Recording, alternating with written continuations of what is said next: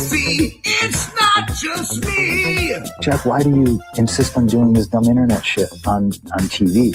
I look and see, it's not just me. This place is a fucking joke, man. You're a clown. I quit. So many of us have stood where we stand. We are the young, so raise your hand. So many of us have stood where we stand. We are the young, so raise your hand.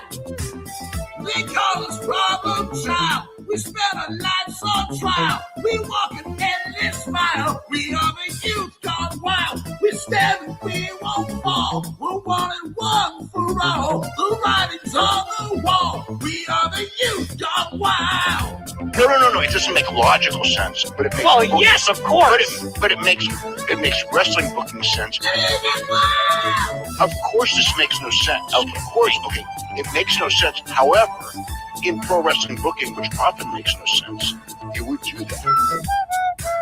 It's about making money. It's not about anything else. Wrestling's always been about making money first and foremost. That's it. Yes! I look and see, it's not just me. Last weekend was the greatest weekend in AEW history. This is the greatest week. I look and see, it's not just me. Security, my safety, my life was in danger at a wrestling show. So many of us have stood where we stand. We are the young, so raise your hand. So many of us have stood where we stand. We are the young, so raise your hand. They call us problem child. We spend our lives on trial. We walk an endless mile. We are the youth gone wild. We stand and we won't fall. We're one and one for all. The writing's on the wall. We are the youth gone wild. They call us problem child. We spend our lives on trial. We walk an endless mile. We are the youth gone wild. We stand and we won't fall. We're one and one for all. The writing's on the wall. We are the youth gone wild. Living wild. Yeah! If you're familiar with how we do things often here on these Wednesdays, it's a lot like one of my favorite movies, Time Cop. What? Fuck you. Fuck you. Yeah! God damn it! Yeah!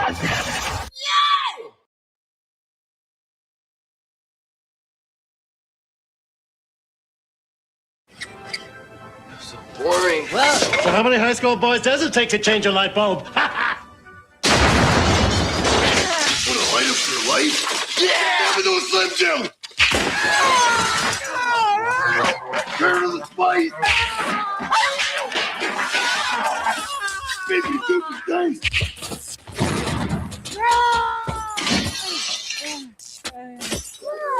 Need a long statement? Stab it to a Slim Jim!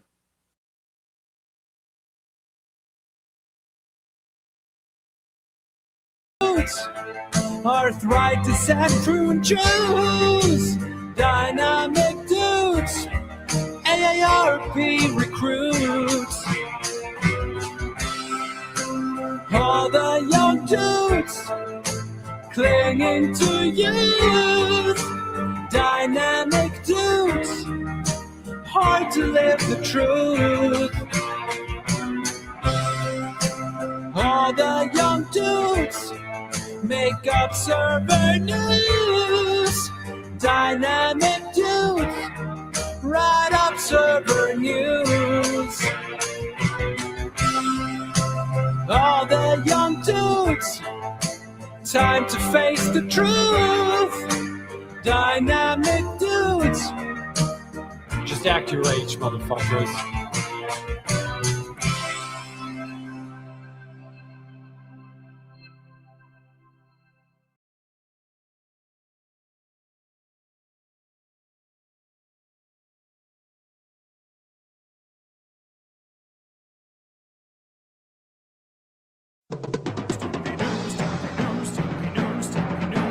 Call Steven, he knew.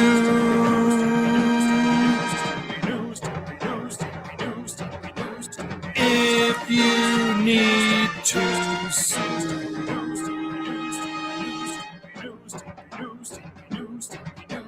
outlaw mud show or two. Still to the rest.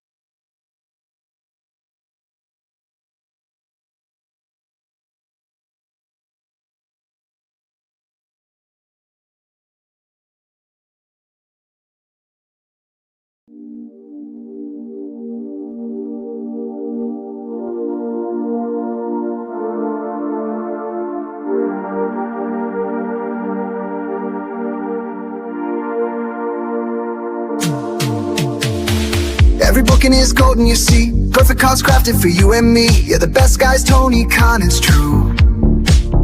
Triple cup, best damn booker in the land. 3 red cups stacked up, always in command. Triple cup, living legend of the fight. Just a call away from making it right. Never see him back card, no way. Got the whole roster locked in for the day. A Crimson Tower, modern art. Triple cup, triple cup. Every booking is golden, you see. Perfect cards crafted for you and me. Yeah, the best guys, Tony Khan, it's true.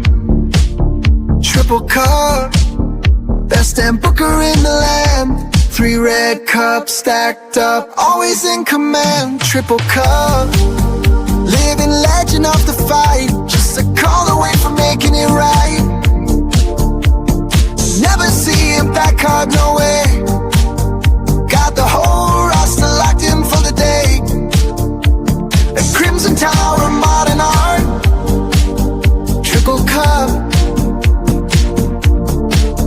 triple cup. What's happening, guys? Welcome to another eclectic edition of PWT Live Show. Yeah, I am your host, the infallible. Little late there. The infallible Phil Marks. That's Phil S. Marks. You are a naive, brainless, pathetic, idiotic, clueless, dumbass Mark. And it is time for PWT Live. How's everybody doing, man? I hope you guys have been having a good week. Memba Monday went down. It was a fun one. My friend JJ Alexander came on that show, and we talked some shit. We reacted to some botches and whatnot. And then we have this show tonight that is jam-packed. CM Punk WWE rumors cause a bunch of meltdowns. AEW Dynamite is just boring. No one gives a shit. AEW, people go, WWE's so lifeless. AEW's lifeless as well, okay? It's just making it to pay-per-view to pay-per-view. We need to just get AEW to whittle it down to like a few, like even if they want to go 6, like once every 2 months, a big super indie pay-per-view. That'd be way better. And they should start banking on YouTube and stuff. We're going to talk about that. Steve Maclin quits TNA. Okay? Quits. TNA, which is quite shocking. Mila Grace also recently left, so we'll talk a bit about Steve Maclin. Of course, this is coming off of the back of him getting like kayfabe fired or whatever, and then he's like actually fired. So it's kind of crazy. And yes, I am Phil Marks. You, of course, are the PWT Universe. Round of applause for you all for being the best audience in the land. And guys, make sure you hit like, make sure you hit subscribe, make sure you check out patreon.com/ProWrestleTimes. There's been some drops on there, and there will be another one for this week by the end of the week for sure. And yeah, you get access to the live shows and all of that too. And they don't go edited. If anything gets clipped out of the YouTube version, it's over there on Patreon. So consider supporting or sending in a super chat like Ray J's World 6852 for 10 says, with AEW putting indies on my AEW, WWE should work with TNA to put WWE ID aligned indies on TNA Plus. WWE and TNA need to kneecap AEW at every angle. So you're a full-blown, you're like, fuck AEW, dude, they got to get them, you know, and WWE should kneecap them, you know, do this, just pull the same moves. Now, I will argue against what you're saying in this way. You can't be reactionary to AEW, and WWE's really not. Okay, they do shit. They instigate. Sure, if you want to make that argument, they'll run on the same night, whatever. I don't think they're very much reactionary unless it's because, again, like even if you work in WWE, you know, the IWC, they just think you're like fucking some mental dum-dum, like Penta can't think for himself and stuff, and he's brainwashed too and shit. It's crazy. So obviously, yes, like let's say Penta watches the AEW pay-per-view, and then he goes out there against like fucking Gable or something, and they go and have a banger on a Raw after a pay-per-view, like an AEW pay-per-view. Sure, I'm willing to accept like maybe that's a little reactionary from the workers, but like WWE is just this giant, and that is what has made it feel a little soulless. AEW, if you want to use that term that everybody's been using, AEW though is just it feels like there's nothing big happening in AEW, and especially how Dave just laid out. Well, Kenny's gonna win in Montreal, and then Ospreay's gonna win, and it's Ospreay Omega, and the way he just laid out what's gonna happen, and it's just like, okay, that I don't know. There's no motion.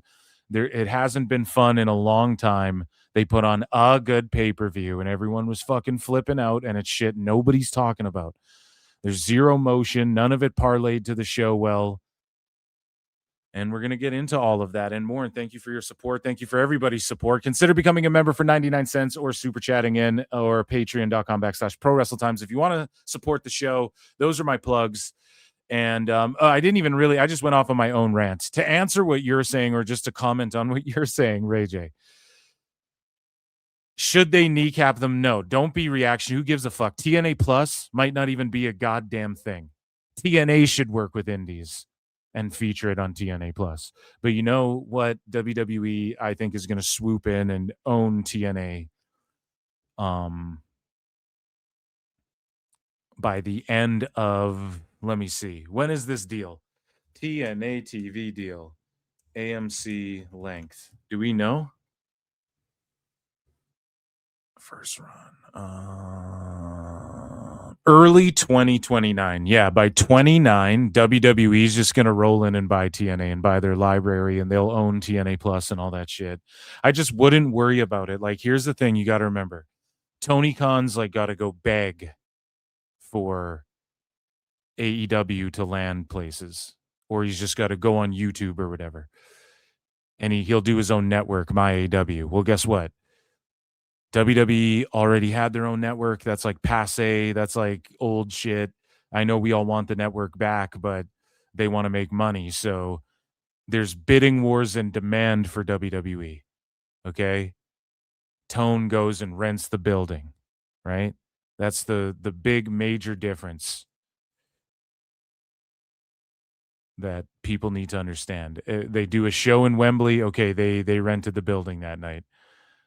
If WWE does it, You have mayors and shit who are going to fucking run their campaigns around that, and they're going to pay them money and bid for it and then give them crazy tax breaks. Well, I mean, AEW gets that too. That's really like any entertainment thing, but I digress. Rabid Wolverine Elsie Killer 17 for 5 says, what happens, Tony Khan broken into your house and eat all your food? What are you going to do? Well, he wouldn't do that because he's a goddamn billionaire. So I don't quite know what you're asking. And it all depends. Was it just Tone? Or He had Cuervo with him the whole time, too. If Cuervo's there, too, then I don't know. It might just be a good time. No, listen, I don't even know what you're asking, but what would I do? I would fucking call the cops. Lock him up. Okay, so let's get into it's just a funny question that popped me. So let's get into some stuff, guys. Okay, we have miscellaneous news we're gonna get into first here. And oh yeah, we do have a Wacko segment that I want to get to as well, a WWE Wacko segment, which is the same thing as a Sicko segment. Of course, Sicko segment has always been the Sicko folder, and Phil Marks bookmarks has always been Sicko / Wackos. So we're gonna do some Wackos, okay? And that's gonna be fun. So stay locked in, and ratings wars, of course. So stay locked in. An amazing fucking show tonight. And everybody sip of coffee or whatever you're drinking, water.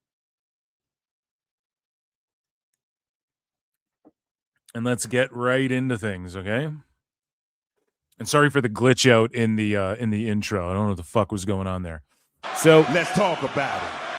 Ladies and gentlemen, it is time for miscellaneous news, okay?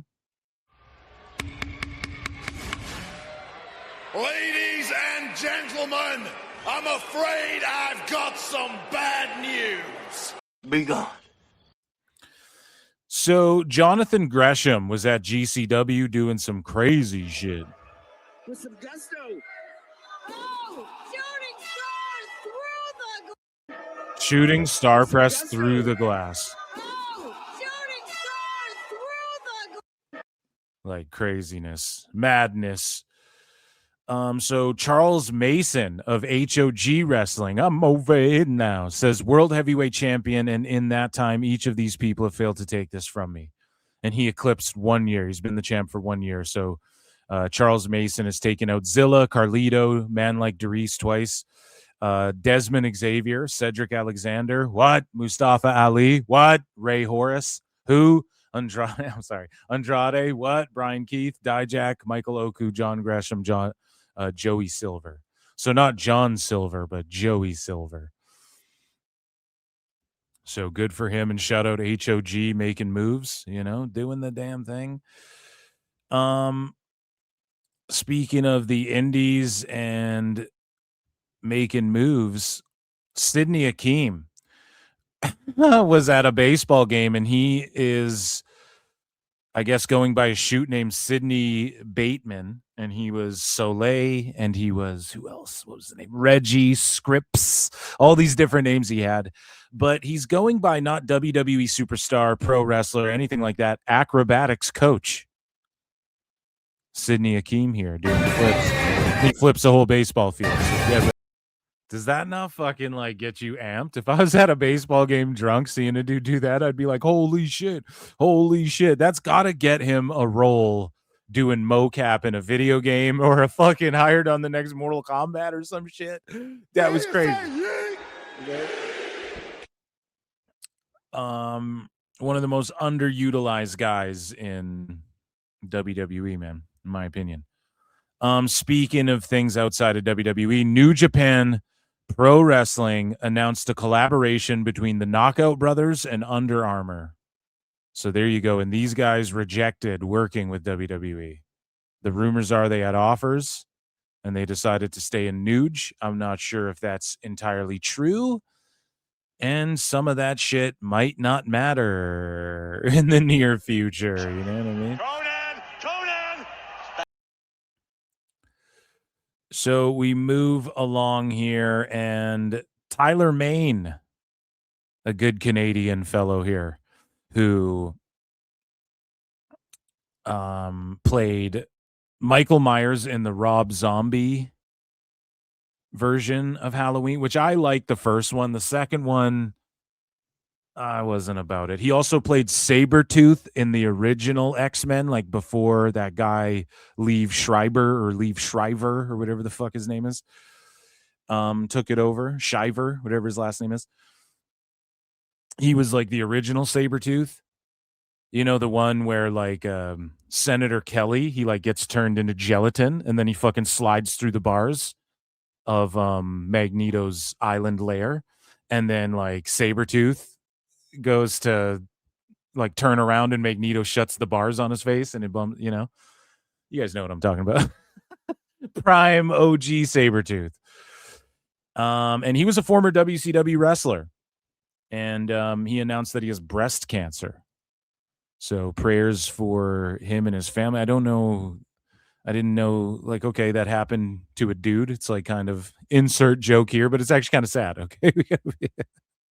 But he was a fucking amazing as Mike Myers. And I thought that Michael Myers,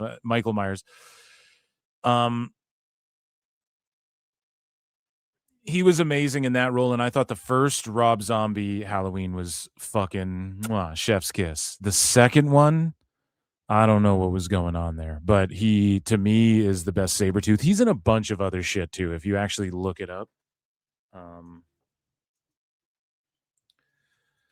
If you actually look that shit up, Tyler Mane, I mean, we don't got to go through his whole thing, but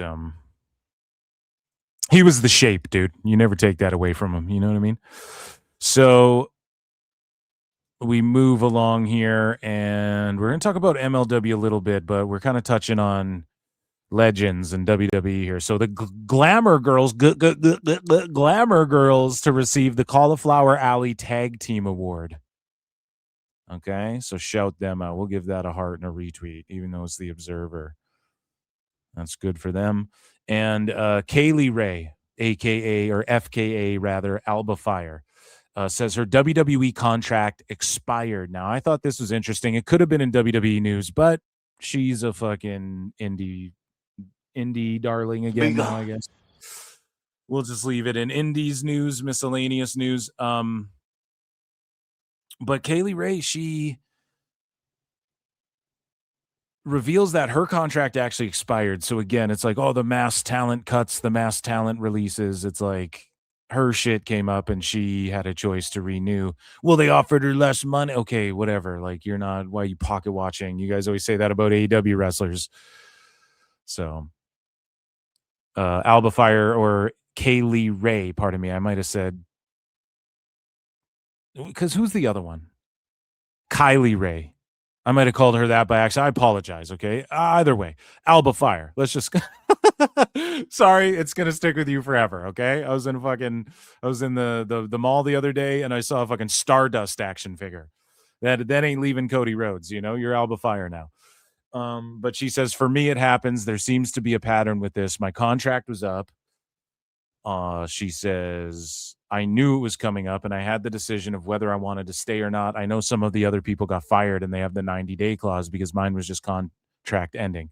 It means I didn't have the 90 days and I was able to come and do this, do it as like kind of a surprise, but I know it wasn't really a surprise, but yeah, really. Well, she got a monster pop. We played it on the last show. I should have saved it and played this clip now, but she just said, I had fun, honestly, from start to end. So her contract fucking expired and she decided I'm not going to renew. So when people are like, oh, they fucking ruined the Secret Hervis, blame her. Blame Piper Niven for getting hurt. No. So Memphis City Council renaming street near Treadwell Middle School after Jerry the King Lawler. And it's going to be called Puppies Avenue. But yeah, they're going to call it Jerry the King Lawler Way. No, I'm joking. Let's check out No DQ and see what the actual street is going to be called.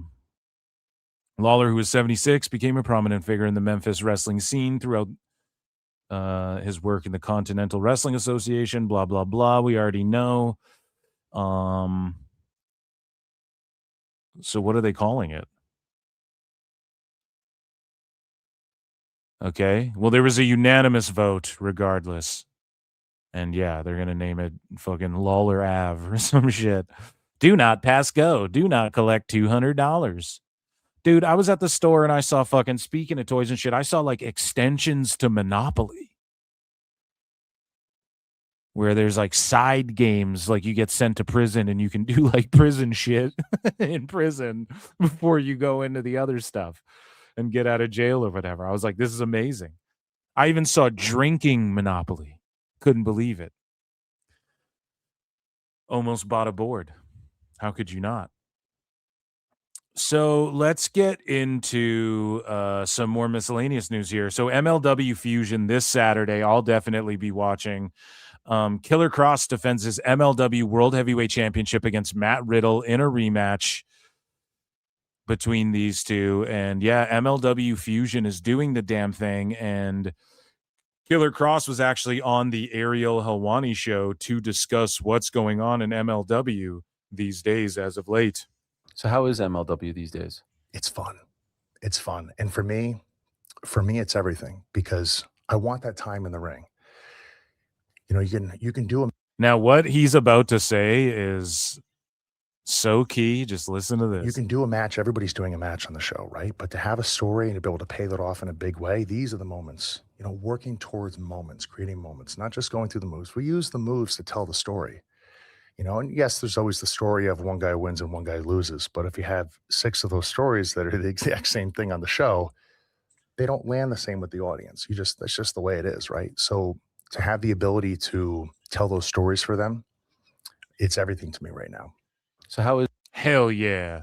So Ariel Helwani's a big Killer Kross mark, and for the people who are constantly bugging out about like Helwani's a shill and all this shit, I don't know, man. He just puts wrestling like everyone's got excuses for why he's like nice to Tone and shit. He was always nice to Tone. Okay, Ariel Helwani was always nice to him. It's just he gave him a weird, shitty fucking interview. And then people spurged out like Dave Meltzer because they're like, well, he knows Nick Khan. So everyone who knows Nick Khan is in WWE's pocket and fucking hates Tony Khan. But it's like, whoa, dude, way to project, you know? And so he's putting MLW on, you know, Helwani's going to talk to people who are interesting, and also Killer Kross. Like a lot of people don't like the dude. I think he's legit in jiu-jitsu and shit. Like he was on Eddie Bravo's fucking podcast talking conspiracies and shit. Talking about fucking 10th Planet Jiu-Jitsu and stuff. So Mo Moon has been a member for 15 months. Let's fucking go. Thank you for the fucking support. PWT. Max Moon's brother, Mo Moon. Yeah, Konnan. So we move along here. And Killer Kross actually had this to say about WWE and how Triple H never reached out to him. And shout out the Ariel Helwani show, by the way. I believe Uncrowned and the boys in the back.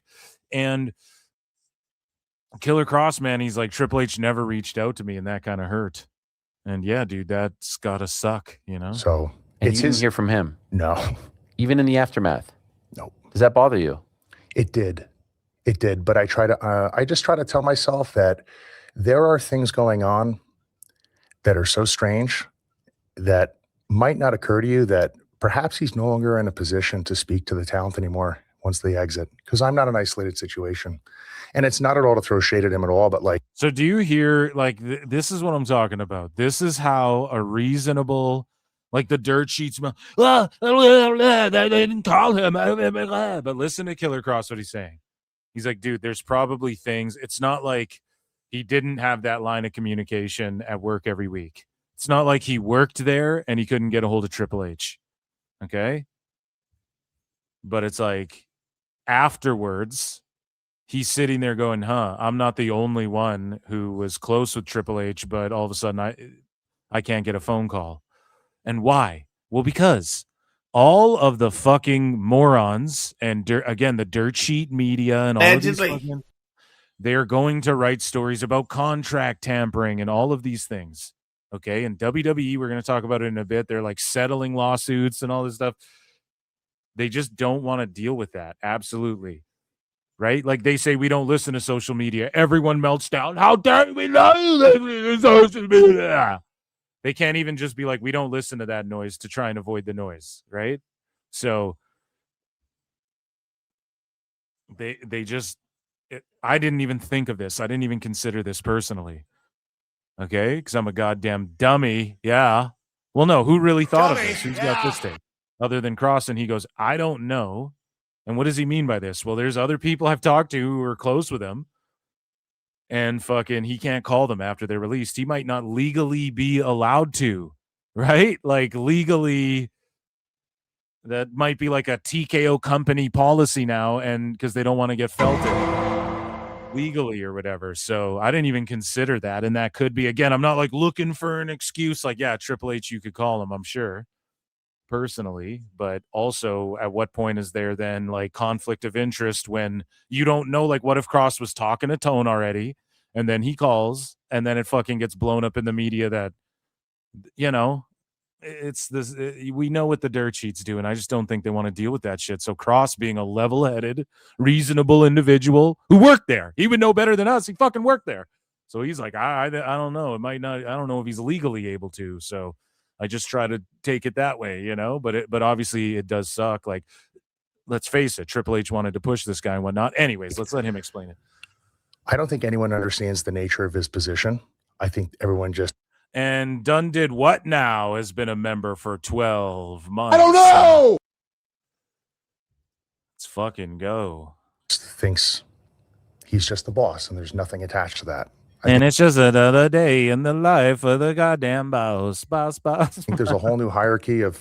We can't get through this one today. Things above him that he has to answer to, and perhaps maybe he's even told not to contact the talent afterwards. Really? Maybe, yeah. Maybe. It's all a lot of maybes, right? But it did bother me. I will tell you, it bothered me very, very much.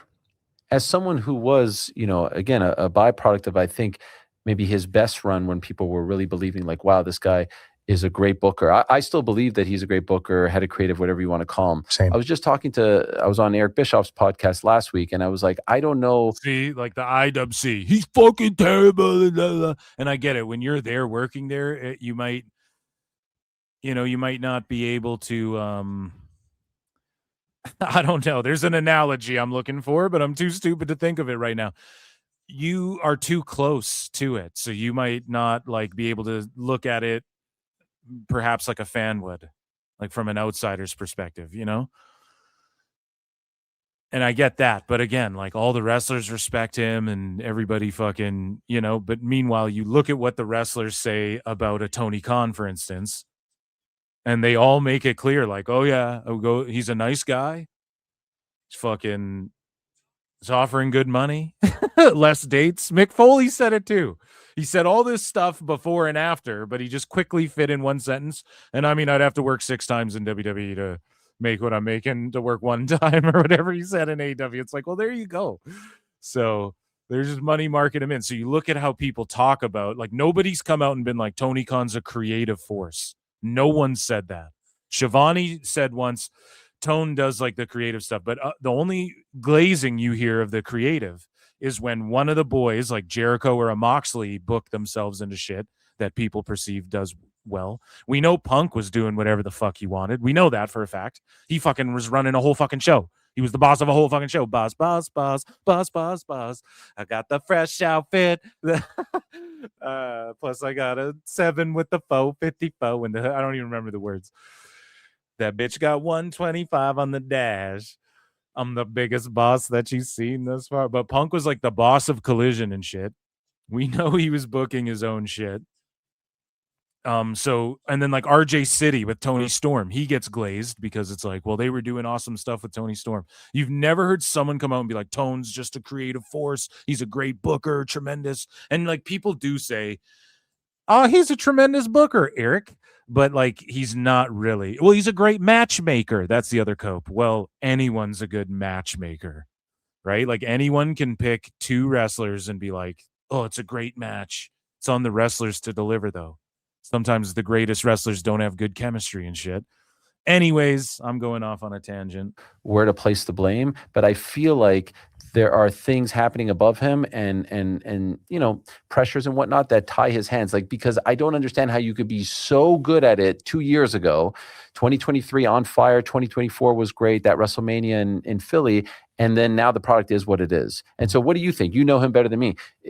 Do you think that he is being forced to do certain things that he wouldn't have done when he was, you know, off on the side doing his own thing with NXT? Or do you think that maybe he lost his fastball, as they say? I would, if I had to guess, I would say that there are people who call things in and he has to make the best of what they want to play out on television and the PLEs. Mm-hmm. That's just my guess. And I base that on pattern recognition. And that's a thing that has become very prevalent, especially with like Gen Z. When it comes to entertainment, if you're creating something episodic with continuity, when continuity fails, there's a red light that goes off. It gets nitpicked to shit. Look at what happened to Stranger Things and Conformity Gate. You had people online going, I study law, and law fucking would say they registered and filed this. This whole show you've been watching is one long promotional ad for a major event. That's what people thought for Stranger Things. It's like, whoa. You know, or people go the other direction and they're like, the Duffer Brothers are hacks and they fucking suck. And it's like, well, maybe it's not. Maybe it's somewhere in the middle. And maybe there are plot holes. And maybe the whole time they were doing little things to fuck with things in the background to make us think. And now when we look back, we go, holy shit. And it just backfired on them. You know, you can't call them hacks. They made fucking Stranger Things, you know? So I don't know, man. Killer Kross is on point with everything he's saying. Okay? People go, what happened here? And this is what happens to wrestling. And in other mediums, like, people become fucking sickos and wackos over it too. When it comes to plot holes and little detail. This is what happened to the MCU. They started spreading way too thin and not paying off like, hey, you did a Shang-Chi movie. If this was phase 1, it would have all connected to something that I can kind of puzzle piece together, and then you swerve me a couple times throughout Infinity War and Endgame, but deliver sort of what I needed to happen, but you tell such a good story that I don't know that we're for surely going to get there, right? But like, that Iron Man's going to fucking, spoilers, going to fucking wipe out Thanos. Like, it started with Iron Man, right? They get to Endgame, and then after Endgame, it's just like, here's a guy, here's another character you like, here's another character you like. None of it connects. And then we're like, what the fuck is the Endgame with all of this? And not in a good way. And like, that's also why the MCU, like, yes, we're a bunch of the shows like subpar and shit, absolutely.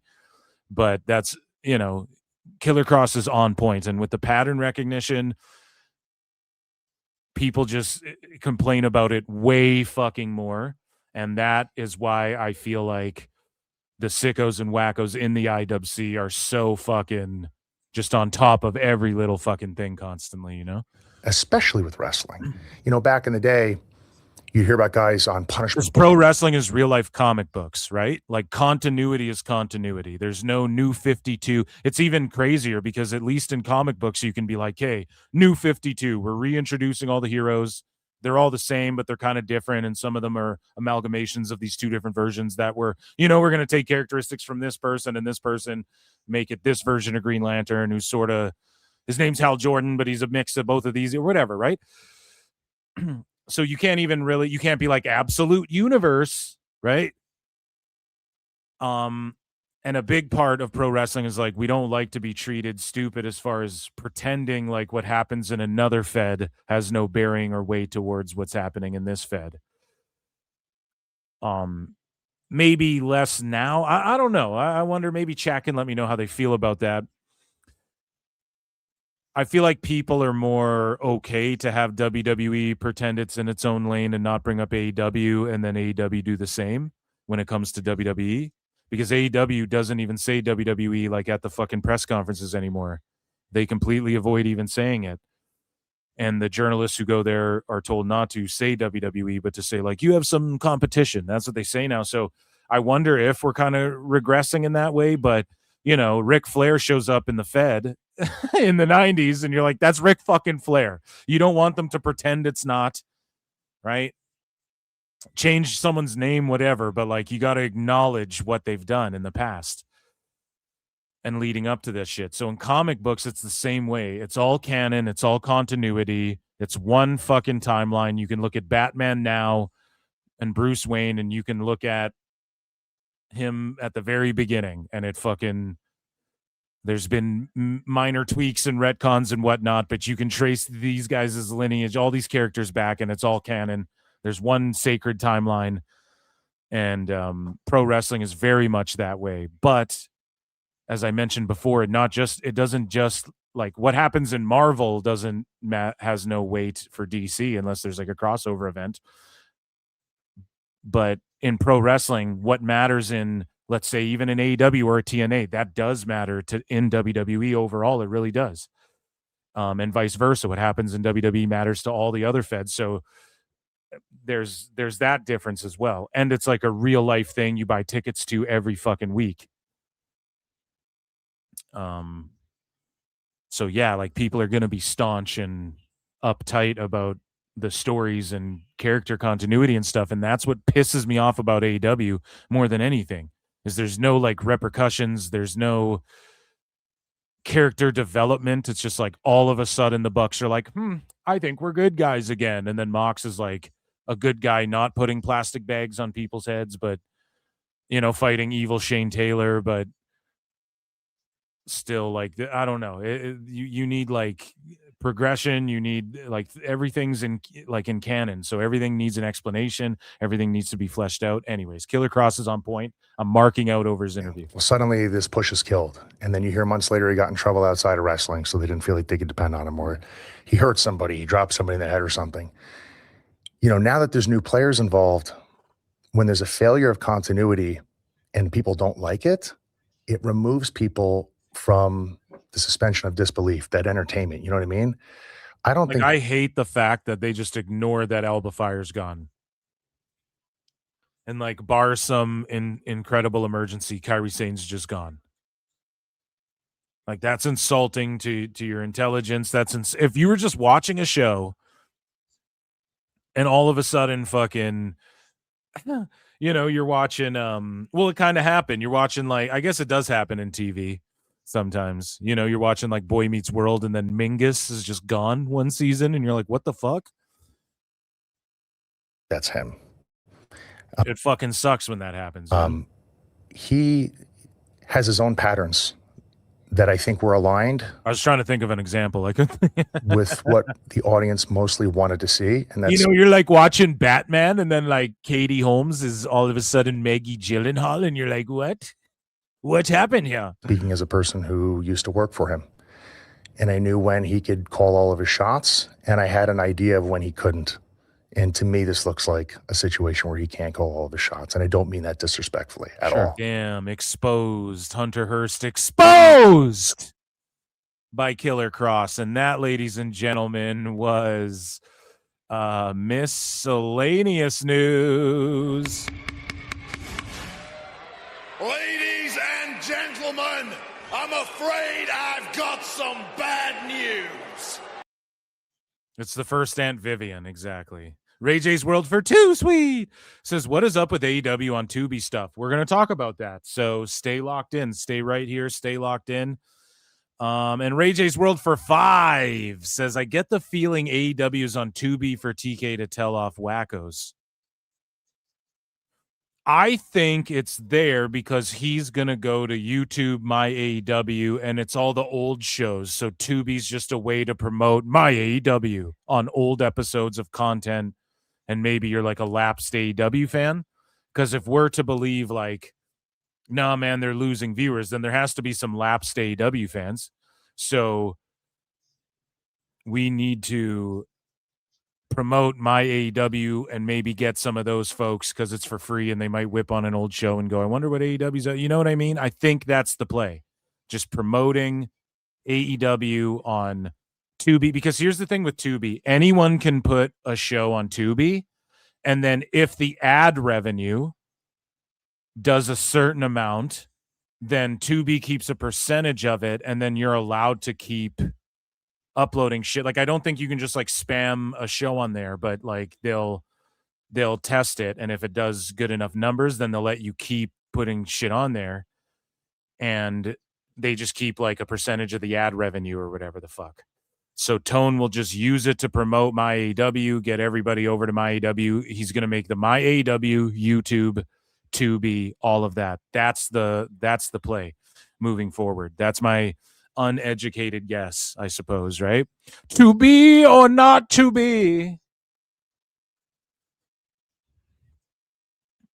So I know WWE like has some shit on there, but again, they're just kind of doing, I'm sure that's like, well, I don't fucking know. Does Tubi shill out money though? Do they go to WWE and like, hey, we love some of your programming. We're not offering a lot of money, but it's like John Cena has a Tubi show or Roku show or whatever, right?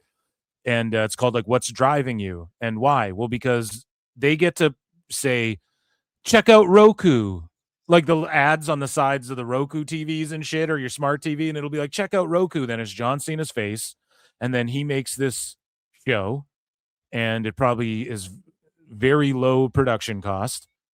He can film a season probably in a fucking week of his time, and then he probably does decent on that, and they might have even broke him off a bit of money, and then they just go, we'll keep a bit of the ad revenue, you keep the rest. And he's like, fuck yeah, I can just film a season, and it's like my own show. So I can start cataloging like I did 10 seasons of my own show. That's what a bunch of these celebs are going to start doing, man. I'm fucking telling you right now.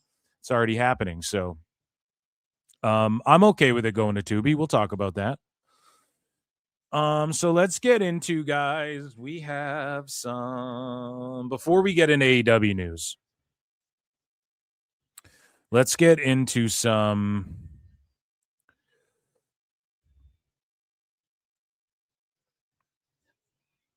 let's get into some TNA news.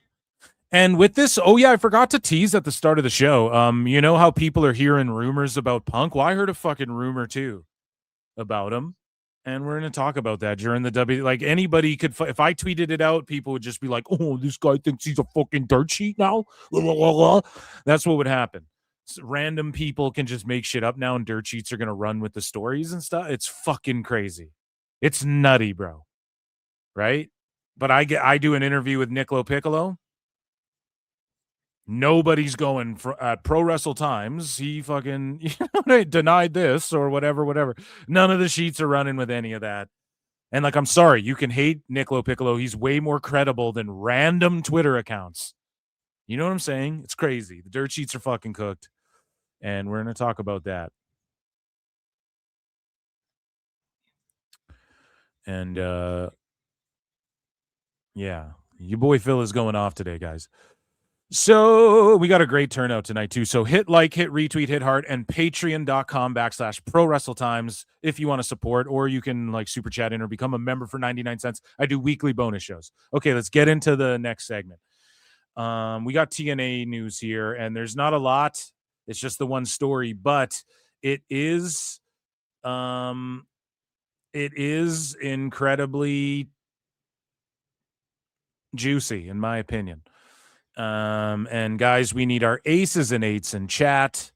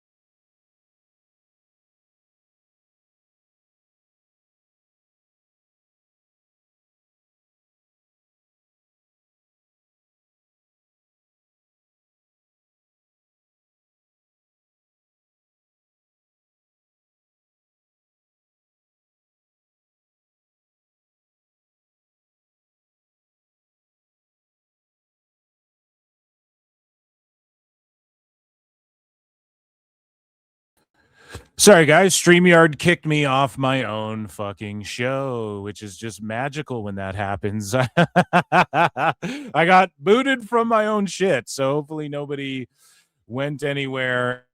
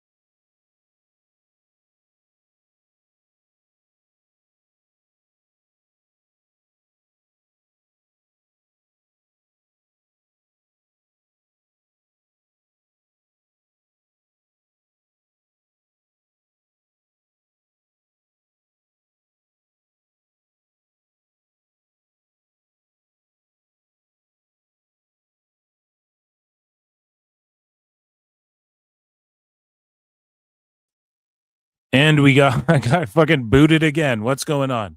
Mo Moon for 2 sweet. Sorry, guys. This is StreamYard's bad. I hope nobody's gone anywhere. I hope everybody's still watching my goddamn failure of a show. There's still a bunch of people on X watching, thank God. And on YouTube, it's a massive drop off of like 20 people. What the fuck? All good though, guys. All good. All good. We're back. I have no idea what happened. StreamYard just kicking me out of my own shit. Let's go over here to TNA news where I was trying to go. And I'm going to also talk to my friend Mo Moon for 2 sweet, who says, just put AEW on C-SPAN already. Dude, it would be less entertaining than the people. No, I don't mean to talk shit like that, but come on, man. Like, they built up this match on Collision for Moxley to be in Cincy and fucking fight Shane Taylor, STP. See, we got people showing up. Everybody tell a friend, retweet, hit like, all of you got to support. They're booting me off.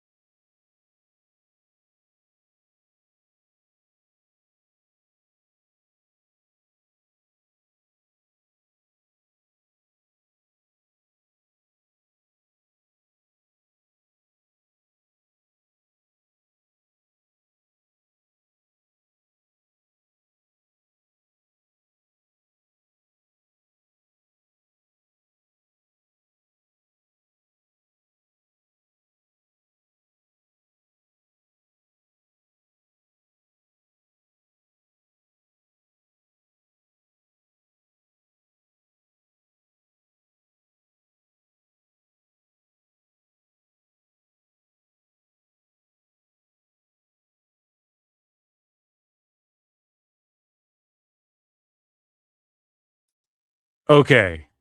Hopefully this is good now. Jesus Christ, I apologize. What is everybody? Round of applause for the PWT. Okay, we should be good now. We should actually be good now. I hope. It said Chrome updated and shit, so maybe that's what was happening. I have no fucking idea what was happening or what was going on. I need everybody to like and share this terrible show around. They don't want me. They don't want us to fucking tell the news. They don't want us to tell the truth about CM Punk. They don't want us to know the truth. Everybody's here. We lost like 10 people overall. Probably on X, we probably lost a bunch. No, we're actually at the same number of listeners. So shout out the people on X. Shout out the community on YouTube too. We're coming back.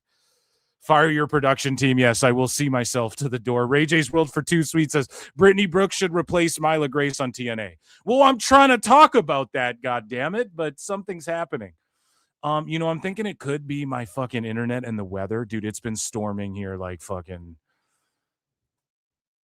it's been weeks now. So I think we got like one nice day in there. Yes, everybody's coming back. Okay, so let's get into now. Sorry, I am your host, Phil S. Marks. That was the intro that we just watched before, that you guys just partook in before. I tried to play you guys music too while I refreshed everything, and it wasn't working. I'm like, what the fuck? So I thought it was StreamYard because I'm clicking everything and nothing's playing, and I'm just like, what the hell is going on? So I think we're back. We do need aces and eights in chat, because it is time. Well, the audience is like fully back, pretty much. So this rules. You guys rule. I appreciate it. It's time for TNA news. Steve Maclin and Myla Grace released. We talked about Myla Grace before. She had a great look. They weren't really doing terribly too much with her. Steve Maclin had this to say. And before I actually read this, I would like to just reiterate how he got kayfabe fired.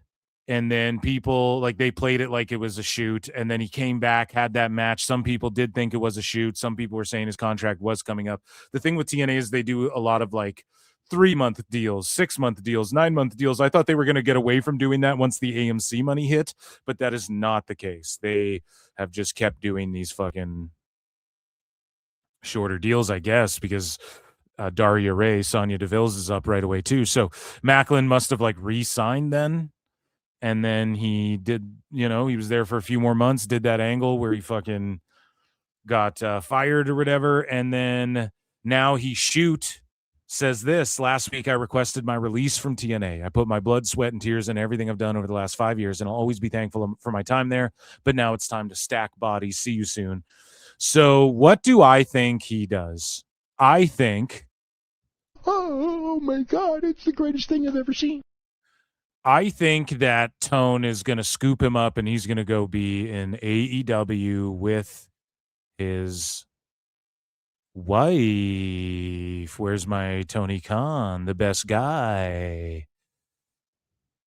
Where the fuck are my sounds? God damn it. The worst goddamn show ever, okay? Listen, he is going to show up. The best guys, Tony Khan. He's going to show up in AEW. Tone likes to take shots at TNA, and AEW likes to take shots at TNA, and that is going to persist. And he's going to scoop up Maclin. Macklin's going to get like a TNT title shot, and then Maclin is going to be forgotten about and in Ring of Honor with his wife not long after. And they'll do a little program with Johnny Nitro and Tyla Valkyria, Taya Valkyrie or whatever. And that's going to be that. And Maclin, of course, was in NXT before. He didn't quite cut the mustard. I think he could end up doing some indie dates as well, maybe with his wife, but I think we'll get an angle where we get some husband-wife action going on there.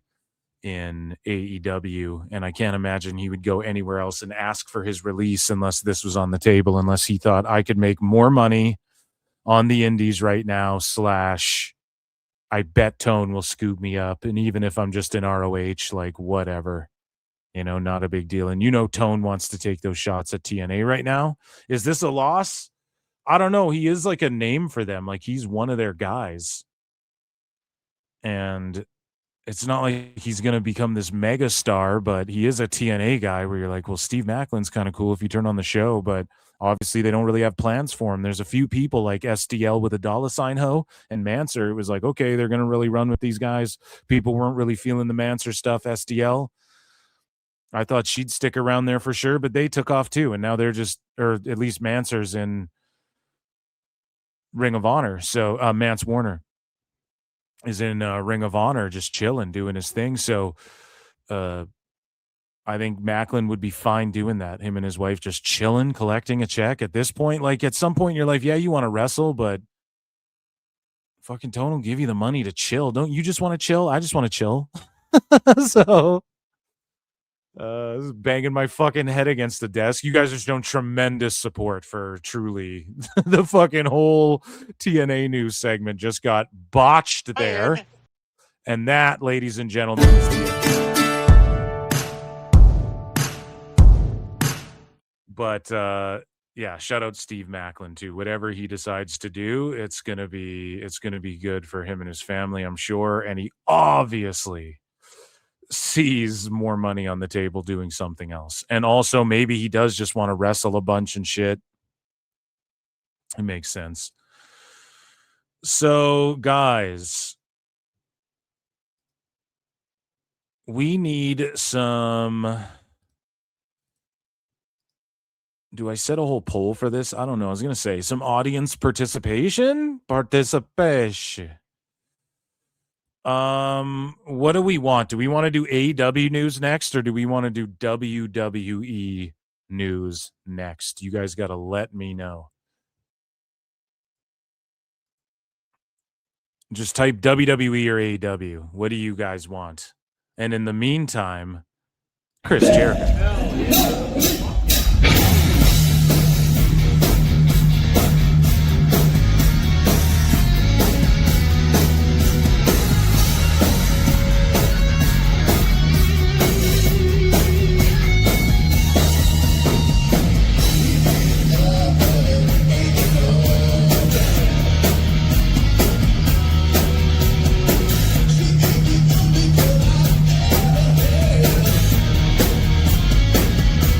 Get your votes in, WWE or AEW. Oh, let's go. Hey.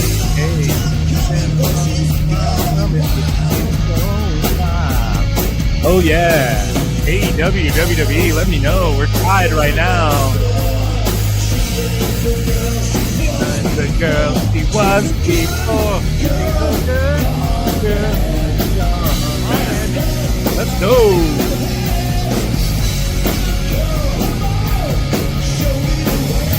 Show me the way, yeah. It's like go!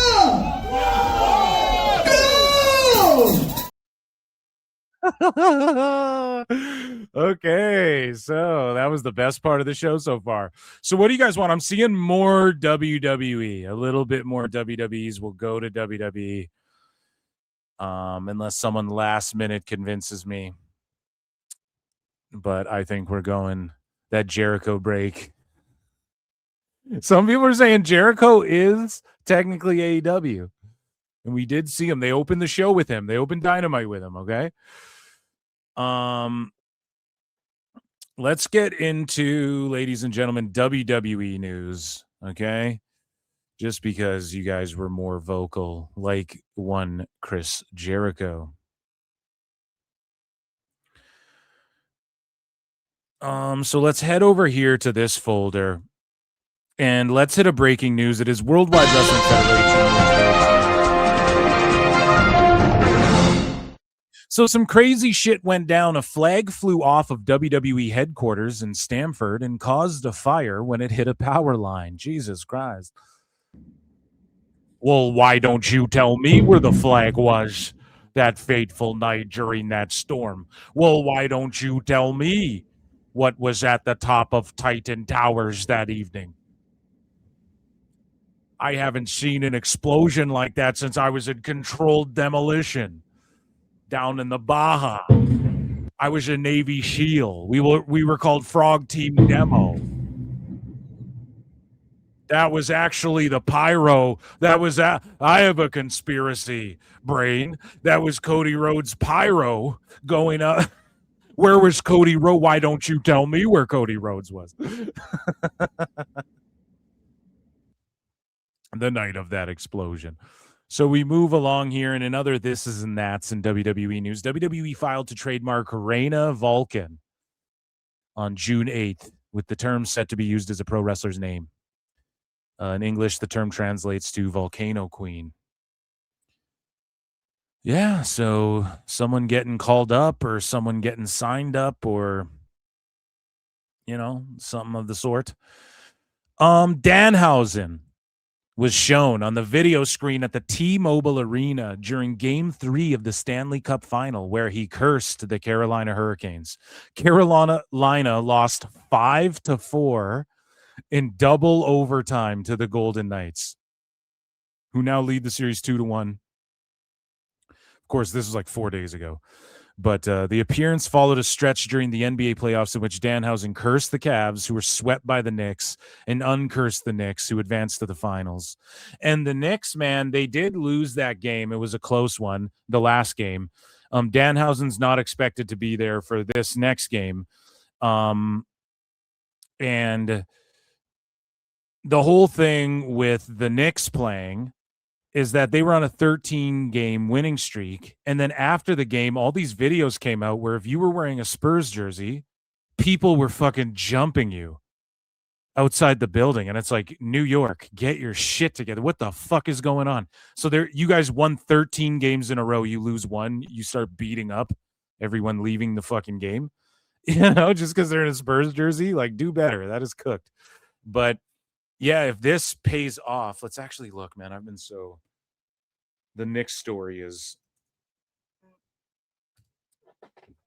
way more fucking compelling. So it's tied 2-2. The next game's tomorrow for the Knights and Hurricanes. But if the Knights win and the Knicks win, that's crazy.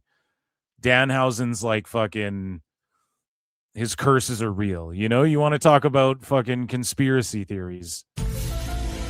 Wrestling's not fake!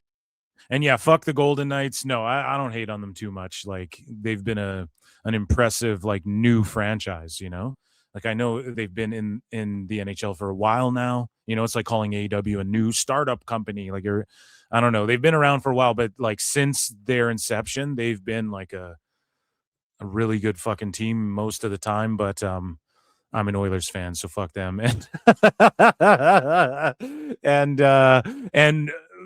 fuck the Hurricanes too, because if you guys remember in, like, I think it was 05-06, they beat the Oilers in the Stanley Cup final, and that was, the last time we had a fucking team.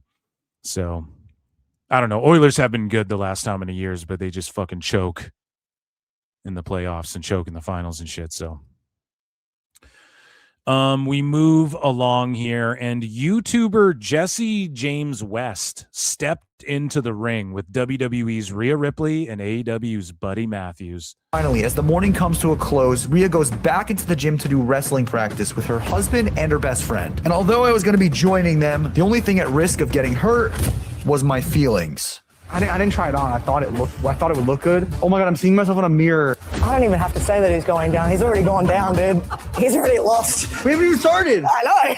What the heck? I know. Oh! That was not bad. No, I'm going to run past you. Are we going with you now? Yeah. Swear to God. Go. Ooh. Oh, there you go. Best one. Where's John Cena? I can't see him. Yes. So mommy just demolished me there. Finally, so she just laid her shoulder in, but also, like, when you bump It's like, oh yeah, that bump, that's not so bad. Okay, do it 4 more times now just for this person's comeback in front of fucking 17,000 people. Like, pro wrestling is no joke, dude. It's really no fucking joke. So here's some more. Here's him taking chops, which is just obligatory.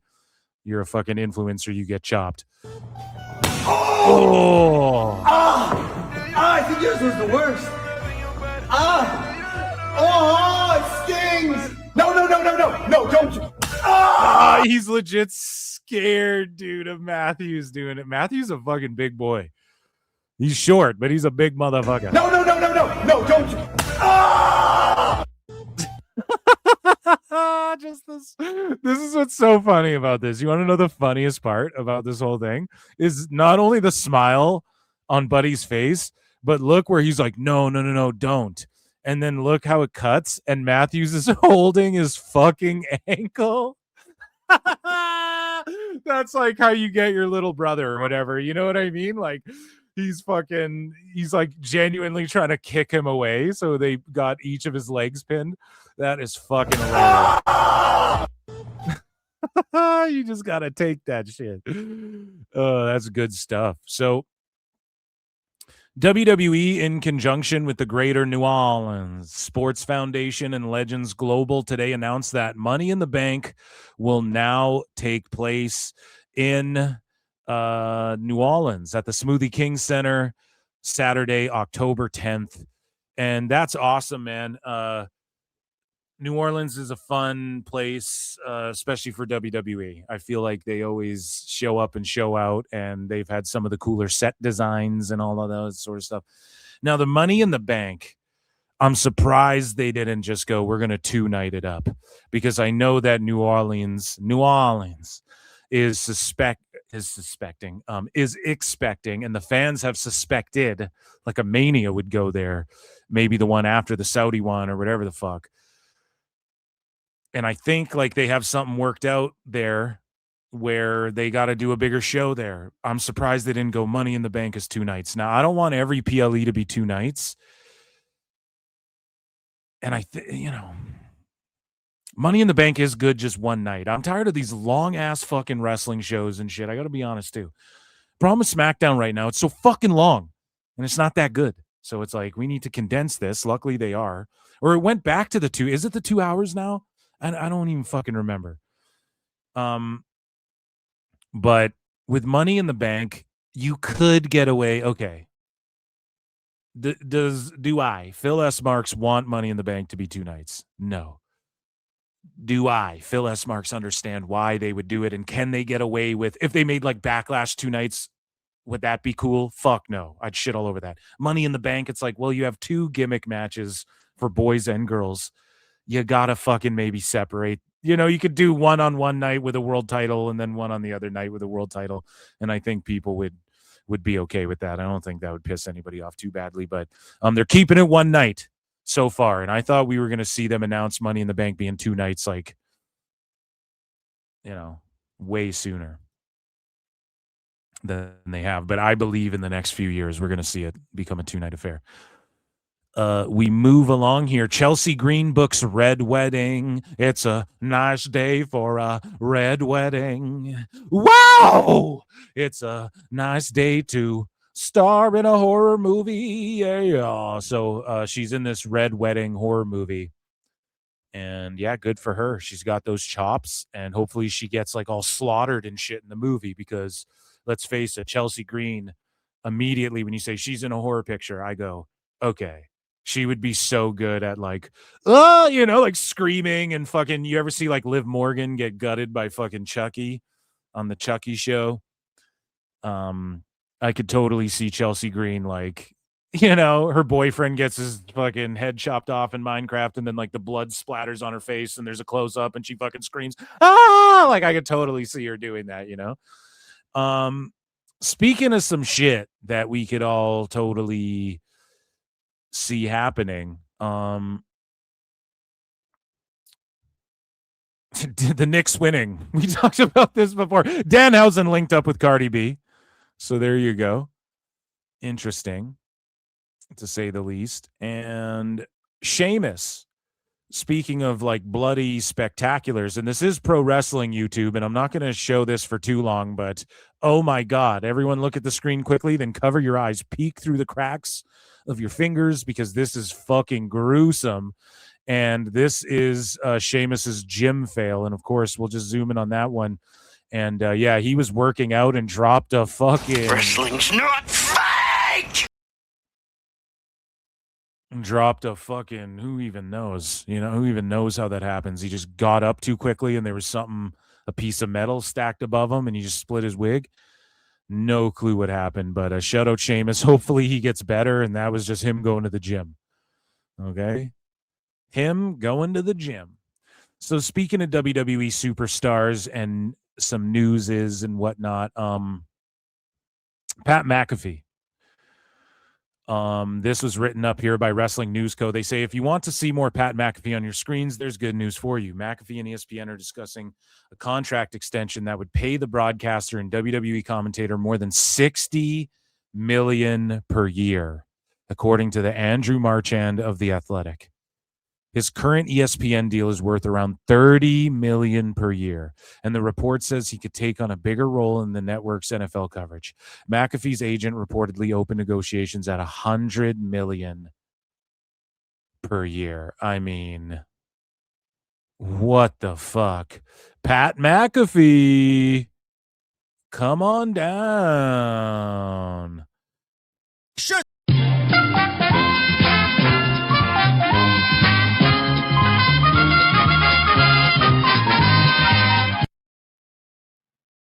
Come on, man. I would love $1 million a year. Shit, give me $500,000 a fucking year. That'd be awesome. Right? Fucking McAfee, $100 million. Holy shit, buddy. Crazy. So I don't think, but then like Wrestling News Co. is like, if you want more McAfee on your screens, there's good news for you. Like the way they spin this. Wrestling News Co. had one of the mightiest fall-offs. And I don't even want to call them a dirt sheet. I guess they qualify. I'm sure they've dropped stories where it's like, our sources conclude, blah, blah, blah. But,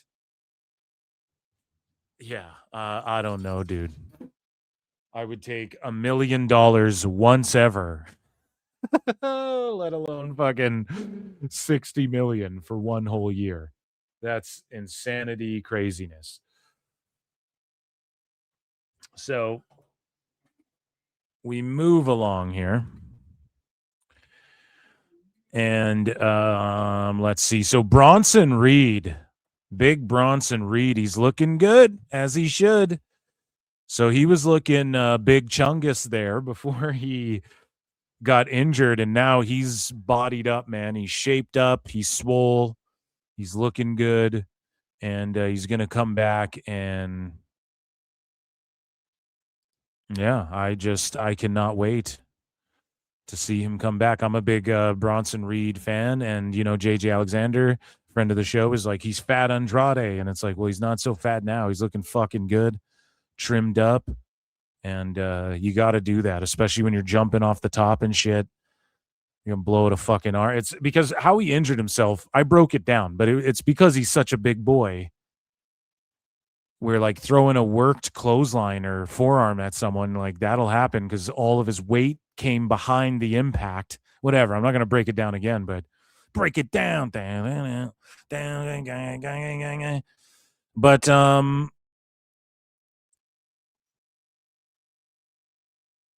let's get into some like youngsters news here. We got like NXT talent news, or actually let's talk about Kathy Kelly first. So Kathy Kelly reveals she was recently diagnosed with autism. So there you go. Everybody's like ADHD or autistic now. It's weird. It must be something in the water. Oh, come on now, Eric. Well, why don't you tell me why everyone's autistic now? And so Kathy Kelly actually addresses the whole notion of her WWE future and her potentially getting into the ring. Okay, and she says, I don't want a match. She addressed her WWE future, saying she doesn't want to wrestle in the ring, but would be open to becoming a manager while also speaking about Paul Heyman's influence on her, which is awesome. Paul Heyman's that dude. And yeah, she will manage somebody. I think that would be awesome. In my last year's WWE 2K, I had her managing Braun Breaker, and she was actually asked, who's your best friends? And one of the people she named was Braun Breaker and Bronson Reed as well. So, I mean, Maxine Dupree's joining the Vision, but I don't know if they need a mouthpiece. Kathy Kelly's so good in her role, though. Her and Jackie Redmond are like perfect in their roles. So I would just keep them there personally, but let's say they're like, okay, we have this new woman who's on the come up and we want to get back into the valet manager biz. Yeah, Kathy Kelly would be perfect cutting promos. We know she can sell her ass off a little bit, and she's a looker. I mean, she'd be good in whoever's corner. I'm not fucking again. I'm always saying we need more valets and managers and whatnot. So shout her out. And another topic of discussion that's, well, let's just see. Do we have any other real main roster stuff? No, we just have the serious stuff. Okay.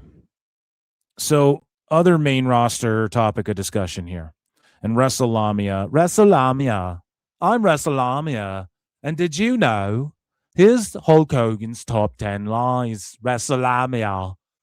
So they're talking about, and everybody's kind of talking about lately, how the WWE titles aren't being defended enough, and specifically on Raw. Now, I think Penta, he's had 11 defenses in 98 plus days. So let's just say 100 days, 11 defenses. I think that's pretty good. You're doing pretty good there. You don't got to defend them every fucking week and every single show, right? Liv Morgan, though, world champion, 51 plus days, no defenses, and she's in the Queen of the Ring tournament. So, let's talk about it. The fuck are we doing? You have Roman Reigns, 50 plus days, 2 defenses. Let's be honest here.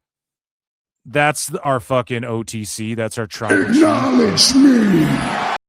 That's the fucking, again, John Jones fights once every, Conor McGregor doesn't fight every fucking year, even when he's champion. You know, you fight once a year. Tyson Fury, the draws, you don't fight all the time. Okay? Well, that's real fighting. This is pro wrestling. Okay, whatever, you know?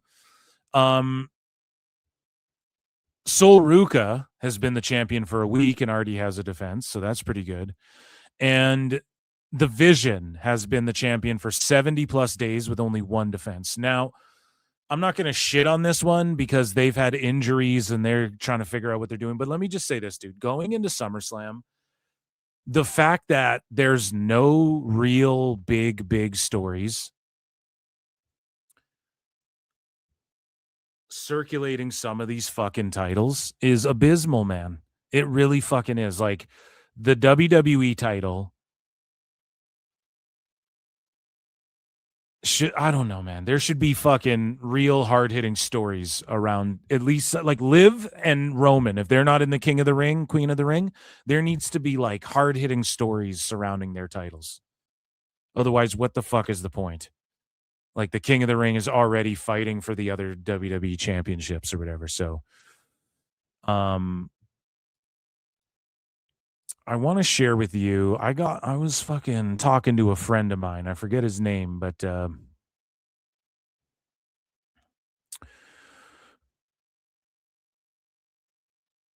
so this is something I heard. Okay, allegedly. And this is all. I'm not a dirt sheet. Fucking. Let's see the sheets run with this shit. So WWE know that Reigns Rollins is a big match for them, but there's much bigger. So apparently plans for Reigns Rollins aren't planned for a big show like SummerSlam or Mania or whatever. So I don't know if that's a spoiler. It's not really a spoiler of any. It's just like, okay, they might be saving that for like you have all these big events, man. Like, look at how big fucking Clash was and stuff like that, right? So you have all these big matches for Roman. I'm not offended that he has 2 defenses, and I'm not offended when Roman, not everybody's Roman, so he can kind of float in and out. He gets the pass. When it comes to Liv, though, motherfucker, like, you can't, there's no story. There's nothing with Roxanne and Raquel that could make us go, oh, shit. You know, we can't get something cooking. Raw was a pretty good show though this last week. SmackDown again, a bit of a lull, but I think they're going to switch the title to Gunther in like 2 weeks or whenever that SmackDown is, and they're going to do that to try and pop a juicy rating after.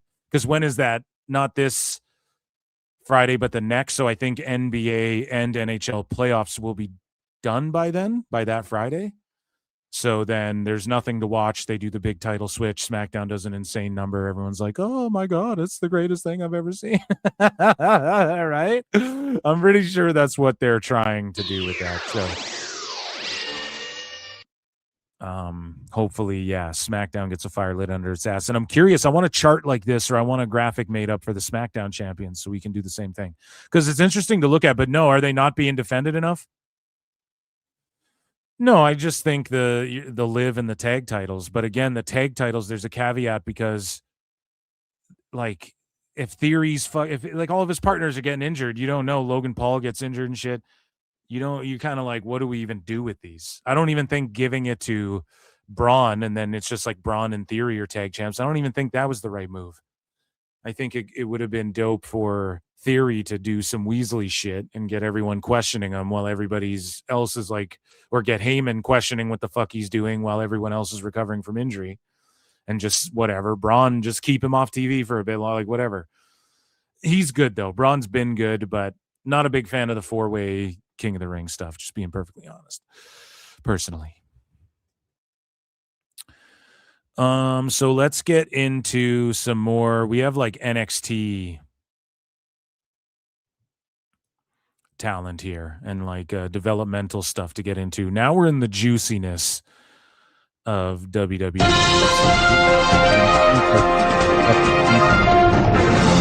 Wrestling's for dirtbags and lily pickers.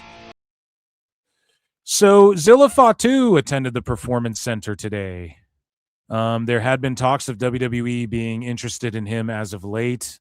They've been interested in him for a long time, and it's just a matter of him,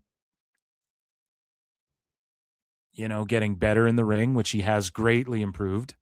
And it's just a matter of like, when's the right time? So again, they release Jeff Cobb and Tongaloa from the MFTs. And I'm kind of shocked by that. I'm shocked that like Jeff Cobb, whatever, he gets released. Tongaloa, I'm like, damn, dude, that's crazy.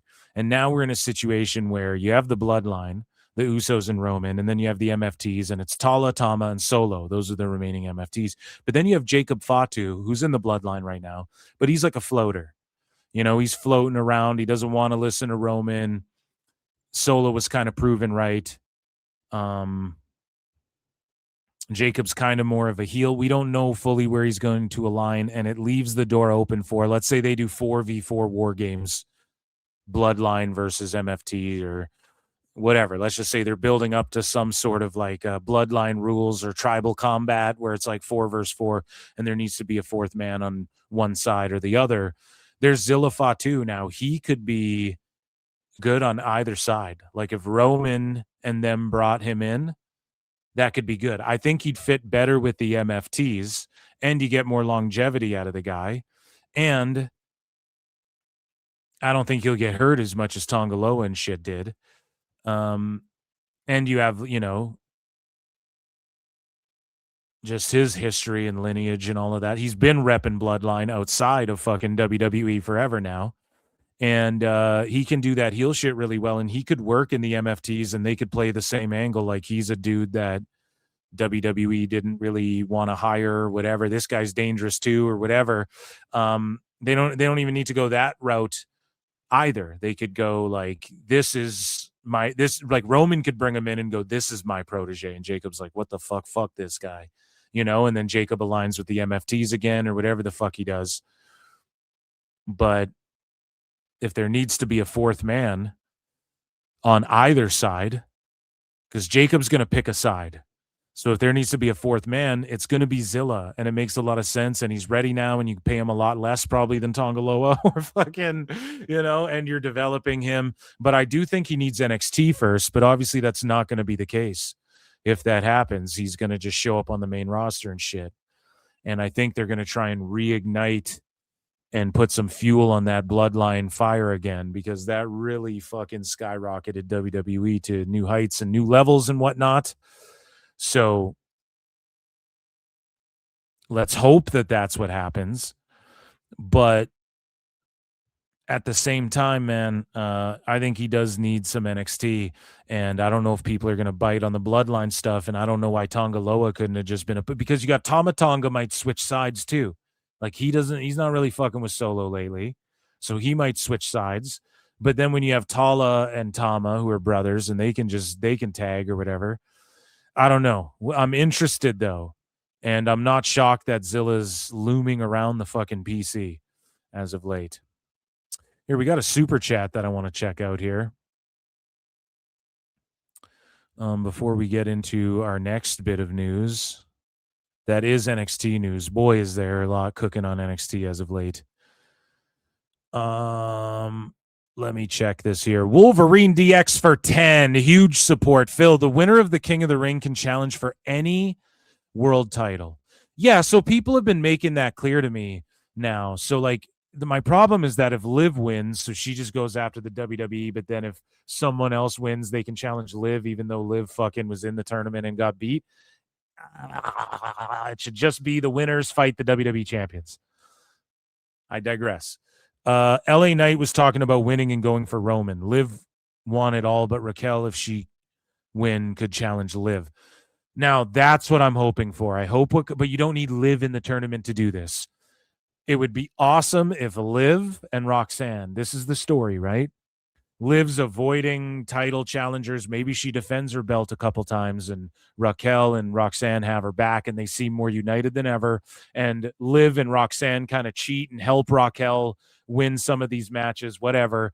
And then Raquel gets to the end, and she goes, I'm challenging Liv. And then Liv's like, what the fuck?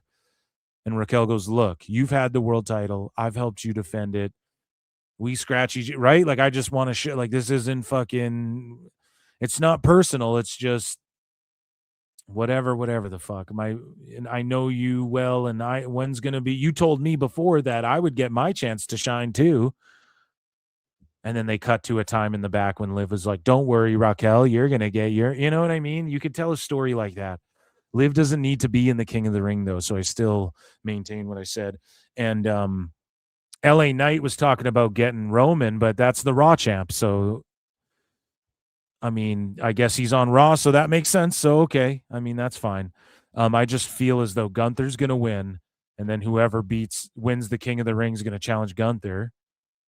And then I just don't like it, bro. I just don't like it. I don't like this. I don't like how the opening matches were fatal 4-ways and shit, you know, and I'm not trying to be overly negative. Okay. And I really liked last Raw. I thought it was a banging show. Fucking flew by. The 4-way at the end of the show I thought was awesome too. I didn't have any problem with it. The Gable stuff was good. I guess that had nothing to do with King of the Ring, but I don't know if Wolverine DX, I don't know if I fuck with it, you know? Can you dig it? I don't think I can dig it, sucker. So speaking of digging it, man, I've been digging NXT a little more again. I got to be honest. There's a resurgence. They're rebuilding right now, and they're showing us these new young superstars. And say what you will about fucking Naraku, who I think looks great. I feel like he slimmed down a bit from when he was in New Japan last. Maybe I'm wrong. Maybe there's some fucking Nuge wacko in the chat who's like, oh, come on now, Phil. That's not very fair. He's the same fucking size. You can save on sizes if you click down below. NordVPN.com/ProWrestleTimes. 75% off and 3 free months right now. But I think Evil looks good. And then this Will Cruz kid, like, he can fucking go. Say what you will about, like, his gear kind of looking like Bronson Reed's and, you know, the way he looks and shit, his babyface assassin type thing. It is what it is. I don't know if, like, beating him right away so early and so quickly is the way. They didn't need to do this, but I haven't been mad at any of this really. And I think Naraku is going to win the title and he's going to lose it quickly. And then he's going to fucking go up to the main roster. So this is all going to happen relatively quickly for Naraku. and it'll ultimately be like Cruz, or what's his name? Will Cruz? I forget his name. Mason Rook. It'll be Rook versus D'Angelo will be like the feud leaving NXT. But yeah, we'll you can't. Evil hit him with the fucking STO. And is this a cool finish, guys? Time in NXT first. But yeah, it's going to be him versus D'Angelo. His fucking music rules. Championship, headlining the first premium live event on broadcast television on the CW. And then, yeah, you got, what's his face? That's, and so also on NXT, Zarya beat Tatum Paxley. And Tatum Paxley lost the North American Championship. Now, Tatum Paxley is like one of my favorites, I think, of all the women in WWE. She's up there for me. Easily one of the best. If you were like, okay, Phil Marks, you're starting a Fed. Here's $1 billion. Draft 10 guys, 10 women. I'm taking Tatum's on that list in that top 10 for sure. Right? If you want to break it down to 5, okay, that might get a little tight. I don't know if she makes the 5, but she's 100% on my list. She's so skilled. She's so fucking... again, I've said this a million times. She does fucking basic moves and like makes it look unique, like you haven't seen it before, you know? Again, people want to talk about Kendall Gray, and Kendall Gray is just fine, but Tatum has that. Can she work and has like that it factor and like the look and everything? Yes. Kendall, kind of a generic look, you know, like, let's be honest. So again, I know or, Dave the loves young her and shit, and I like Kendall Gray too a lot. Babyface, the former heel thing. So I like her a lot too, and she's having a banger. I got her bookmarked in here too, but Paxley lost, and then she was hugging fans, and I think did I bookmark it? She was hugging fans, and I think people anticipate her going up to the main roster, and I think that's perfect. I think they need that. This might seem kind of hacky sack, but you could put her in a tag with like, okay, Nikki Bella comes back. She tags with Paige. They turn heel on the Bellas, or Bellas turn heel on Paige, and then Paxley runs out and saves Paige. Why? Well, because they're both pale, goth, tattooed chicks. You know what I mean? Like, just fucking do it. They would have a good look. I think they'd vibe off each other well. And it alleviates Paige from doing some of the work.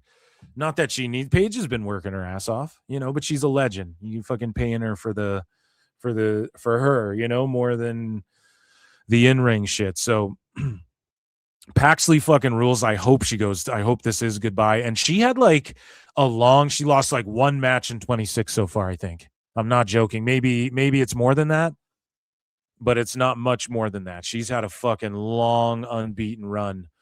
And I just think Paxley's spectacular, So let's just take a look here. Zarya F5'd her on the floor, threw her in the ring. Let's take a look at the finish. Zone of destruction. F5 cover. Zarya has dethroned Paxley.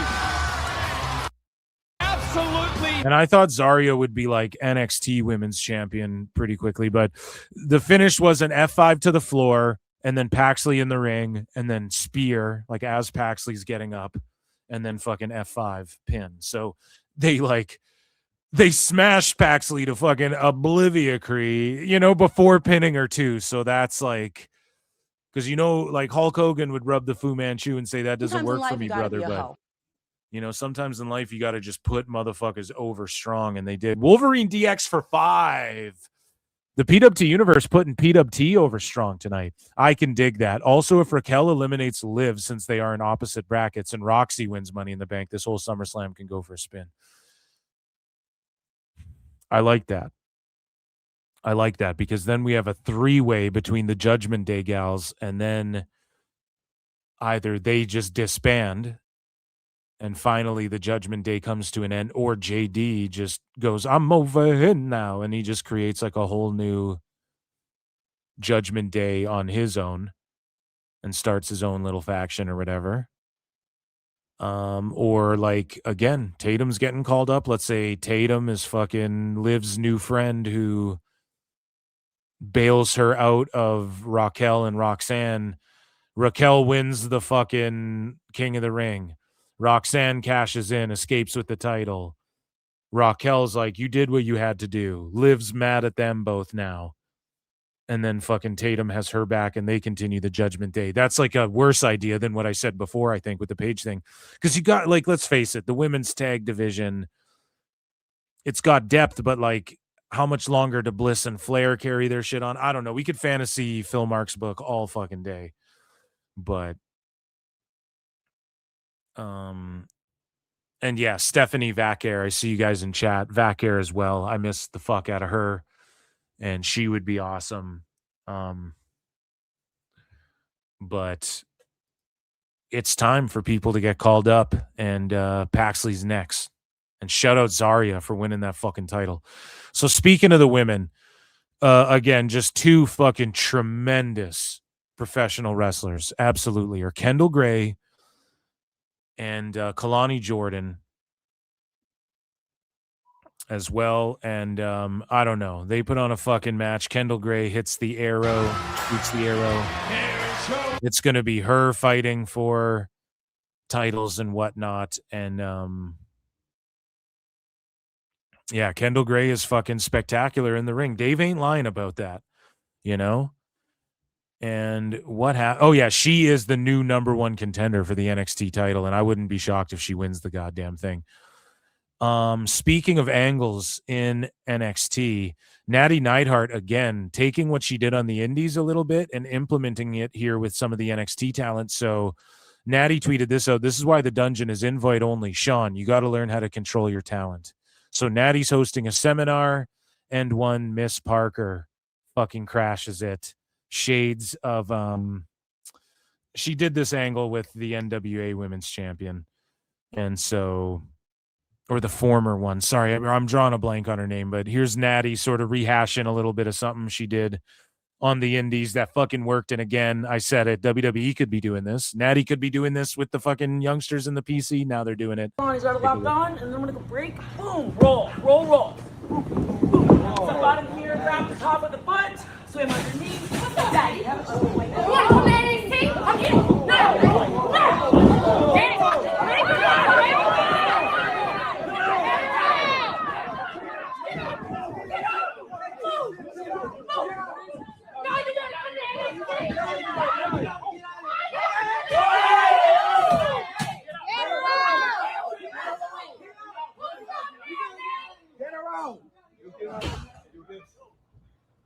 Yeah, and I'm telling you, that's a good way to get the trainees involved in shit, but I'm telling you right now, NXT's heating back up again. I don't know what the fucking ratings are like. We'll do some ratings wars in a bit. I don't know what the ratings are like necessarily, or if they're worried about them, or how the PLEs are going to be affected with the fucking being on the CW and all of that.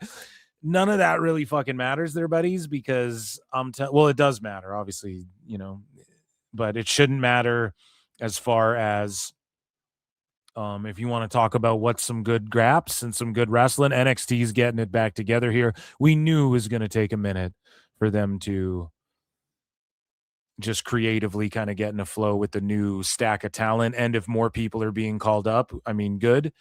But AAA's rolling. NXT is going to start rolling again here soon.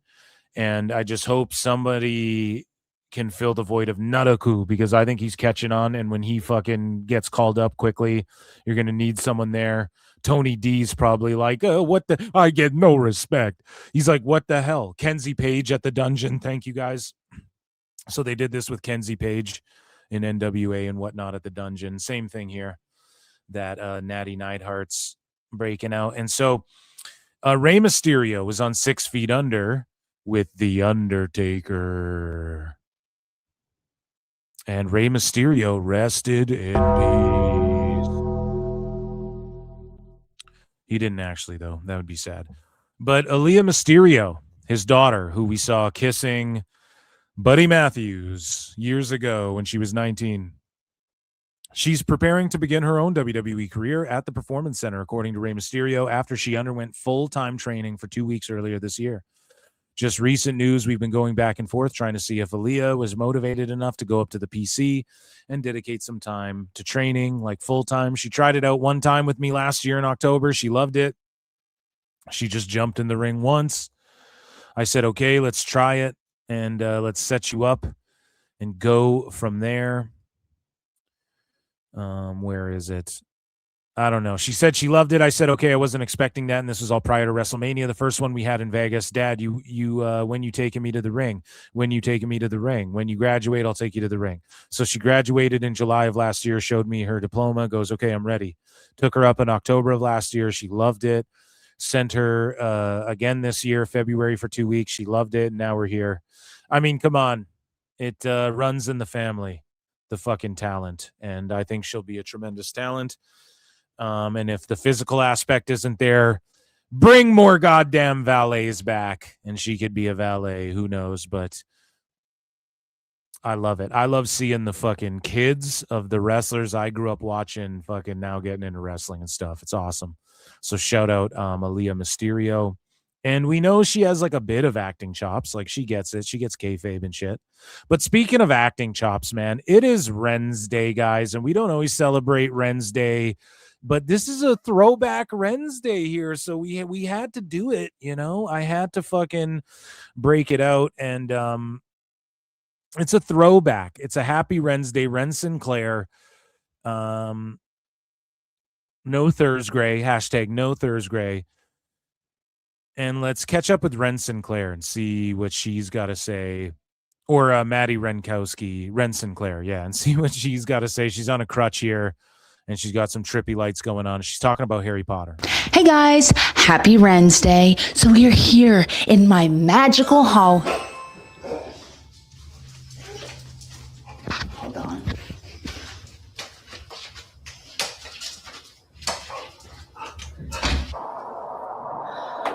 Is that my Hogwarts acceptance letter? Oh my gosh. Oh, shoot. You're a wizard, Harry. Harry Potter.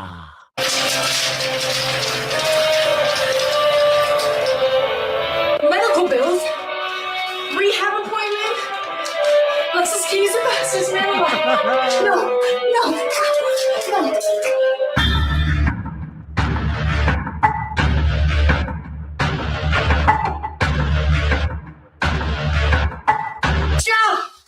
I'm late. I'm gonna start playing Hogwarts Legacy. I know I'm so behind like that game. Everyone's like, "Oh, I already played that." I did not play it yet at all, and I might start playing it on Twitch. So twitch.tv/ProWrestleTimes. And also, I dropped another video on YouTube, the B Block tournament of the WWE Championship tournament. The winner of the B Block will face the winner of the A Block, Hulk Hogan, at WrestleMania 1 for the WWF Championship. Make sure you guys check that out. Been doing some gaming content.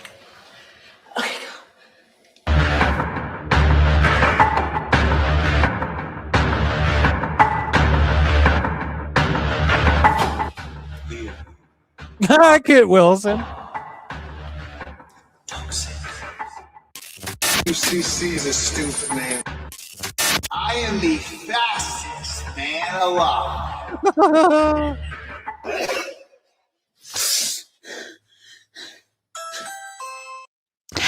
Oh no, it was all a dream. She used to read Word Up magazine. So let's get into the controversies, guys. Okay. Well, first, let's start with AAA. So Konnan says that WWE have something big planned for Triple Mania. And he says, I would have to put mask versus mask on Triple Mania, but they've got something big for Triple Mania. Or he said, I would have put, like, I would have, Konnan was saying, I would have put mask versus mask on Triple Mania, but they have something big. So if it's big enough to make them go, nah, we'll do mask versus mask to launch Noche de los Grandes week 1. That's fucking crazy. Whatever they have planned. Now, again, I'm not a dirt sheet, but I did do some snooping around. Okay. Let's talk about it. And from someone who would typically never no comment me, I got a fucking no comment. So oh my God, it's the greatest thing I've ever seen. it's gonna be something fucking crazy. Okay, that's all I can predict. If it's this major of an announcement to where they didn't put mask versus mask, because right now Konnan, I mean, he's like Chavito, right? Like he's not their day-to-day running shit, but he works for the Fed and for AAA. Now, Vince Russo had something to say. And again, here at PWT, we had Husey on the show, producer of K100, super producer of K100. And Husey was allegedly. He's like, look, Konnan, I don't know why he doesn't just like make a statement about all of this stuff concerning his health, right? And the dirt sheets, when they were throwing things around about Konnan's health, they weren't entirely spot on, right?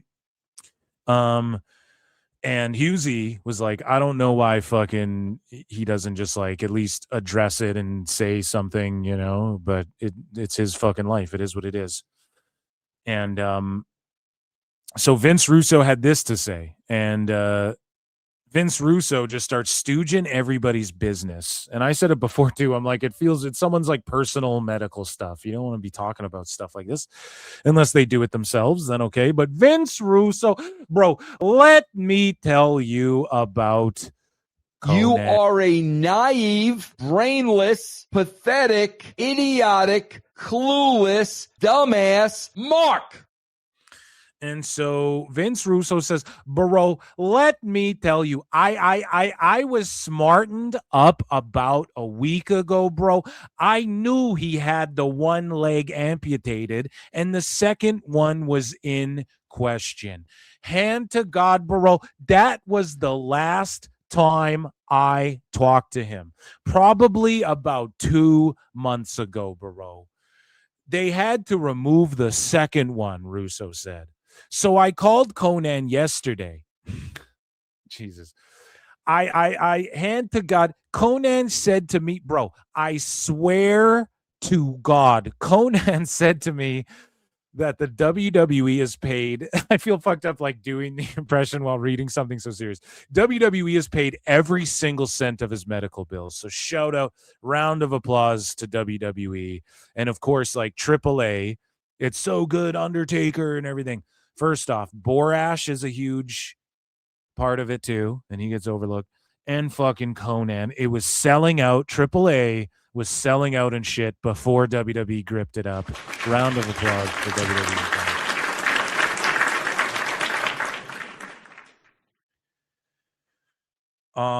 Yeah, so that was on the Coach and Bro show on YouTube. So shout them out. Shout out Konnan and shout out AAA because they're doing the goddamn thing.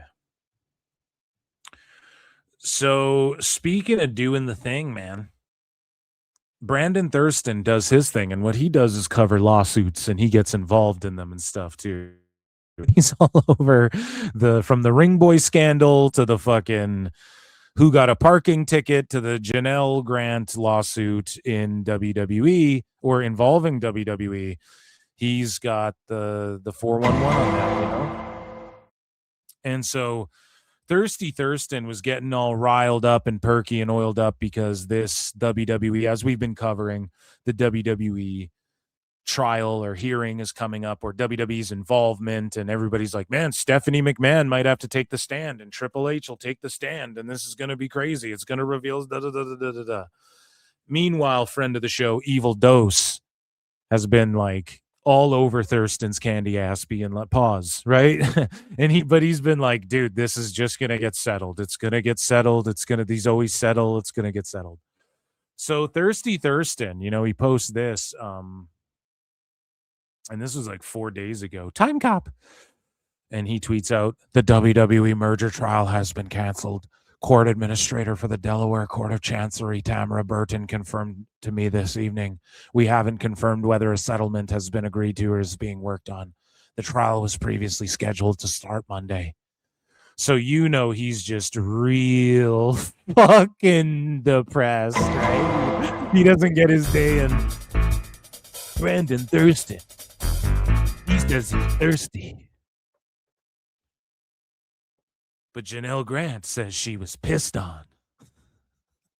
Brandon Thurston's pissed off because Janelle Grant was pissed on. Smashed your knee to obliterate. I'm sorry.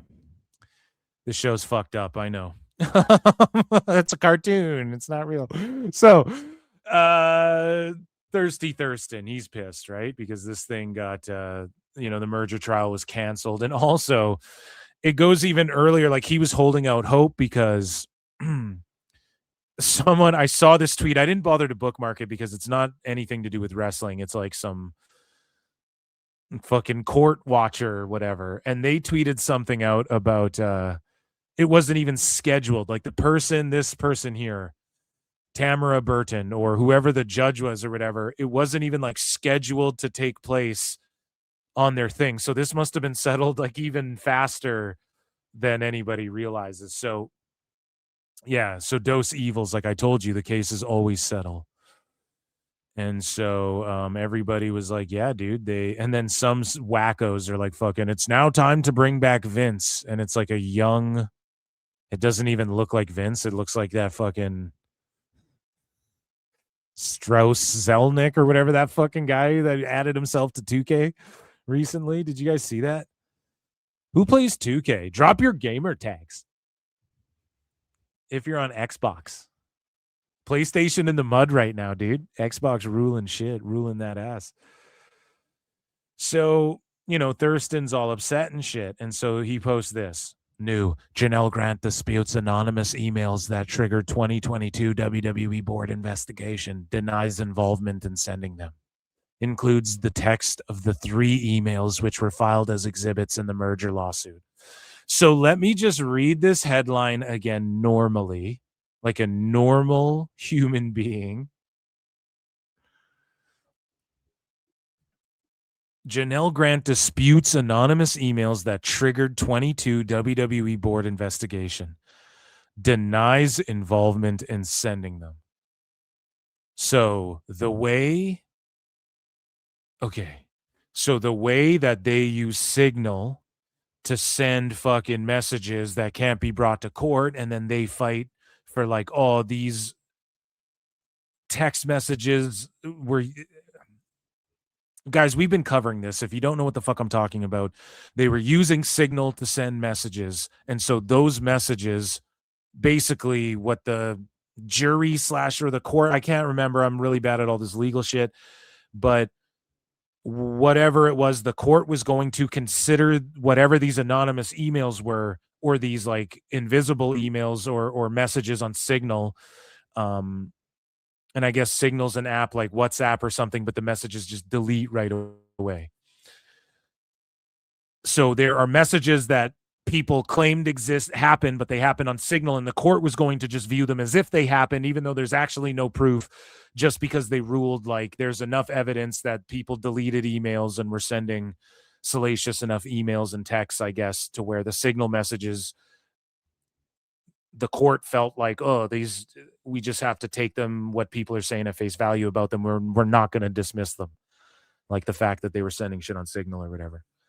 That's my interpretation of it. Again, I hope I do a good job of explaining this in layman's terms.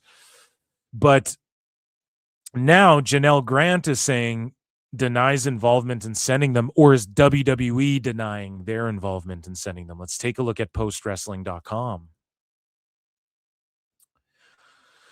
And God, their articles are always real long and like so boring.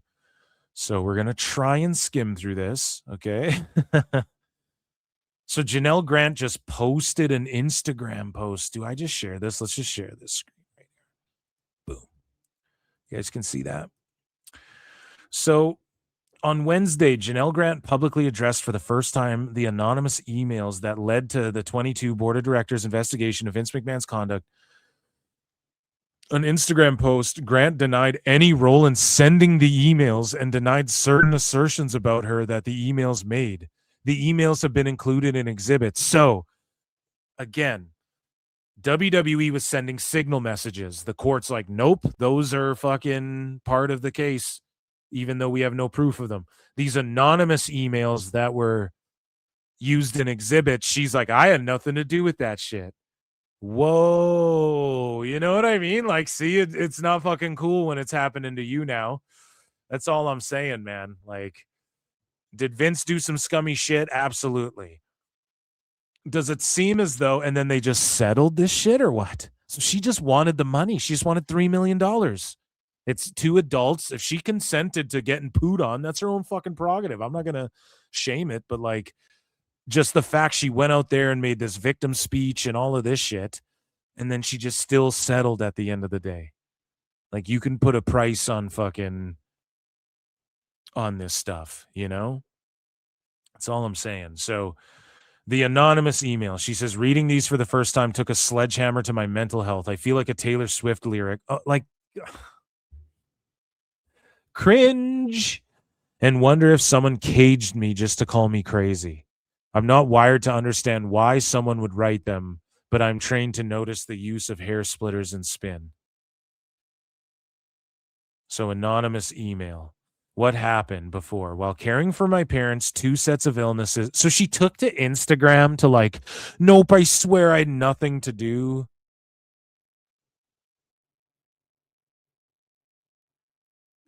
With these emails or whatever. I have no fucking clue. The spin, a friend, I see a trick to steer public perception, homeless. I shared my background at work, rehab.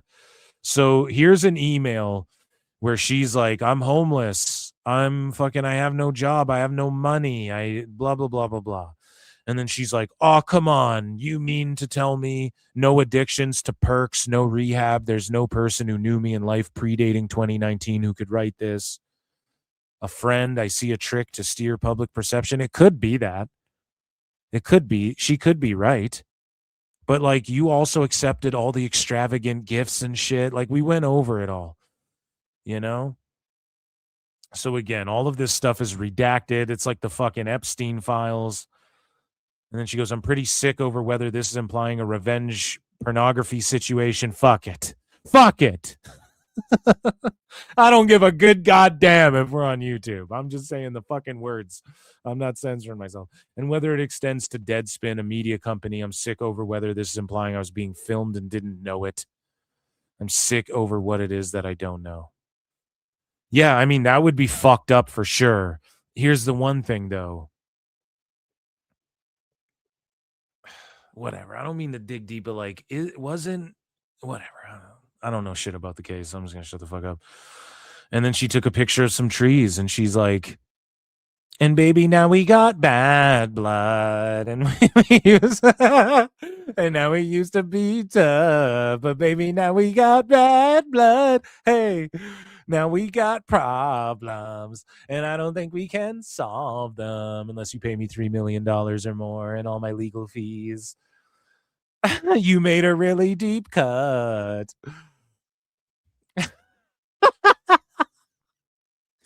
Holy fuck, dude. So we move along and Fightful Select, of course, jump on this and they go, from a source close to Vince McMahon regarding the WWE shareholders lawsuit. Who is it? Coachman? Jonathan Coachman? So the exact kind of litigation follows every single transaction involving a public company. But here's the key. Endeavor's bid was by far the highest. It was signed up. Okay, so here's the problem, right? You have the Janelle Grant lawsuit, but then you have the shareholders lawsuit, which has to do with blocking.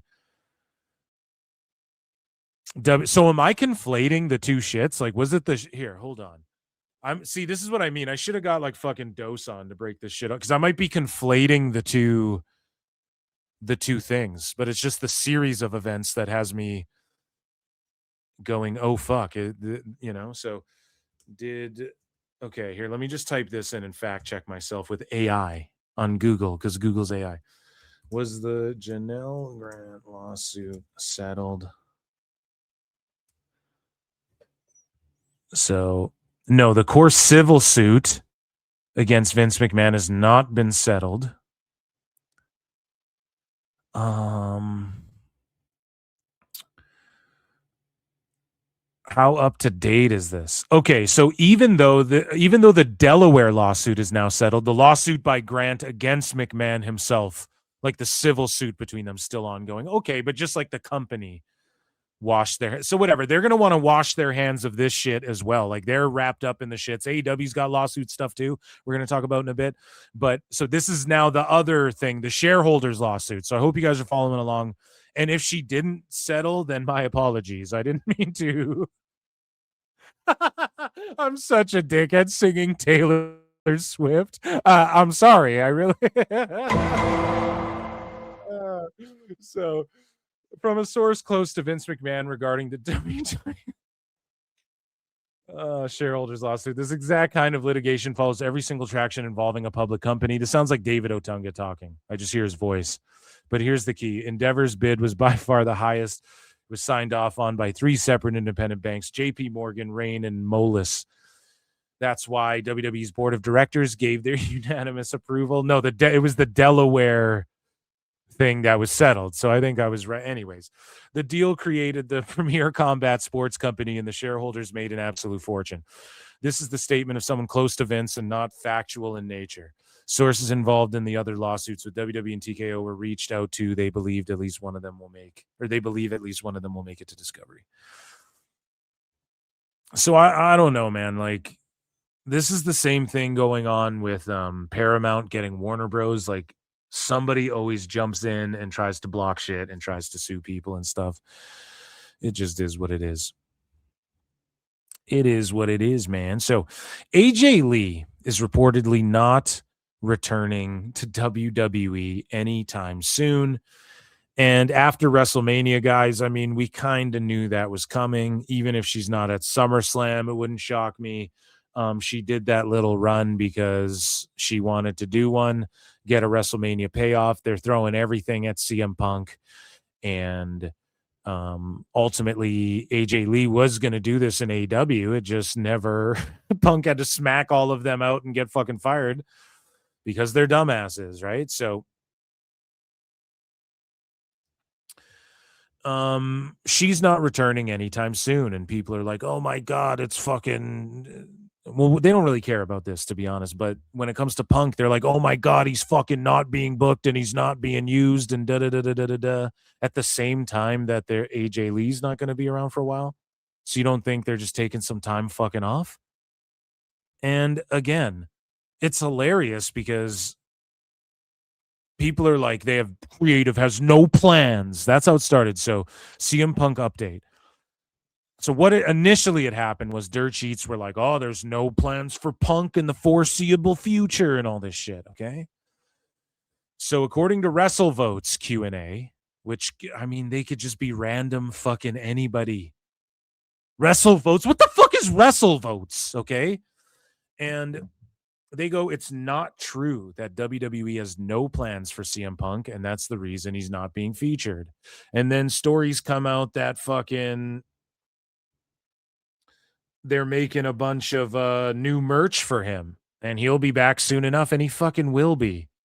Okay? He could come back at SummerSlam to get the crowd a pop, and he makes a save or just comes out and goes, guys, I'm back, and I'm whatever the fuck, okay? But so the rumors start swirling, completely made up out of thin air by people like Dave Meltzer and shit, that there's no creative fucking anything for Punk planned. Now, before we even get into this stuff, what do you guys think when you're fucking CM Punk and TKO's like rolling out the Bulls theme music or the Bulls entrance music during the fucking Dynasty, and they're fucking bringing back your old theme, and they're hiring Danhausen, and you're bringing your wife back, and they're just doing you're fucking drawn for them, you're putting on fucking banger, like saved WrestleMania night 2, saved all of WrestleMania. We'll remember that WrestleMania for the last one for Roman Punk. All of these things, man, like they're throwing the fucking kitchen sink at Punk, and not in a negative way, as far as like backing the Brinks truck up and hiring his friends and all of this shit, right? So After WrestleMania, you're a big star like Roman, you're a big star like Punk. What did everybody say about Roman? Oh, he's going to get some time off and then come back, and he's not slated for June. Then he's there for June. So, like, you're a huge, big name star. You're the champion of the company or whatever. You're up there fighting for the title, or you're in a huge fucking match at WrestleMania, whatever. You're going to get time off. Shit, Undertaker took a fucking year off a bunch of times. Okay, Brock Lesnar, a bunch of guys after Mania, you don't see them for a month. Roman Reigns, whatever the fuck. Okay, and Punk we saw right away after Mania, and then he went away for a bit. And now he's getting fucking swole. He's getting Joey swole, dude. Now, before any of these rumors start swirling around, it's like, what do you guys think? It's always the simplest answer. You can be conspiratorial and go, they have no plans for Punk. Like, Punk can't come up with a plan and tell Triple H, here's the plan, and then they don't just do his fucking plan too, because look at all the shit they've fucking done for him so far since he's been back. They give him fucking everything, okay? So you can have all of this shit, but what the fuck do you guys think is happening? He wants some summer time off. Summertime sadness, right? He's taking some fucking time off to chill. It's fucking Punk. He's an old man. He just fucking put on a banger at WrestleMania, and he's going to take some time off, and his wife ain't coming back anytime soon. Seems like they're taking some time off, doing some other shit. And then he's going to come back. Punk has done this multiple times. Okay, where he's taken like a few weeks off or a couple weeks off, and people are like, where the fuck has he been? Or he'll just show up, cut a promo, but then he goes back and films whatever the fuck he's filming. He's taking some time, and he's getting super swole.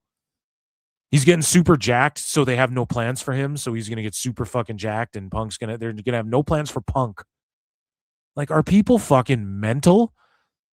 It's crazy. You it's what? Crazy that people even think this. So from this, what spins off of this, and I missed it all because I wasn't on fucking Twitter. I was out touching grass, and I fucking come back to Twitter, and it's like everybody's melting down about CM Punk and rumors that he got in a fight with TKO people, and they asked them to take a pay cut and all this shit. We'll get into it. But Wrestle votes, and then Fightful Select jump on this, and they go, no, not true. Don't know where that came from. And PWI and all the dirt sheets have confirmed. And it's so fucked up that the dirt sheets are even selling for this, because people just made it up. Just like people made up that he got in a fight with fucking TKO and stuff. So, no, not true. Don't know where that came from. It's a well-deserved rest for that guy that has been going outside of injury for 3 straight years, just main evented WrestleMania, get a little time off, him and his wife. He'll be back in no time, right back on top of the card. It is not true. They have no plans for CM Punk. And it's just so fucking dumb that, like, it's all these sheets, just some fucking marks or some sheets make some shit up, and then all the sheets have to report, nope, it's not true, or here's our opinion on it. Shut the fuck up. You're all garbage hacks, every fucking single one of you. And this is why the dirt sheets get mad at people like me. They get mad and freak out and melt down anytime you question them, their authority, because they know it's just a talentless endeavor, and anybody can fucking do it. Anybody could start a fucking dirt sheet. Okay? It's so fucking easy to do. And yeah, it's that's why they get mad, because they get caught up in dumb, and they all want to be like, nope, that rumor shut down, and we're the ones bringing to you first that it shut down. Yeah, some marks made it up. It's not even a fucking thing. It's nothing. Okay? So these rumors get started. And there's this guy named J Cup or Super J Cup or something like that, right? And he's like a big AEW mark, I guess.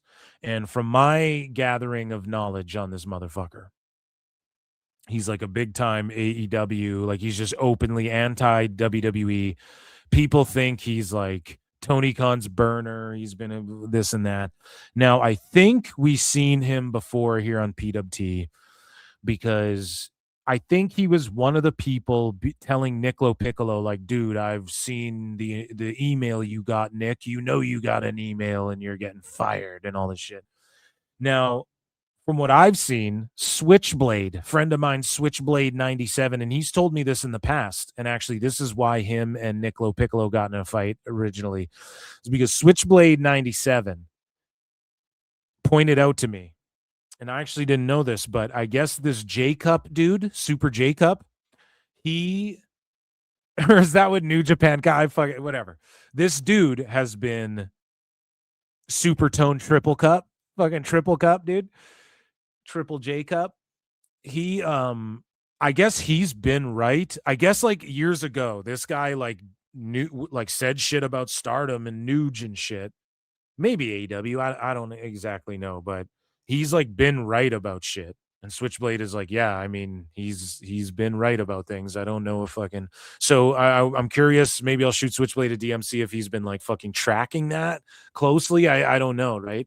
It's just a random, literal, like no profile pic, like not even a graphic or a fucking Joshi or an AI Rusev or anything. It's just, it's just a fucking, it's just a gray profile pic fucking account that tweeted some shit out about what he was like. I said this on Discord and we weren't able to record our Discord. So it's a fucking mark with a Discord. Just saying fucking anything, making shit up about CM Punk. And the sheets all got wrapped up in it. And I'm mostly disappointed in who we're going to make fun of a little bit tonight. So we made fun of the AEW sickos last time. We got to make fun of the WWE wackos. But like a bunch of WWE fans were like selling for it. And they got so outraged where it's like, why? This should be like sloughed off, but there's WWE fans like, where's the proof? Source this and fact check and blah, blah. Who gives a fuck?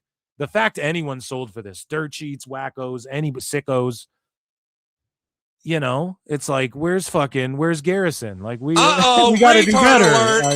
Retard alert, class. We got to do better, IWC. Okay. Like it's such non fucking news. And again, nobody runs with the allegedlys I fucking get. I was fucking teasing the AAA sale before any fucking dirt sheet ever even talked about this shit.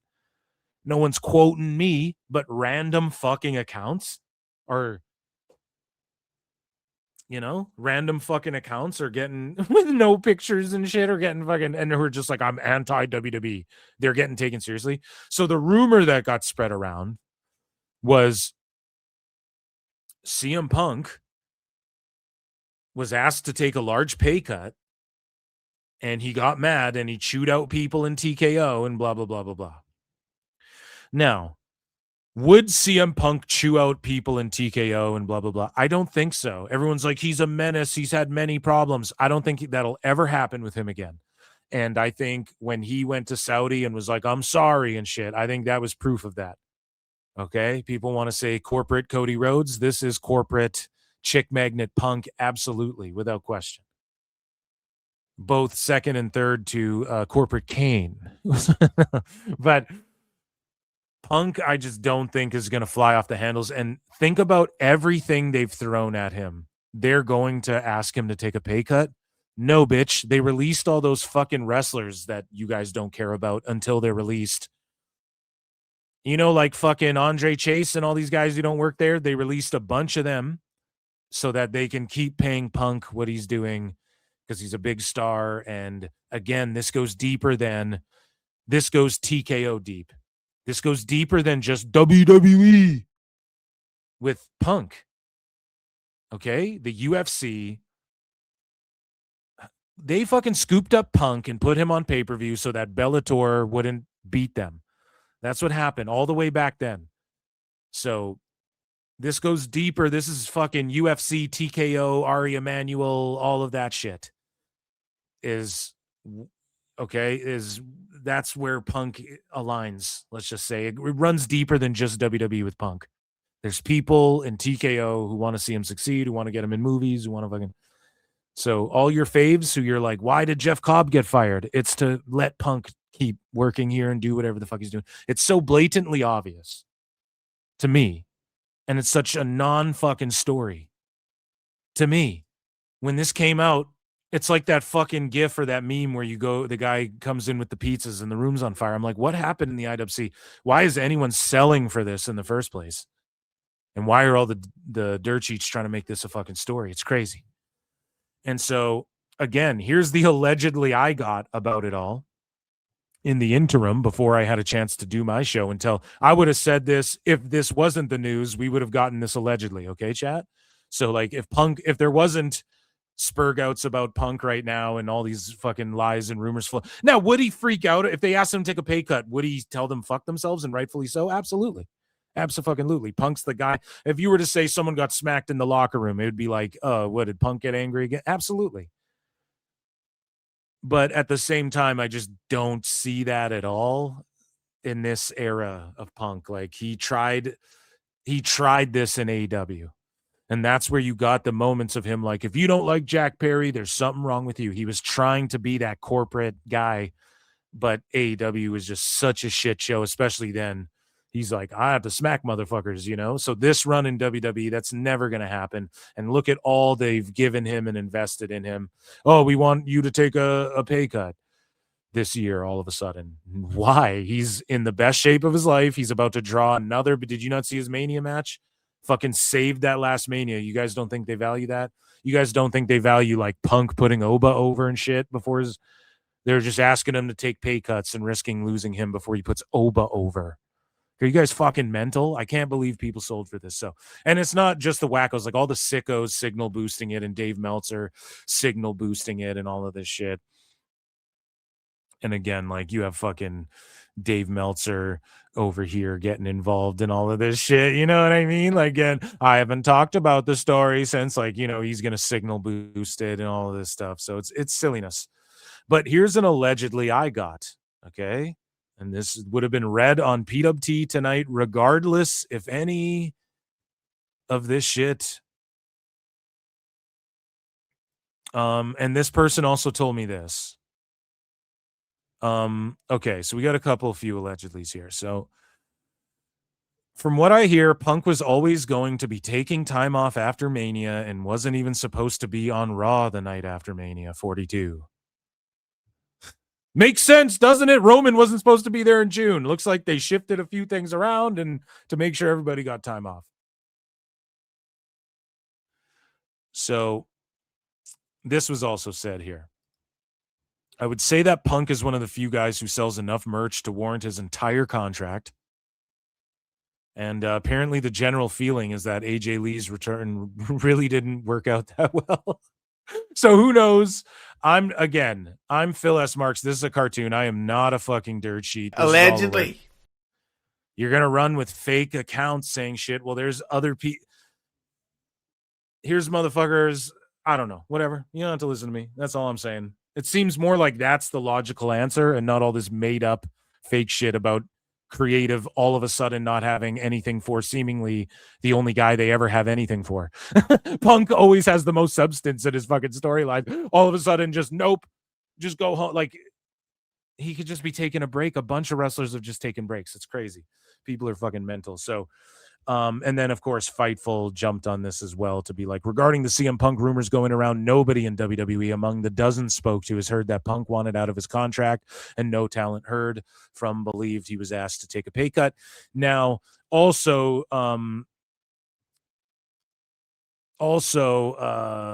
some people are like, he might go back to AEW, and that's why Randy's not there, and they're trying to extrapolate it into all of this other shit, and they just want people to essentially take the bait, bite on that shit, get outraged, and they're just doing to the fucking wackos what people would do to the sickos before. Everybody's fucking triggered. So overall, I agree. The messages I got are seemingly the realest, most even-keeled, like the fucking guy, the Triple Cup guy, who wrote the fucking he wrote this thread, or he was in a Discord and he was like, I couldn't record it or whatever, so I had to fucking write it out in this thread. That dude wrote like a 7-tweet fucking thing about how he heard and these are all rumors and none of it is verified, none of it's true. And at least he was saying that none of it's true. This is all rumors. All the sheets run with it and everyone starts melting down. What the fuck? Okay, what I just said was rumors. Everyone go quote it for your fucking dirt sheets and melt down about what I'm saying. Like, Punk's actually really chill and he just had some planned time off. Go write that. Fucking crazy. It's crazy. And this dude, and I'm trying to actually give this dude credit who put it out there. He's like, he pretty much in his tweet said, I just made this up. Like, pretty much, if you read it, you're like, he just made this shit up. And I don't know. It was enough to, and I get it. It's been slow news weeks lately. Wrestling's been fucking in a pinch, I think, until after the playoffs. Well, yeah, I mean, AEW's always boring. Okay, the pay-per-views are like fun sometimes, I guess. You know, you want to have a couple fucking beers, watch a pay-per-view. Okay, it's not a bad time. It's long as shit. It's hard to keep your interest the whole time. If you have fucking buddies over, it's hard to keep their interest in the whole fucking time. It's not like a UFC fight where they can drag it out a little bit. Either way, I digress. When it comes to Punk, I think the most logical, reasonable explanation that my sources were telling me, but my buddy was telling me, he wrote it in like 3 or 4 simple sentences, and it covered all of AJ Lee and Punk's situation. I don't need a 7-tweet thread explaining make-believe. That's when it becomes make-believe fantasy mark booking, okay? Like, for instance, on this show, I go, they should do this with someone, and then I start like, it's 4 minutes of me fucking, oh, they should do this, and then this, and then this, and then that, and then you could do this and that because this, and then you explain it. It's because you're making it up. You're fleshing it out.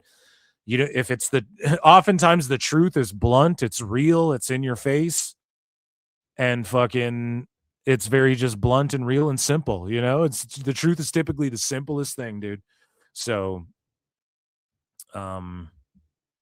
yeah, I will go with that over whatever anybody else is saying online. It's just my opinion. Maybe I'm off on that one though. And that, ladies and gentlemen, was CM Punk and WWF news.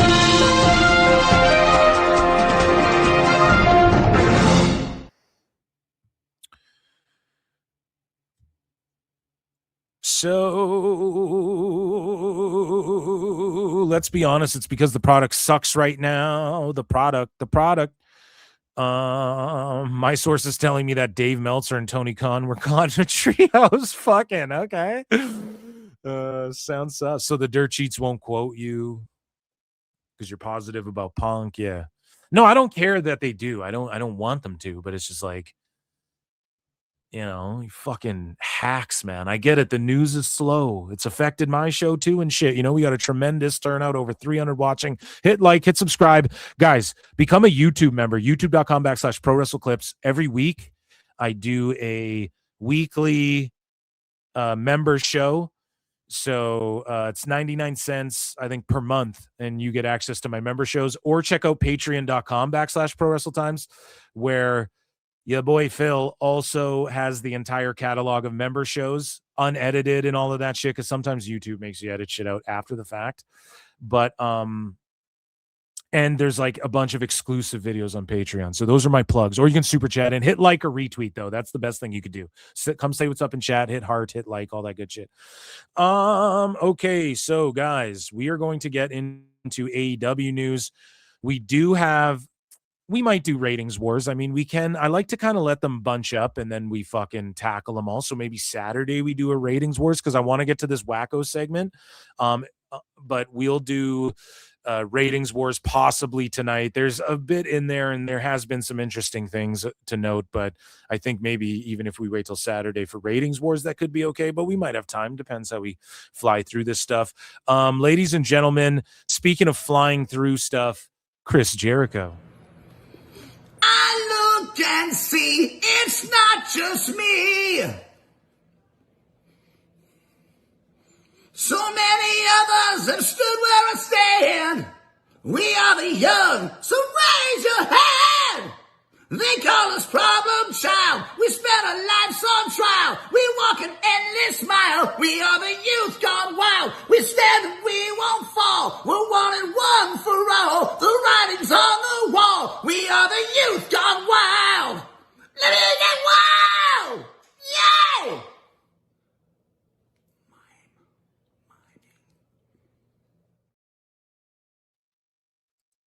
Ladies and gentlemen, Ichi Nissan da.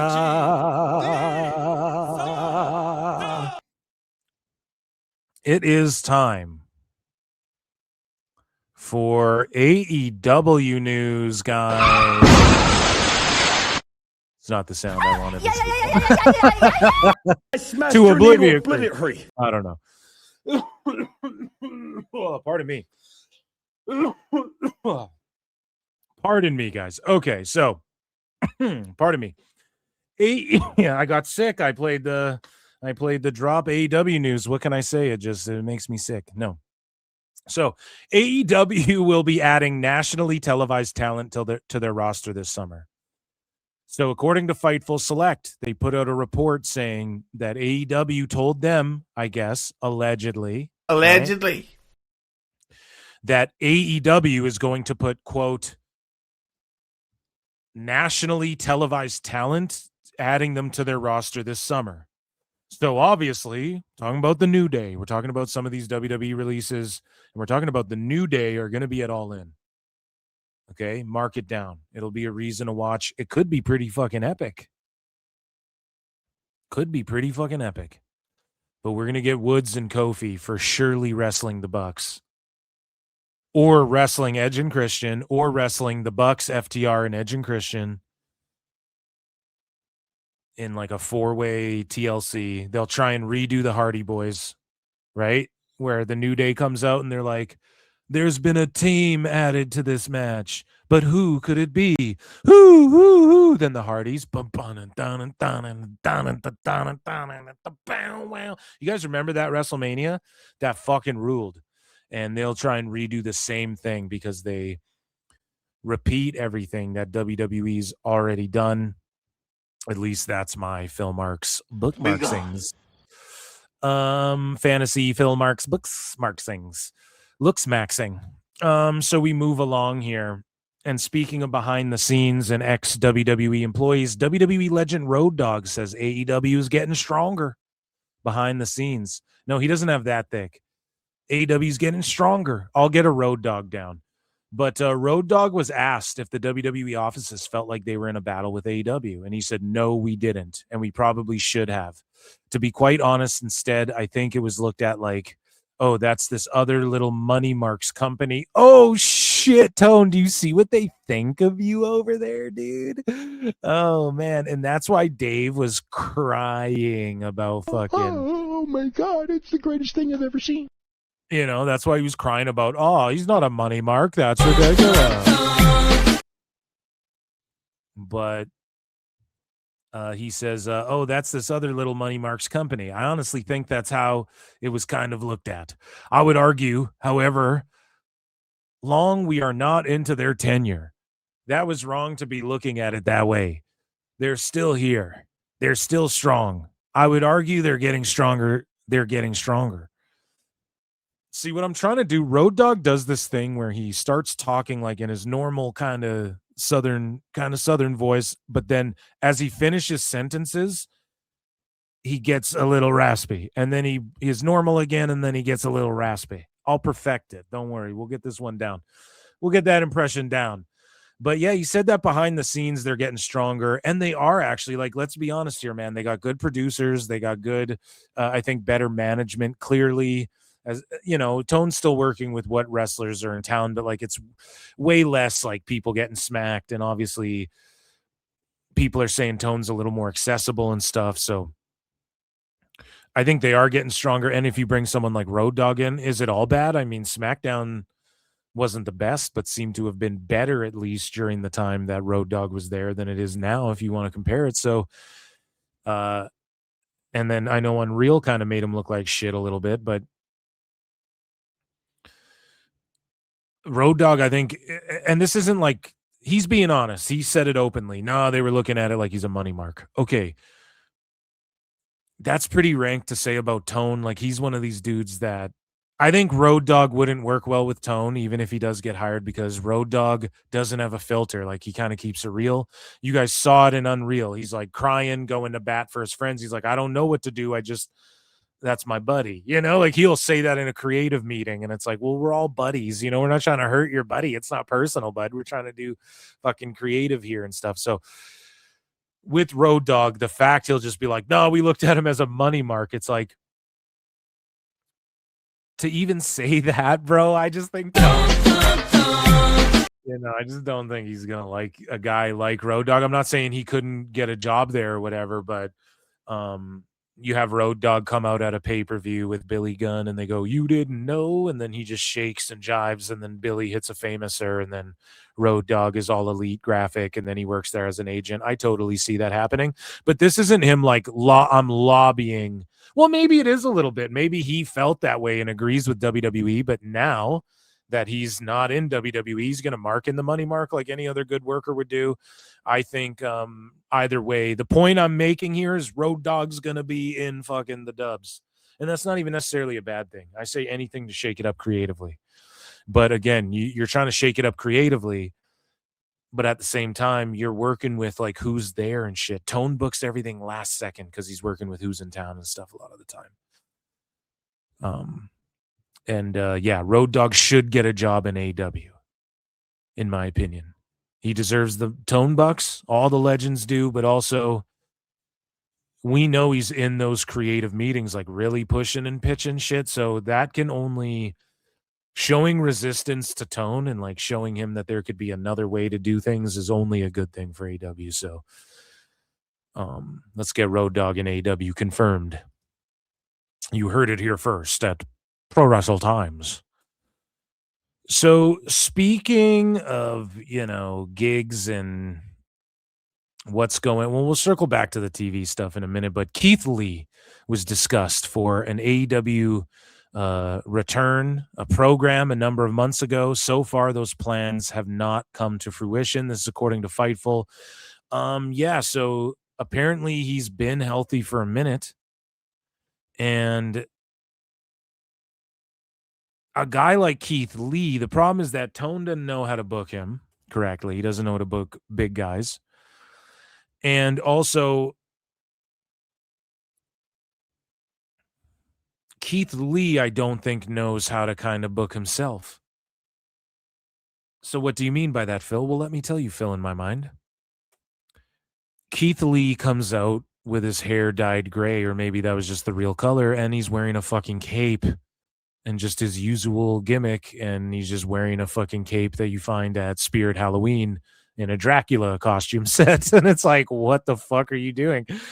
And Vince McMahon would tell him, you're the Bearcat. We need you ferocious, like you're a big grizzly bear. Yeah. Bark like a dog. I mean, growl like a grizzly bear. I know. He's like a grizzly bear, pal. I went camping one time. I saw you in the forest. Now burrow. Now catch fish and go into hibernation. Become a bear or you're going. Become a bear and a cat. You're a bear cat. You're like a big bear or like a cat, pal. I know. You're like a bear cat.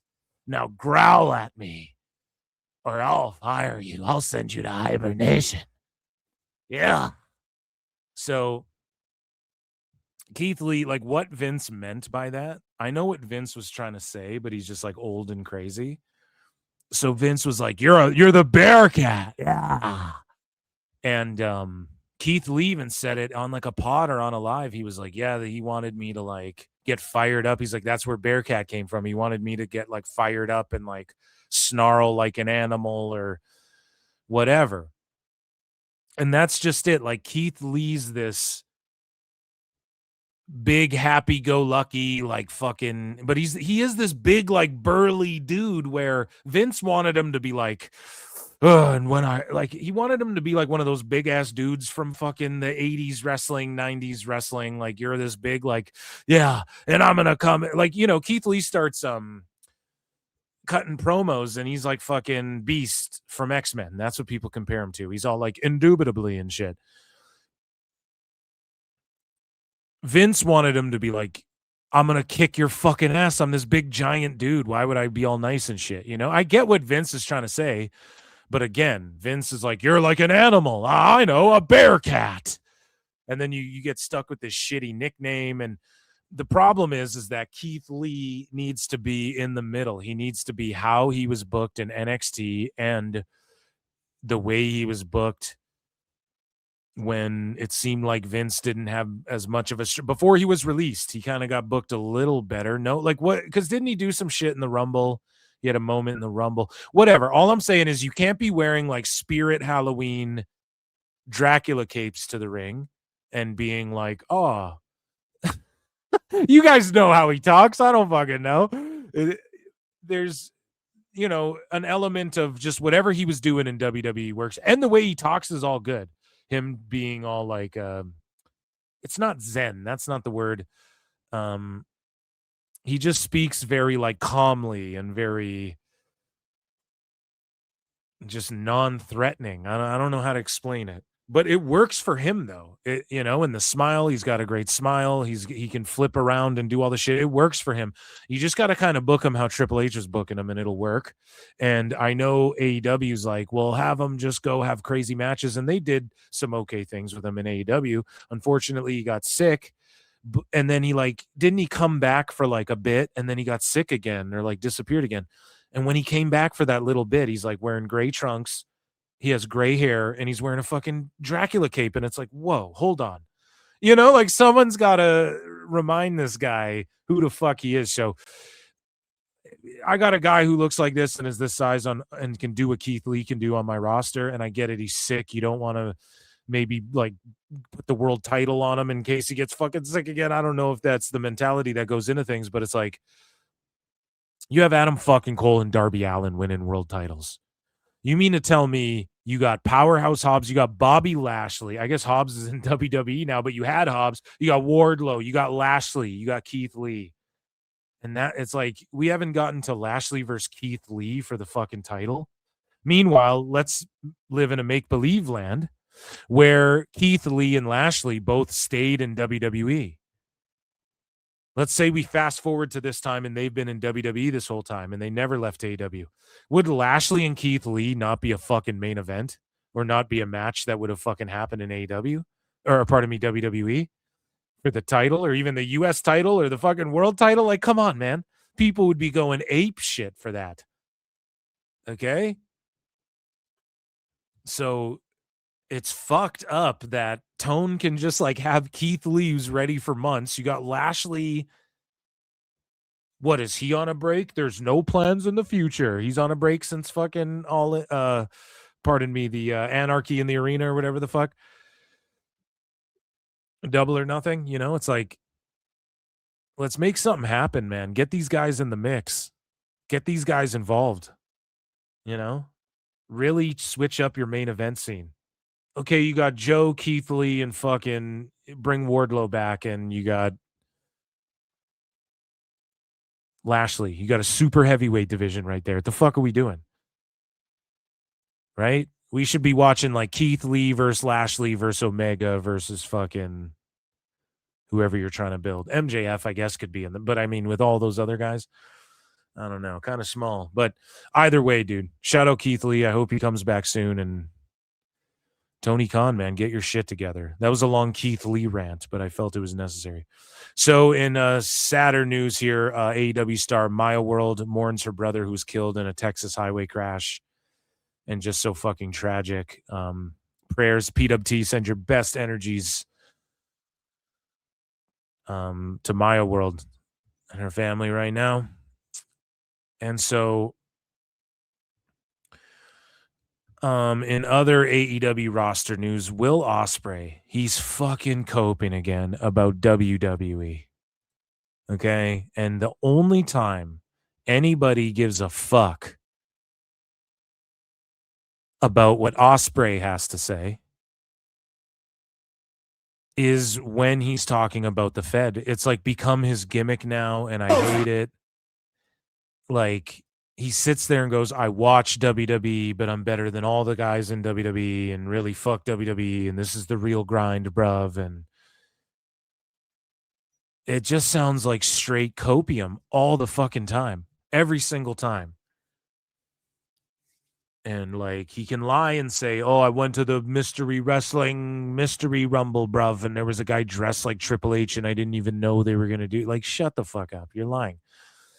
But Will Ospreay believes he's better in the ring than a lot of WWE wrestlers on his worst day. Now, Ospreay, you might be better than like a lot of the NXT guys, even a good chunk, even maybe on the main roster. Like if I really broke down match per match, but.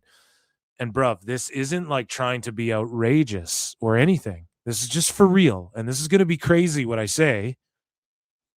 Let me know in the chat if you guys agree with me here.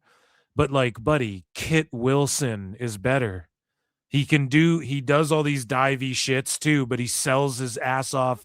And Wrestling's not fake! He's super like entertaining and can get a catchphrase that goes over other than bruv, which is like sort of a meme. You know, the bruv thing is kind of like a mocking thing people do. Like, I don't know how to explain this to people. Ospreay can like execute some moves really fucking well. He's athletic for an Englishman, bruv. You know what I mean? I'm joking, but I'm not. He is an athlete, certainly. And do I think he would be dope in WWE? I think that, and I maintain this, Ospreay and Omega could go to WWE. Like if it was WrestleMania and all of a sudden like Omega's music hits and he comes out the way Cody Rhodes did, and I think people would go nuts and pop for that. Ospreay, I don't know. I think his reaction would be lighter than people think. But would Ospreay be able to hang? Absolutely. And I think he could get pushed. I think he could be a big star. 100%. He would have to learn how to sell better and do some of this other shit better, man, that just you don't do, that Ospreay doesn't do. I'm sorry. And yes, Pac got him to sell a little bit. Ospreay sold a little bit in his match after that. And then he's just working out with Moxley, and he's just like grinding his way. It's a guy that everybody bragged about, got signed for millions, the best in the world, and he has to train with Yuta and Garcia with the job squad of AEW, literally the JOB squad, in order to get good enough to beat MJF or beat fucking Omega at All In. Like, you couldn't be any worse of a booker. I'm sorry.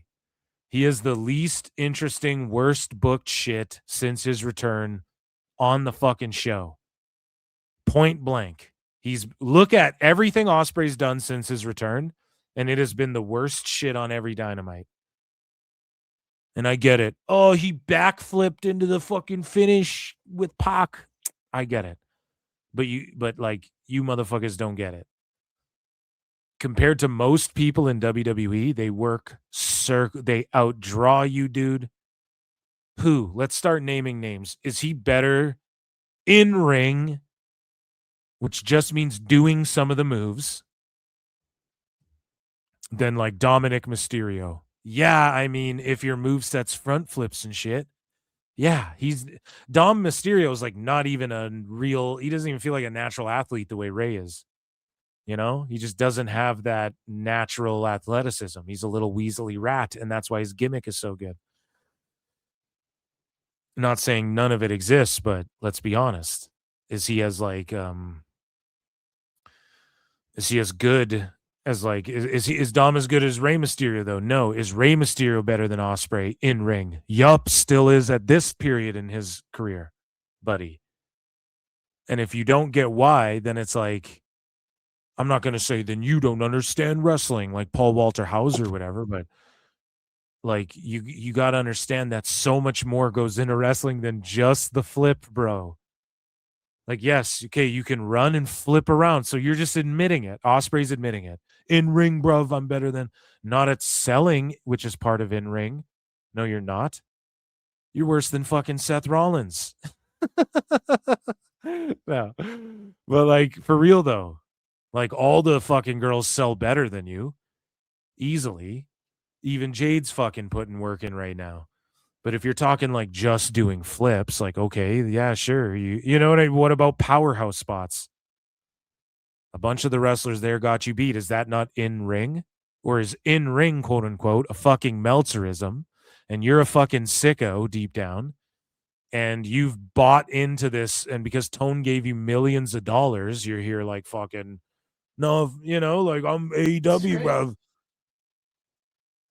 And you're coping over the fact that you never actually bet on yourself. The safe bet, I guess, was it's not even a bet. It was a zero gamble. You just go take Tone's money, do whatever you want, get whatever time you want off, work when you want. And they all know it's true. That's why they don't argue this shit. And the real betting on yourself would have been going to WWE. Oh, but it's less money. What are you, a dumbass? We're not talking about that. You know, I encourage everybody, go and take Tony Khan's money. I encourage everyone to do it. I'll do it. I'm just saying that the real bet on yourself would have been testing to become the mega big star that you can become in WWE that AEW cannot offer you. Doesn't matter how much money they give you. It doesn't mean, oh, we gave you a bunch of money, now you're a big superstar. That those two don't equate, right? So Ospreay says, I never was a WWE guy, bruv. I respect it, and I respect the guys doing it. That schedule is crazy. It's always the schedule. Well, they're on a lighter schedule now, too.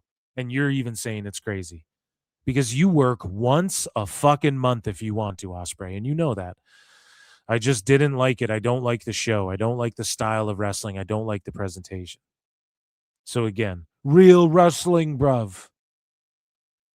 No, you know, WWE is more sports-based presentation, definitely. What Ospreay and these guys like Moxley are like UFC 1 and shit, where they have like foam around the cage and the door doesn't shut properly, and it's like fucking no rules, and it looks honestly shoddy and like shit. And UFC, in order to truly bring you the best fights, they had to fucking get professional and get legalized in states. And Dana White was at the helm of that, having people take it seriously as a legit sport. Because that shit's goofy, having a fucking super heavyweight sumo fight a fucking kickboxer, and then in the other round you got a guy who claims he's undefeated 200-0 in the streets. Turns out it's all fake, and he wasn't even a real martial artist, and he's out there fighting a fucking black belt. Like, that's carnival shit. And so AEW's carnival shit, bruv. And that's what you don't get, is that Orange Cassidy and shit. It makes people take it not seriously. And the type of shit you do, Ospreay, you getting neck fusion and then fucking coming back like it's nothing and just doing flips and shit. If an NFL football player got a neck fusion, it wouldn't be, you know what I mean? It would be a whole big thing. It'd be this big dramatic thing in the sports world, and you just made it like it was nothing. You didn't even sell it. You didn't even come back in better shape than when you left. And that's the art of show, bro. That's the show business aspect, right? It's part of the entertainment. And you guys are okay with like the cheap carnival act stuff, and that's fine. But I don't want to hear about this real wrestling and not embracing the grind. Like, it's admittedly, you're admitting here the schedule and stuff, bruv. You're admitting that it's too much of a grind and you don't like the presentation. Well, why? Because you actually have to try? Because it's a television show that you actually have to try and put your best foot forward and all. Like, it's goofy. And it's goofy because Will Ospreay's like, man, you've seen him retweet on Twitter going, bruv, the fucking look at the long camera cut with no cutaways of like his match with whoever. And it's like, bro, WWE started doing that, then you guys started doing that. So again, it's like, you do like the presentation, you're just fucking coping because you didn't embrace the grind, and this is more proof of it. You are coping and seething. You just can't accept what you're seeing. Yes, you're coping and seething. The truth it is scalding, and now you are molding and coping. coping so hard. Coping and seething. So Ospreay says, the moment the bell rings, bruv, I think we're better than all of them. Honestly, on my worst day, I think I'm better than a lot of the guys in ring. In ring, promo-wise, you guys have a bunch of guys. Punk's sick, Reigns is sick. There are still things that I need to catch up on. But in ring, I generally don't think there's anyone from that side that matches any of our guys. Nathan Frazier clears your locker room. And I'm sorry. I know that sucks to hear.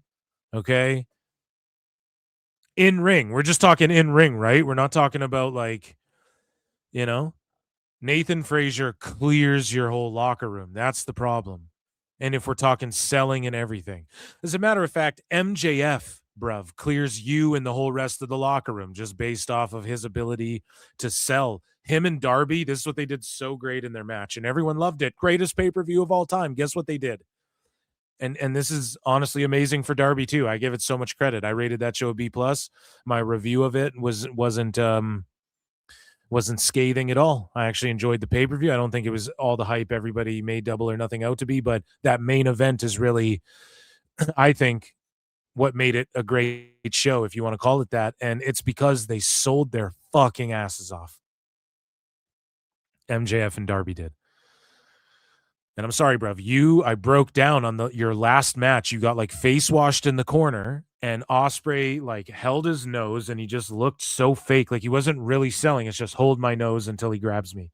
As soon as Buddy grabbed him, he just lets go of his nose, isn't making a face, isn't fucking nothing. And it's just like, that's not selling. It's the little things you do in between the spot. It's not just, okay, now we wait, and then that's selling. No, it's like Okada Takeshita. That's fucking selling, okay? MJF Darby. If you want to keep it in your own company, you got to do that. It's not fucking just hold my nose fake, and then when he grabs me, I let go and I just go to the next fucking thing. I don't know if this is even making any sense, but as a fan, you see that shit, and maybe it's a nitpicking, but when Ospreay says this shit, when he goes out there and goes, bruv, me fucking in-ring is the best ever. And I'm sitting here as a fan going, well, selling's part of the in-ring. Now I'm hypersensitive because he brought it up. You know? It's like if Kenny Omega's like, oh, these curls in my hair, and then I'm just going to be looking at his hair the whole fucking time because he's bringing it up in interviews and shit. All this guy brings up is, bruv, in-ring, bruv, we're better. Okay, so now I'm really watching your in-ring with a fine-tooth comb, and it's like, JD McDonough clears you, buddy. I'm sorry. Like the selling too. You're talking in ring. Let's talk in ring. Like we're talking the mid lower guys. Does El Grande not clear? Like does Gable and Ludwig not clear AEW? Right? I'm sorry. Especially right now. Like holy fuck, man. And this isn't even meant to diminish the whole locker room. I know that's what I'm doing, but it's like, let's be real. And I know there's so many guys, like I'm not like FTR and Edge and Christian sell their asses off. Fucking, I know there's tons of guys. Hurt Syndicate Rule. I was just putting over MJF. I get it. Samoa Joe, I would never fucking disrespect Joey Headknocker. That's my fucking guy. It's one of my all times is Joe, right? So I'm not trying to diminish, but when we're talking like the guys let's just look at who the fuck Ospreay's training with. Marina Shafir, Garcia, and Yuta. And then you got Mox there, who like sometimes is good when he wants to be good. You know, like Mox in his last pay-per-view match against O'Reilly, he was in tremendous shape. He was the shits in that match. I don't know what it is, but like O'Reilly knows how to do that like back and forth. We're going to power up like fighting spirit trading forearm spots. And like Moxley doesn't. Watch that match back, and when they go into those spots, you're like, O'Reilly's way better at this than Mox is. Like Mox really doesn't fucking. He was way cooler as Dean Ambrose, and I think he just detests that and rejects that notion. But either way, the reason Dean Ambrose is way cooler is because his character work, his selling, his ability to tell a story, and not just leaning on this like lazy fucking nooge. Guys who are 60 in New Japan do that shit. where they can't even move anymore. They just get into a forearm battle. They do that because they can't do anything else. Mox, you're capable of doing other stuff. But he's just like resting on his laurels because they're all making millions and they don't have to fucking try. And that's okay, I guess. I mean, that's totally okay. But don't cope about WWE and be like, we clear those guys. Okay, so what about like Oba? You clear Oba? Because he can't do a fucking backflip, and I bet he could do one if he challenged him. But like, because he doesn't do a 630 off the top rope, him being able to throw Brock Lesnar in the air like a child in ring isn't more impressive than what the fuck you do? Are you fucking sure about that? Are we even understanding wrestling the same way? Dummy, yeah. You know, like, are we watching this? Are you even really a fan, or are you just too like in the weeds of working in wrestling? So you're like, well, my match wasn't 8 minutes. It was 25. And I did this move and this move and this move. Okay. So an 8-minute TV match where, you know, Asuka and Io Sky are going to give me a fucking better match in 8 minutes than you. They don't have to do all that shit because they're over. So what the fuck are we talking about? You know, are we watching the same shit? Are we interpreting wrestling the same fucking way? It's always been about the character. Ric Flair wouldn't have sold. Hulk Hogan wouldn't have sold. Stone Cold wouldn't have sold. The Rock wouldn't have sold. None of these people who are your goats, who are the goats, would have sold if it wasn't, you know, Undertaker dove over the top rope at WrestleMania.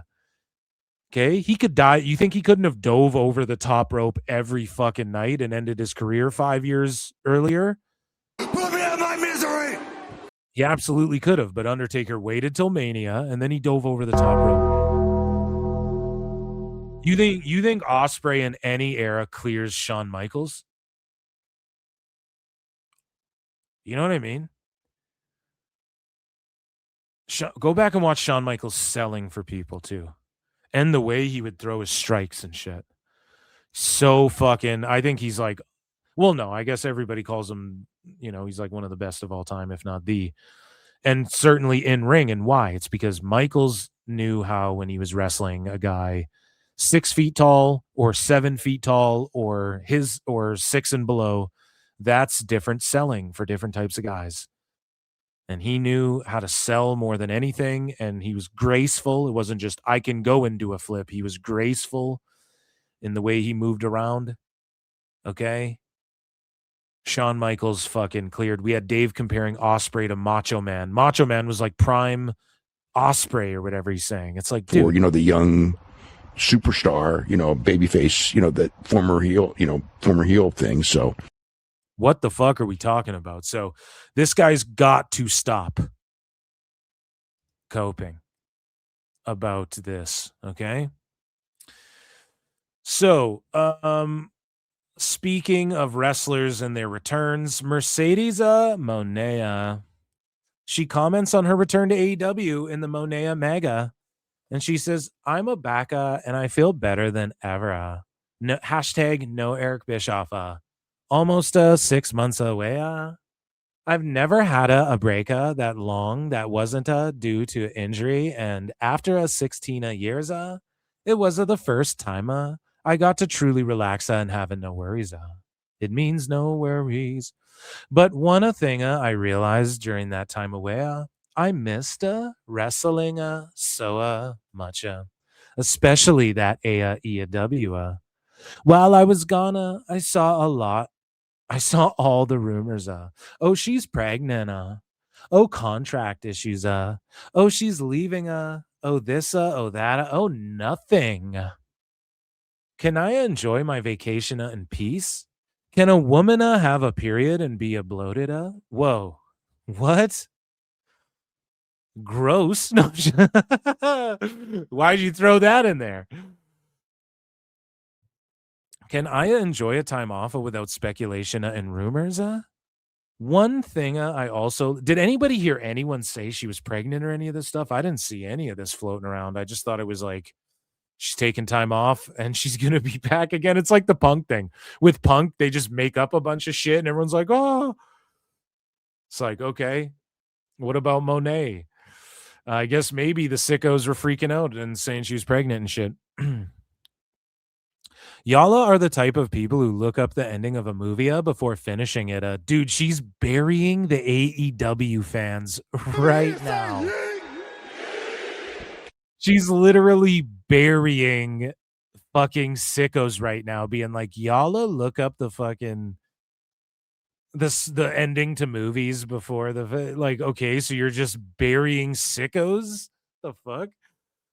You love not being surprised, you love not being present and fully in the moment because you're so caught up in the fantasy. But now the wait is over.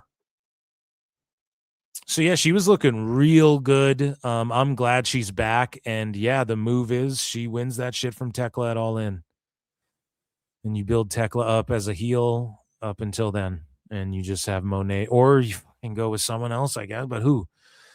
Either way, she's got to fight a fucking heel at All In, and well, I guess she's kind of a heel. Yeah, you could run her as a fucking heel. Either way, you got to get her winning the title at All In finally after she dropped all those other ones. So speaking of dropping shit, man, the first 3 episodes of AEW Dynamite have been added to the Fox-owned app Tubi.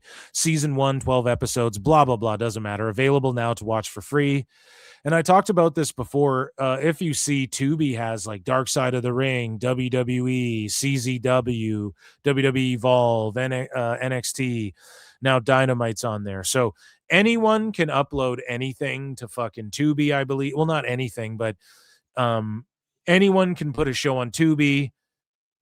They do like an ad revenue split, and if it does a good enough number, then they're like, we want more of your show or some shit, I think is how it works. What I think AEW is doing is they're just putting it in as many free places as possible to promote My AEW, which is the smart thing. They get everybody over to that app, and Tone seemingly, now let's say Niccolo Piccolo never said any of the shit he said. I believe that they are taking steps to appear as though, to me, just looking into it, it looks like they're fucking going to YouTube and My AEW and fucking Tubi and stuff. That's the play. They're now doing like the ad revenue play, and if they don't get a small deal, or let's say Amazon gives them a deal for like the pay-per-views, or gives them a deal for, yeah, we'll take the replay of your Dynamites again or whatever. Like Amazon made a little deal. Let's say they do something like that. It's not like everyone's going to tune into Amazon to fucking watch every week. So I think Tone's just priming himself up for, pun intended, being on like Tubi, Roku, everywhere you can be. That's like a free thing where, like, you know, they can just, it's not like they're, oh, we landed a deal with fucking whatever. They're just on Roku. So Brendan Schaub made a fucking truck show or whatever. He put it on YouTube or on Tubi, pardon me. So I think AEW is, even if Niccolo Piccolo never said this shit, it looks like they're getting ready to roll the My AEW app out in North America. Even if they get a TV deal, I could just see them rolling it out in North America anyways. And yeah, Tone might just exist on YouTube, My AEW, and Tubi, and all of this shit. And then we don't even see the ratings because Tone doesn't like anyone to see anything. And we don't even see the fucking ratings ever again. And it's just Dave making them up. And then we're just supposed to believe that even though tonight they had 1,200 fucking people at Dynamite, 1,200 people.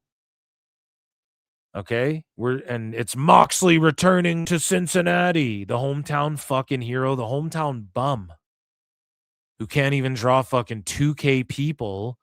Sometimes in life, you gotta be a hoe. And I get it. Oh, well, the building's only set up for 1,700. Well, why the fuck are they in Ohio? You guys want to tell me Mox is the pivotal? He's the most fucking, he was a draw, and seemingly Mox helped the ratings and shit. That's what motherfuckers try to say.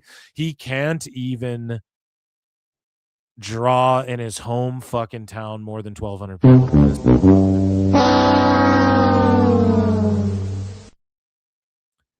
Like, let's get fucking totally real here, dude.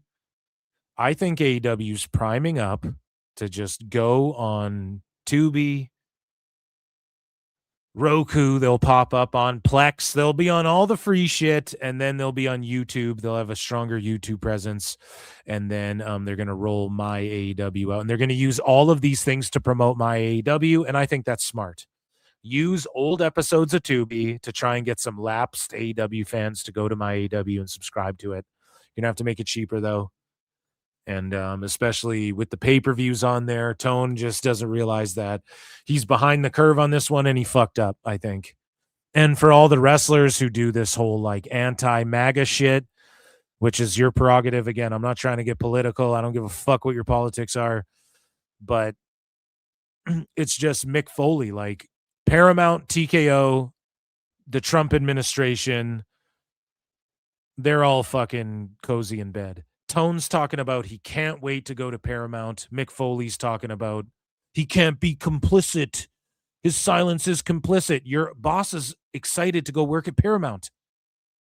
UFC Freedom 250 on the White House fucking lawn with Trump and everyone in a fucking attendance is going down this Sunday on Paramount. Are you fucking cooked? Mick Foley thinks we're all retards. He thinks that he can fucking lie to us blatantly like that and make us believe it has nothing to just do with money. It's fucking nutty, okay? What's going on over there is nutty. Now, is AEW ever going to die? No. Is the Tubi thing funny because people were AIing Tubi belts and shit? Yeah, it's kind of funny. It is kind of funny. You have to be honest. It's pretty funny. But I just to be optimistic and be like, well, here's the good in what they're doing, because I always try to lay out both sides, fence it and fill.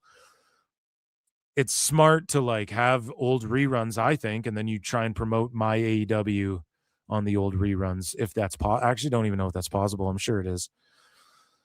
And then you just run it on Tubi, and then you do like an ad revenue. They take a cut of the ad rev, because I'm sure enough people will watch it. Like it'll do better than like, again, Brendan Schaub's fucking truck show or whatever he put on fucking Tubi or whatever. So shout out AEW, I guess, alongside WWE there. I mean, it's only a matter of time till WWE owns that shit. Speaking of owning that shit, AEW claims that Ryan Nemeth has misrepresented, and this is courtesy of Post Wrestling, so I guess I'll do it in Thurston's voice.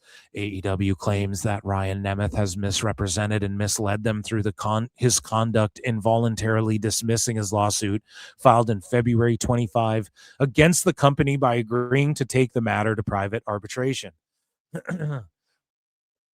AEW filed a petition on June 5th in the U.S. District Court in the Middle District of Florida to compel Nemeth to arbitrate the dispute at a JAMS administrative office nearest to Duval County, Florida, and be adjudicated under Florida law. In a separate filing on Tuesday, AEW and Tony Khan are seeking to seal confidential information related to the 3 independent contractor agreements that Nemeth signed from 21 to 23. They argue that the agreements contain sensitive, confidential, and proprietary information belonging to the petitioners, including but not limited to information related to its business practices, its internal economic structures, compensation agreements, intellectual property, rashes, nausea, heartburn, indigestion, upset stomach, diarrhea. So they're claiming he misrepresented and misled them through his conduct. Listen, Ryan Nemeth is a fucking goof. I'm sorry, but he's just a goofball, okay? Let's talk about it. So, speaking of goofballs, everyone's favorite goofball is Steamboat Tone. Ladies and gentlemen, we got a live today. He went live today, and Tone... Another Ichi Nissan da, because Tone links up with some superstars here from Japan. Nippon. And ladies and gentlemen, this is the best guys, Tony Khan. I have like fucking 12 sounds. The best guys, Tony Khan. I have like 12 sounds that aren't in the right spot, and everything else is. Finally, but here's the best guys, Tony Khan. It's Steamboat Tone. Everybody strap in. We're setting sail on the 7 seas, the super yacht Kismet. And actually, Tone is in the cafeteria opposite the lunch lady here for this one. And he's like next to the fire exit, as you can see in the top left corner. And again, the man is a billionaire. He can't afford a fucking ring light and one of those digital or he doesn't have like a phone dedicated strictly to fucking filming with like all the specs. He can't just buy one of those $5,000 cameras with the light on the top and that fucking real crispy microphone. He can't do none of that. He just goes to where there's like lighting in a hallway. He's always showing off like art projects and stuff.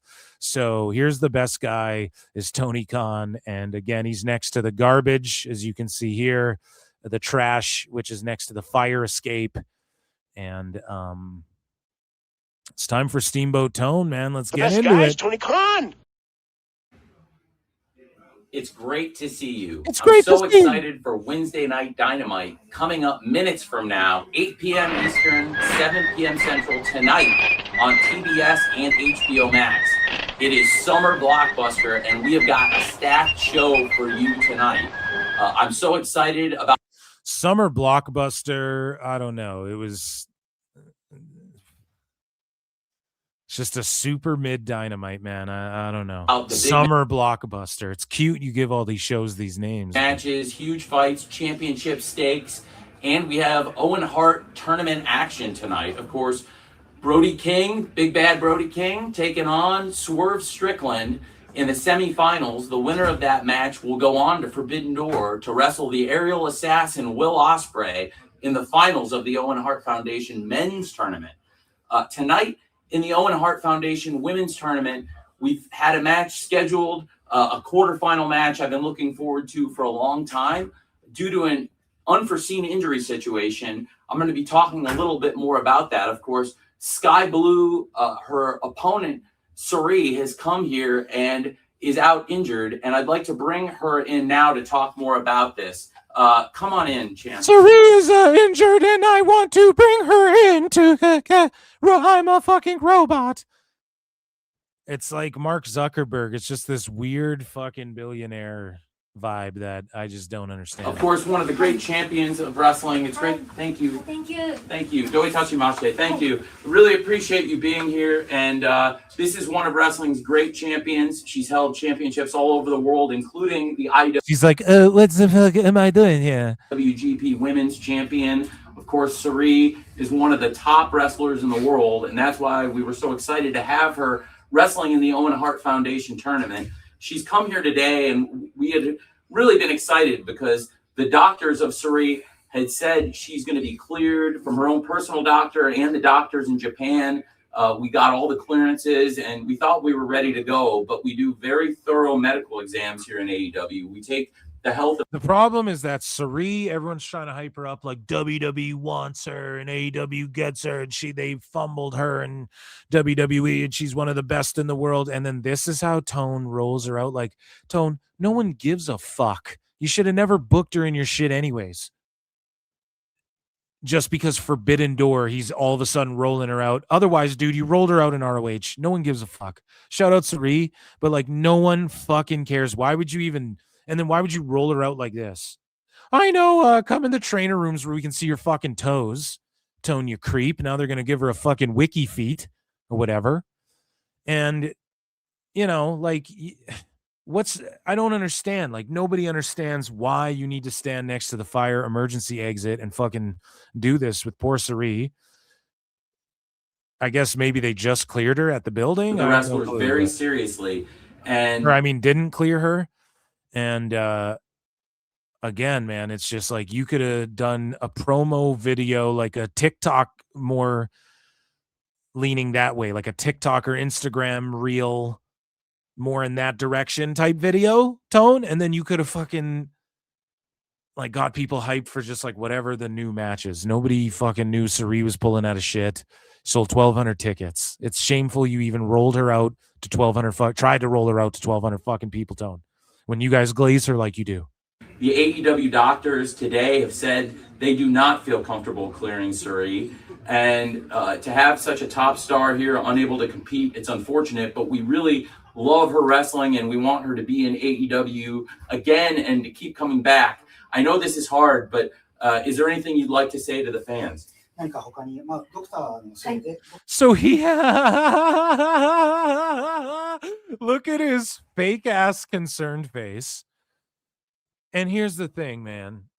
He brings her out and look at how he looks like he's auctioning her off or something. The way he's like, oh, he's like Vanna White fucking, he's saying all this shit. And so you mean to tell me she doesn't understand what he's saying? and she needs a fucking translator for the Japanese now. And Tone's just sitting there like, yep, look at in this. AEW again and to keep coming back.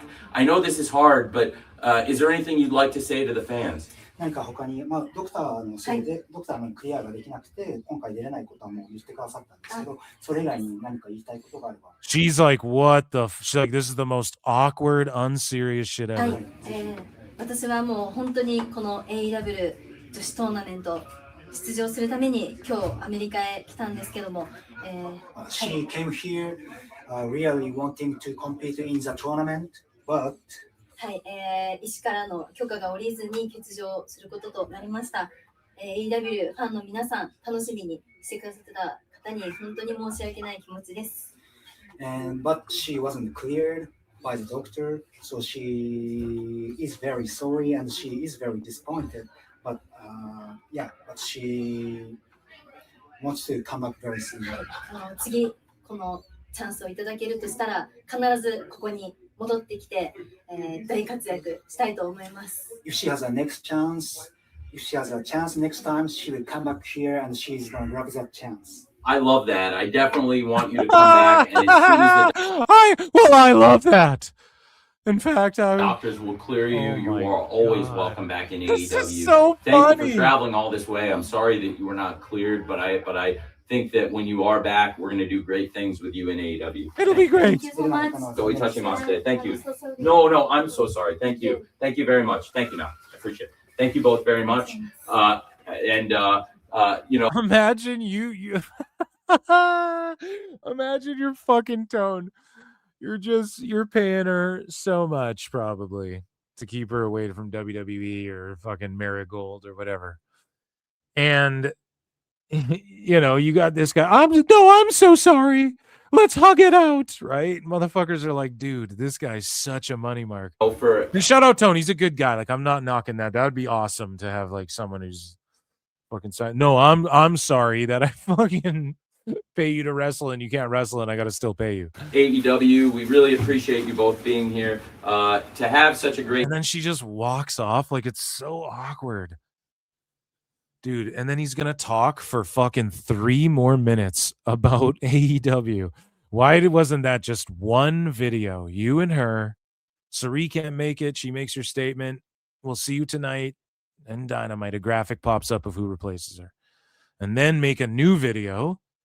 Like you're online. He's just rushing to fit it all in. That's why he does like these 6-7 minute fucking long videos. Okay? Champion in the world of wrestling. To be here and not be cleared, it is unfortunate, but we'll try to make the best of a challenging situation. And I think Sky Blue is a great wrestler. Obviously, she's a protege of the women's world champion Tekla, her partner. Sky Blue, no thanks, I'm full. Go. In the Triangle of Madness, Tekla and Julia Hart of the Triangle Sky Blue, she needed the money. of Madness will be watching this match very closely to see who wins the Owen Hart Foundation tournament, to see who's in line as a top challenger. And there's a lot of great wrestlers here in AEW. Somebody who's been through a very challenging situation, who, frankly, I was not expecting to be here today, is Maya World. Maya World is I don't mean to laugh at all. He just brought you know what I mean? The Maya World situation in the fucking Sari video. That's I don't know. I think that is way to stay classy, Tone. Tragedy for her family, and everybody in AEW's thoughts are with her. We're all behind her. Absolutely. And the PWT universe. Thoughts and energies with Maya World. I'm off, and Maya World came today saying she's here and she wants to wrestle. She just wanted to be here in AEW with the locker room today.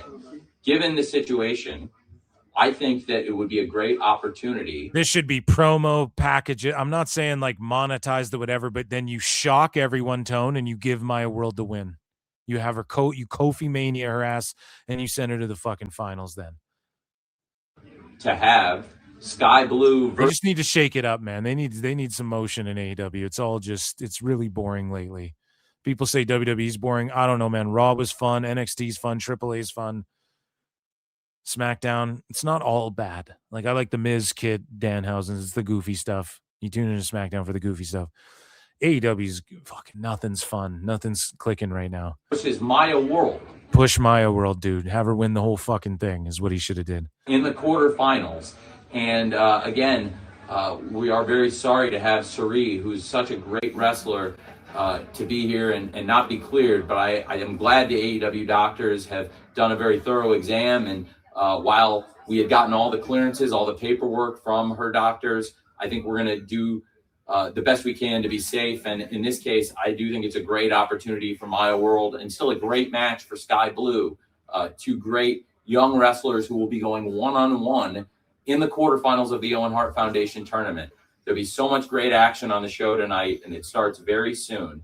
We have a lot of great wrestling, great action, including the Continental Championship on the line, Jon Moxley versus Shane Taylor, to have which they've done. I'm gonna be real. They did a pretty, like, they've been doing an okay job on Collision building up to Moxley Taylor, but Tone's just such a dumbass that he does all this shit on Collision, and then and no one really watches Collision. I don't care. Oh, they saw a key demo increase. Yeah, they're having good lead-ins and shit. We all know this stupid fucking game, right? It's increased because whatever was on before, but it just fell off a fucking cliff. Like, we know this. Even the average viewership, you're taking that huge, whatever the fucking lead-in is, huge compared to what AEW does, and then the number's so low because the actual true number is like that fucking middle chunk, or the middle chunk to the tail end. And the viewership always tanks. And we know this because even when Collision's on after Dynamite, the viewership super fucking tanks. So, as Dave would say, a superstar. So, yeah, I don't even know the fucking point I'm making. 1/3 of the World Trios champions taking on Andrade El Idolo. Sorry. They built up to the Shane Taylor stuff well, but it's like you're doing it on Collision. Then you have the payoff match between them on Dynamite, and you have 1,200 fucking people there, and Mox can't draw, and nobody knows what the fuck is going on. Nobody knows or cares about it at all.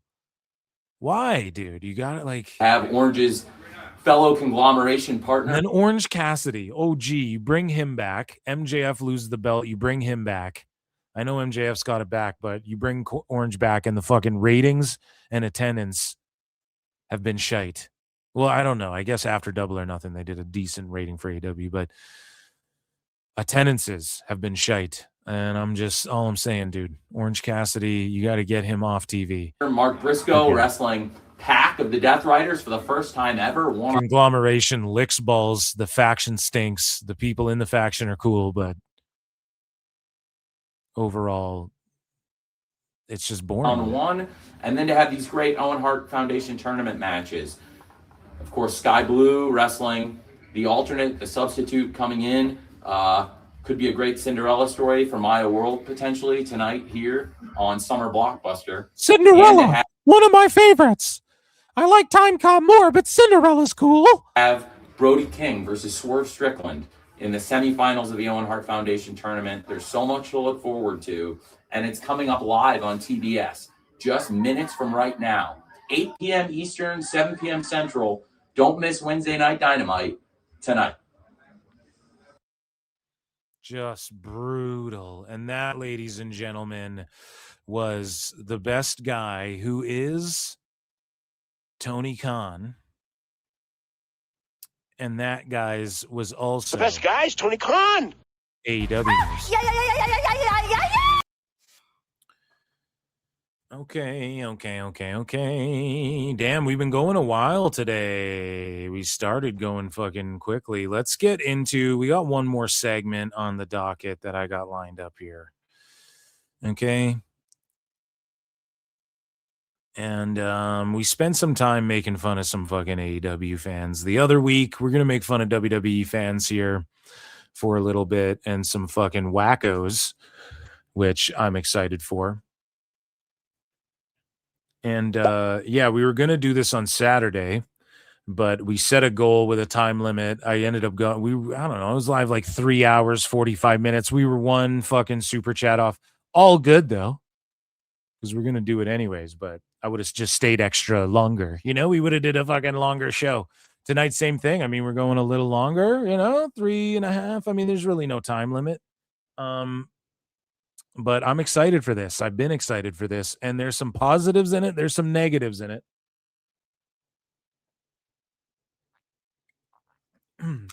We have WWE fans being absolutely psychotic, and we have WWE fans being really cool and creative and cute and things of that nature. So, everybody, I want to head over to this folder in Philmark's bookmarks for this segment.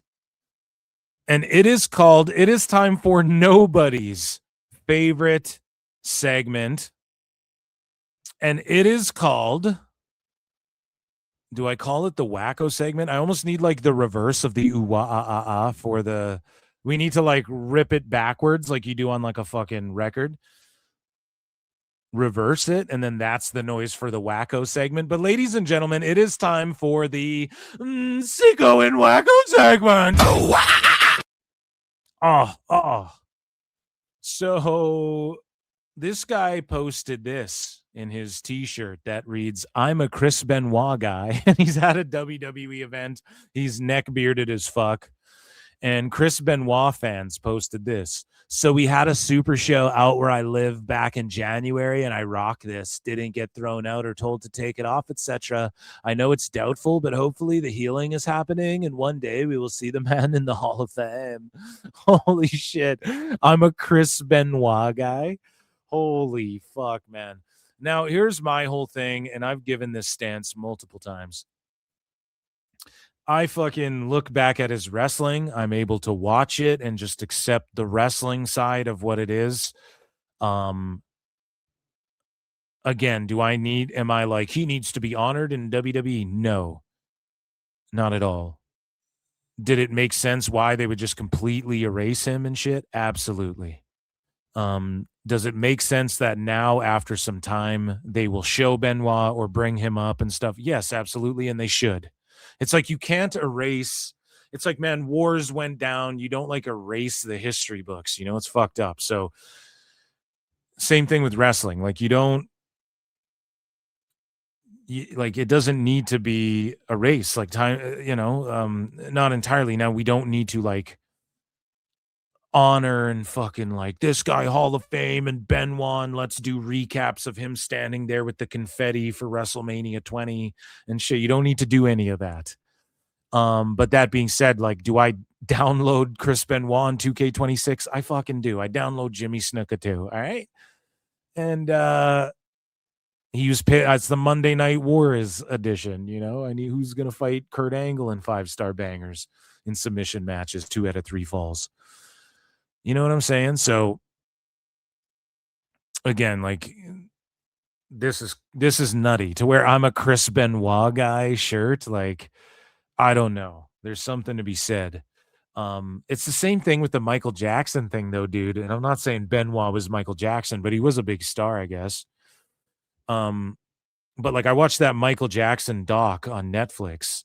And again, like there's been a few of these that try to make Michael Jackson look pretty bad, and it's like, it's fucking gross. Dude, I get super like offended and like squirmy in my chair watching the fucking Michael Jackson stuff in that Netflix doc. I don't know. It's horrible shit, man. It's like unthinkable shit to me. It just fucking, I get so cringed like out of my skin when like seeing him getting interviewed and he's holding the kid's hand and all this shit. I'm like, oh my God. And like, it's not your kid. If it's your kid, okay, but it's not your kid, dog. What are we fucking doing? It's crazy. So like, that's just crazy. Doesn't matter if your friends and his mom's cool with it or not. It's fucking crazy, bro. But like Beat It comes on and I'm like, beat it. Like, it's fucking hard, man. It's hard as a fan. So I get it, but don't pull up to WWE shows like you're not some you're a fucking neckbeard cringe lord, like nobody, you're going to make people uncomfortable. If your vibes and smell don't already do that, you're going to fucking make people feel weird. Why do that? So we move along here. That got weird. we move along here, and Fadeaway Media got his account suspended, but it actually came back, so that doesn't really matter too much because he's back now. But for some reason, this guy got suspended on X, and it's like, for what? Getting flagged too many times for posting WWE shit? I could totally see that. Speaking of complete and utter fucking marks, here's John Pollock, who I grew up watching on the Fight Network in Canada. He was legit then. Now, I don't know. He just seems like a whiny little bitch. And Meltzer said what? Posted this. Look at the smug look on this loser's face. This is the happiest day of his life.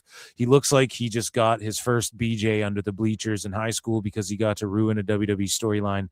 You would never in a million years see them do this, to the Overlord in Jacksonville, is what Meltzer said what said. So here's Pollock making fun of Triple H with a terrible fucking impression. My impressions are much better. Okay, here at PWT. The Paul Levesque special. Who gets in on the secret? And here is Paul Levesque. He is the all-knowing. It all comes from his brain. I felt like I was watching children at a playground where it's like, Bobby Roode, come here.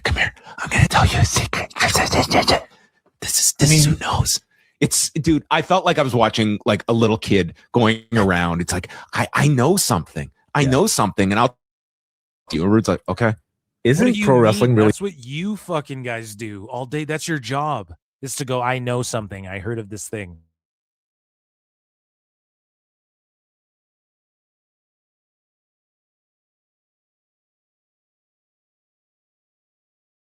Like play fighting playing on kids. a playground. Totally. Absolutely. That's what pro wrestling is. So like, what do you cover this shit for? I mean, this is adults playing kids. Yes. He gets energy off of this giant secret. We've got to tell Cody about this. We've got to tell Cody. Cody's got to know about this. Jackie Redmond, she awoke after 16 hours and took a selfie. Nikki Bella is in the background there. You have to match like her ears, to a photo of Nikki Bella in order to really tell, I'm sure. Yeah, a lot of detectives out there. Maybe this is all calculated too. I had 3 people that knew. And what? So I don't get what are these guys crying about? Do I have to fucking bring out Garrison? Retard alert! Retard alert, class! I don't even get. Jackie Redmond posted a picture and it was Brie Bella. What the fuck who gives a fuck? Are you getting triggered by the fake show again, guys? It's kids playing, or they're doing their job, but they said we're filming a reality show, so I'm going to be mic'd up. So it's not your job to run around like a little bitch and whisper with people about rumors and news filings and lawsuits and all this shit and fucking report news and do post res. Like, that's not your job. You do the same thing. You just fucking DM people and text them. Okay? And you're not at the building. You know what I mean? Like, what the fuck are you doing? I pulled in Jackie Redmond and said, Jackie, you know what you're doing on the plane? What, Paul? You're going to take the selfie with Nikki Bella. You can't tell anybody. Only Cody knows. Oh my gosh. I get to take the selfie with Nikki to reveal? You can't tell anybody, okay? You can't. Only 3 people in the world know. And if it was a 4th, I'd have to. So this is what I mean. These guys are like laughing. Like John Pollock's like, I know things. Things are obvious. Oh, WWE does teases for things.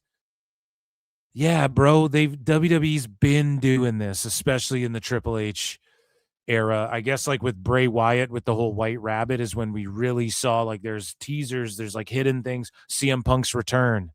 You could see like the fucking X and the graphics in the background. Liv Morgan's talked about how she's put Easter eggs in her merch and she's like, I hope or nobody found this or whatever. So yeah, man, but like what is it? You're going to tell them it's adults playing kids. No, it's like making it like comic books, bro, which I guess, yeah, do a lot of adults like that shit. Sure. But like you are watching wrestling too. You're not better than anybody because you're like, well, we all saw the picture, but Triple H is pretending like it's all secretive. Yeah, that show's not for you. You're a pasty, skinny fucking mark who watches the shows. All the Raws, all the SmackDowns, you're digging up the dirt, you're reporting the dirt. Okay? And that show, Unreal, is not for you. It's for, like, your girlfriend or your wife to fucking kind of be into wrestling, or like Netflix viewers who like reality shows and kind of like WWE, but don't want to watch every fucking week. And then so they're going to watch a reality show about fucking the Easter eggs are for people to have fun online and fucking piece it all together. Like, oh, was that Captain America's shield in the iceberg? Are you fucking, are like, a naive, brainless, pathetic, idiotic, clueless, dumbass Mark. To kill them. Unreal. This is the spin-off series. Uninteresting. All of Paul's secrets. That's what we do. That's what we do. Yeah, I don't know. It just seems really cringe. And again, if Pollock put a fucking white turtleneck on, he'd look like a broken condom. That's all I'll say. So we have here again people hating on WWE a little bit. AIR Gold, who's like, it's not looking good for WWE. Fox was disappointed with SmackDown ratings and canceled. NBC was disappointed with SNME and canceled. X was disappointed with Speed and canceled. Netflix and ESPN are both disappointed with WWE's numbers, realizing they overpaid. NXT will be streaming on YouTube because no one wants to air their PLEs. Aren't the PLEs on CW now? Which is hilarious. And then again, he just got fucking community noted. WWE SmackDown's Fox deal expired in 23. It moved to USA for more money. More money. Not canceled due to ratings. SNME continues on Peacock. Not canceled. Netflix reports strong Raw viewership. NXT's next PLE airs free on YouTube after Peacock deal ended. But no, it's actually on the CW as well. I'm pretty sure. Maybe this was before. Yeah, this was back in like fucking March that he got felted for that. So shout out AR Gold, the admitted grifter. So Mia Yim got pissed at someone. So this person here, Kiana James says, I appreciate each and every one of my fans. Please consider the fact that I truly did not see your post. Your time is valuable, and I appreciate you taking yours to wish me a happy birthday. Have a wonderful day. Right? And this person deleted, but they were like, oh, Kiana James, I sent her a birthday wish. But the fucking, like, this person responds, I appreciate and respect you reaching out to me. Usually wrestlers just blatantly ignore me like my outlet was invisible and just don't care. Because, yes, the thing is, it has become repetitive. So I apologize for being tough on you, but this constant unappreciation. So this is a fucking sick wacko who needs to log off. They think because you tweet, everyone's going to see your fucking tweet. You know how many people tweet and it comes up as show probable spam, and there's like a whole extra, and you just don't bother to look at that? You know how many people tweet where it's like spam? It's like a lot of fucking people, okay? And I think it's different for different individuals based on things. So like this person's like, oh, everyone's unappreciative of my tweets. Bro, no one sees your fucking tweets. Calm the fuck down, you wacky motherfucker. But this person, Jessica, goes, reminder that wrestlers are not obligated to interact with you. Behavior like this, fan-wise, also feels like you only want attention from them. Don't be like that. And then Mia Yim is like, the entitlement of this loser is crazy. Horrible she was bullied to even respond. She should be enjoying her birthday without any obligation. Exactly. Shout out Mia Yim for Mitchin for being like, what a fucking loser. Because and listen, that person could have like some sort of mental fucking instability or some shit. I don't fucking know. They might not be all there. So just a blanket be like they're a fucking loser. I mean, I don't know. It seems loserish. We'll see. Maybe they're like, I'm not all there, right? So here's Jade Cargill's post on IG. And speaking of fans not being all there, and I'm sure it happens to AEW wrestlers, but WWE fans, and you can say what you want. We make fun of the sickos all the time, and there's like pedo basements and fucking people chained up in basements and pedo hunter videos catching these guys. But one thing that's happened with a lot of WWE fans, a lot of WWE wrestlers, is that they've had insane fucking fans, serial killer level fans, show up at their house, show up at the PC, DM them crazy fucking shit. And I'm sure it happened. Like, I'm sure any girl who's online gets DM'd crazy shit, for sure. So here we have Jade Cargill, who posted about some crazy fan shit going on IG. So this guy, Robert Allen Adams, tweets to her, or pardon me, DMs her, you're a joke and nobody likes your stupid black ass. Go back to the cotton field, ugly bitch. Holy fuck, man. That's fucking crazy. Where's my Canadian sound? That's mental. Where's my Canadian sound here? And then she goes, I have so many more, but it's no point in showing them. Anyway, I hope they feel better because they won't stop my black ass from being successful. This guy, Aldair Rodriguez Avila, goes, damn you, you black woman. Damn the day they brought black people like you into the country. Holy fuck, man. And then this guy goes, Hitler would have wiped your filthy fucking race. Dude, your name is Aldair Rodriguez, bro. Hitler wouldn't have liked you either. Shut up, bitch. Holy fuck, man. This is crazy. I didn't even read this before. So this is also from like months ago that she posted this. But he goes, I hope you lose, never come back. You okay. Jesus fucking Christ. It's crazy that Jade has to read this shit. And she goes, I get the most racialist stuff. So it's so sick. It's so sick. It's wacko. Anyway, comes with it, I guess. Won't stop me, though. Good. Can't let that bigoted shit bring you down. But also, you know, like Roxanne Perez was getting fucking stalked. And like, it's one thing to go, holy shit, dude, I'm at the fucking train station and Roxanne's there. I snapped a flick. I was too nervous to fucking run up and ask for a picture, but I fucking snapped a pic really quick. And it's kind of creepy, whatever. And she was on the phone. I didn't want to bug her, but I wanted to like show my friends, holy shit, Roxanne. That's one thing. Following motherfuckers around that is, and like without them knowing, that's some crazy ass shit. Watch this. And this has happened to the Hardy Boys. Like filming. Okay. Now it's like, now you're in creepy territory. Go up and say hi and get a picture. If you're going to stalk, like, what are you doing? This is stalker shit. Holy fuck. Edited a compilation. Look at these sweet angles I got to. Like, what are you trying to zoom into her text conversation? And just like, okay, like, all right, let's say you saw her standing at a bus station, you grabbed like a 5-second clip. Look how long this clip goes of her. And I feel bad even showing it of her just standing there, though. It's like, whoa. That's some fucking creepy shit, bro. So we move along here. And here's somebody who got Dominic Mysterio to write Daddy Dom on his thing. And Dom's like, you're a grown-ass man, dude. You want me to put Daddy Dom on this? You're a grown-ass man. You want me to put Daddy Dom? All right. You know, I'm here for the people. Instead of sexual That's pretty funny. But there's more stalker stuff, unfortunately.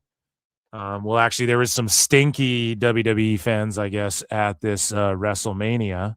And shout out the Wackos and everyone in chat. We make fun of sickos. We got to be able to make fun of WWE fans, too. So we have well over 300 watching. Shout out everybody, tune in. So this is at WrestleMania, and he's like, this guy was musty next to me for 2 days straight. Hello, darkness, my old friend. I've come to talk softly creeping. So 2 nights in a row, he was sitting next to someone who was just stanky in the hot Vegas sun. This guy here, Pro Wrestling Finesse, goes, Jacob Fatu shouldn't be playing a side character to anyone. He is a lone wolf. They ruined his credibility by turning him into an enforcer again. It was like the week it's been 1 week since he's an enforcer, and he's not even that, as we saw with the Usos. They were like, get this man. And then Jacob just kind of walked away.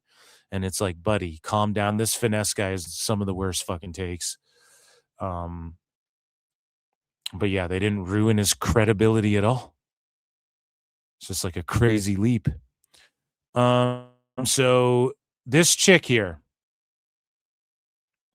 who is known for I guess she like jumped in the arms of some wrestler, in the arms of the angel.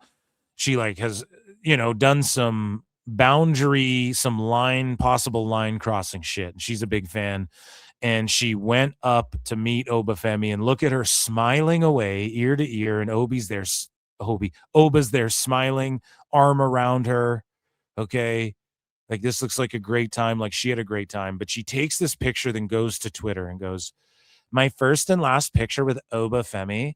Very disappointing meet and greet. By the way, guys, it's not just me. He won't do any special poses with the fans." So this chick has like jumped in fans' arms. Like, I think she like straddled Rhea once. And sure, that's Rhea's prerogative. That's her boundaries.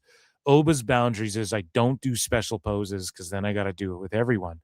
Just smile. Now, the story came out, I guess she was trying to get him to like hold her fucking pom-poms. And this guy, Ross, goes, "So the girl that took the picture with Obafemi got cooked so bad that she deactivated her account." And she did. Because people were like, "Fuck you." Like the entitlement, right? And so this guy goes, "Yeah, bro, all because he refused to hold her dusty-ass pom-poms." So again, it's like, that's his boundary. You're not entitled to shit. So Danhausen had to break character, had to break kayfabe and Instagram post this out after his wife appeared when she came out of the box. "Hey, what's in the bowl, bitch? What's in the box, bitch?" It was his wife and all of the dancers, right, when he debuted. And so Danhausen had to post this. "There are fans calling my wife's friends stalkers for commenting on photos of us and arguing with my wife about what her ethnicity is. You don't know me. You don't know us. Stop being weird." So again, people are in his wife's comments going, "She's a Mexican." I don't know what they were saying. They're speculating on her race, right? "She's from Spain" or some shit, They're just talking about it. Her friends go in there to correct them or say, "No, she's," I don't know where I don't know. I have actually no clue. But people are like, the fucking fans are like attacking them, trying to tell them what her ethnicity is because they saw it on Wikipedia or something. It's like, fuck off. It's just this line crossing of the access to celebrity now is crazy. And so it's made people entitled and line crossers.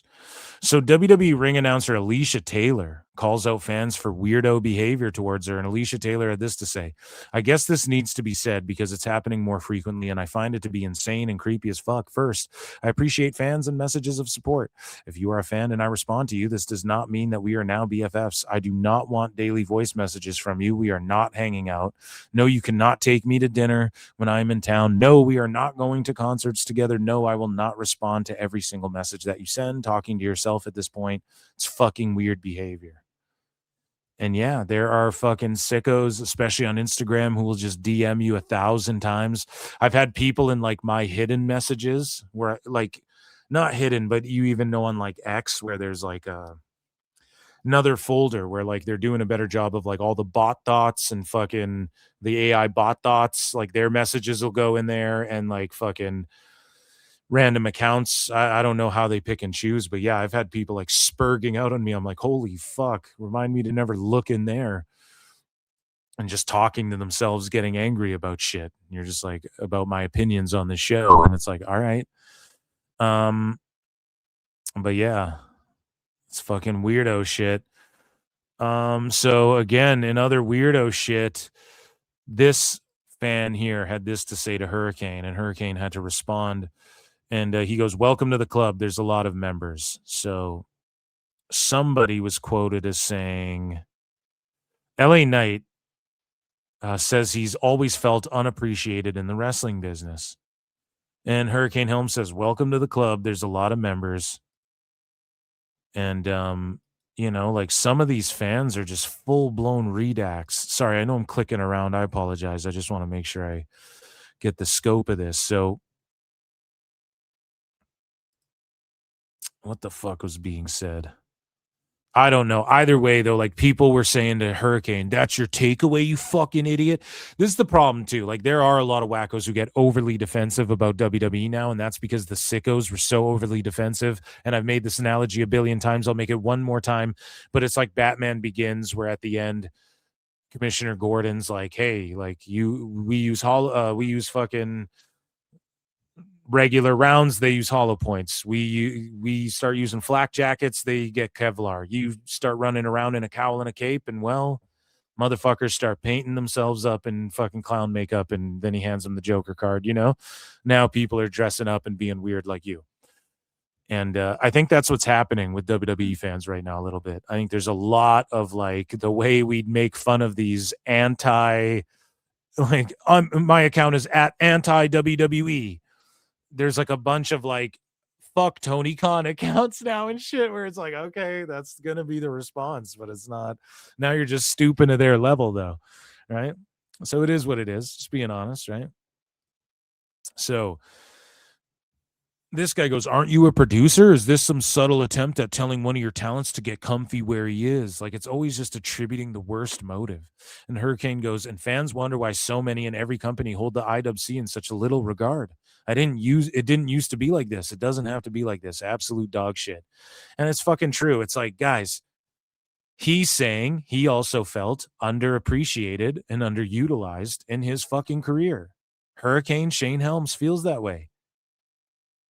And he's like, there's a lot of us who feel this way in the business. That's all he's saying. It's not saying, get comfy, one of your talents. Hurricane's like, I fucking produce the matches. I'm nobody's boss.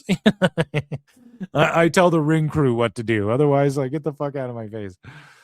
So Bianca Belair had to post this too. Y'all, please don't start these AI photos of my baby before he's here, when y'all think he's here or when he gets here.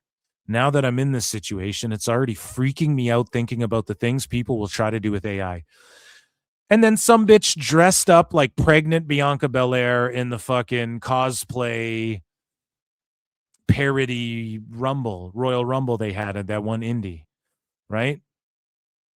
So, yes, don't post your goddamn kids online. That's the one main thing you got to learn, okay? You don't post your fucking kids online. She never did that, though. People are already AIing pictures of her and Tez's baby. Like, holy fuck, man. That's psychotic. That's mental. That's sick. If you're doing that, log off, okay? This is what you do. You AI Dave Meltzer playing a golden flute. Funny. You AI like the Ninja Turtles on Monday Night Raw. We watched that on one of the member shows. That's fucking awesome. You don't AI this, AI people's kids and shit's fucked up. Grok is already fucked up from what people were doing, what people were asking it to AI. And it sucks that Bianca's got to go through this. And she's like, it's now that I'm in the situation, it's already freaking me out thinking about what things people will try to do with AI. Why don't you ask Taylor Swift? She's already had multiple people deep fake her in like porno videos and shit.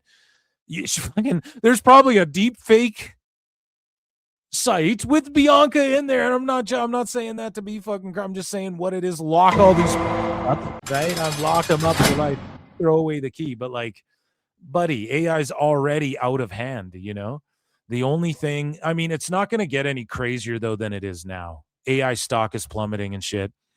And it's just because like it's too expensive to make it advance more than it has. It took a giant leap when everyone invested in it over the last few years, but now it's kind of stagnant. It's not going to take writer jobs.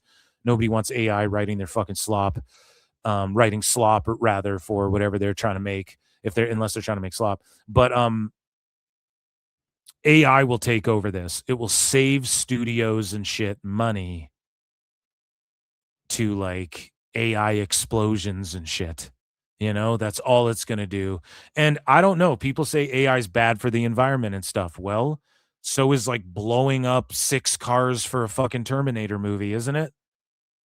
Like you might be able to just use AI to accomplish some of the things that and I'm not entirely against that, although there are people who have lost jobs and like Disney laid off a bunch of people and that's never good. And like, I have friends who do visual effects stuff and like, that's never good. And like, you don't want them to lose gigs, but I don't know. You just got to start the freelance grind, I guess, because really it's like Disney's still going to use like a bunch of the people they laid off. They're still going to work with them, just not for as much money. You know, they'll just use them less and shit. But Carmen Petrovich posted this. Recently became aware of a situation where someone online is claiming to be my cousin in order to receive discounts and special treatment. I encourage everyone to use discernment before extending favors. Things that are authentic will never be used as leverage. So there you go. People impersonating relatives and AIing relatives. So this guy posts, finally got to meet Tiffy Stratton. I've drained myself so many times to this gorgeous woman, this fucking gooner, man. Oh my God. Just a fucking sick. Oh my God. Finally got to meet Stratton. I've drained myself. Like, who even tweets this out? I've drained myself so many times to this gorgeous woman. You don't need to say that. Nobody cares. Nobody wants to know. Look at his shirt, too. He printed a shirt of him meeting Trish Stratus. Okay? And this is the type of guy who spends every fucking dime he has extra on OF models and shit. And like, okay, are like the WWE divas and women's roster and shit, are a bunch of them hot and shit? Yes, absolutely. Like, as a fucking man, okay, let's have the conversation. Am I fucking looking at them wrestling and is that jerk material to me? I don't know, dude. I grew up way past that. Like maybe when I was fucking 12 or something, you know, but like, bro, you got gray in your beard. Like fucking, what are you contributing to society? Jesus Christ, you know, like, and then you're tweeting this out. That is like fucking, that's assault. Lock him up too. Like, it's just fucking crazy, bro. It's nutty, you know, literally. This dude was nuttying fucking everywhere, I guess, supposedly. To Tiffy Stratton. What did Greg Giraldo say at that roast? He's like, You've caused he said to Pamela Anderson, he's like, you've caused more seed to be spilled than Michael J. Fox at a bird feeder or something like that. Like, shout out Greg Giraldo, man. One of the fucking best and most underrated. So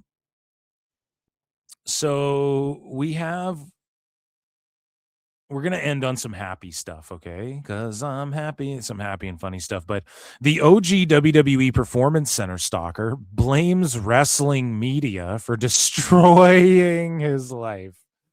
Buddy, it looks like the meth you smoked fucking destroyed Let's talk your about life. I think stalking the PC is what destroyed your life, okay? And so he was arrested recently after dumping dead animals at the police station multiple fucking times. Lock him up.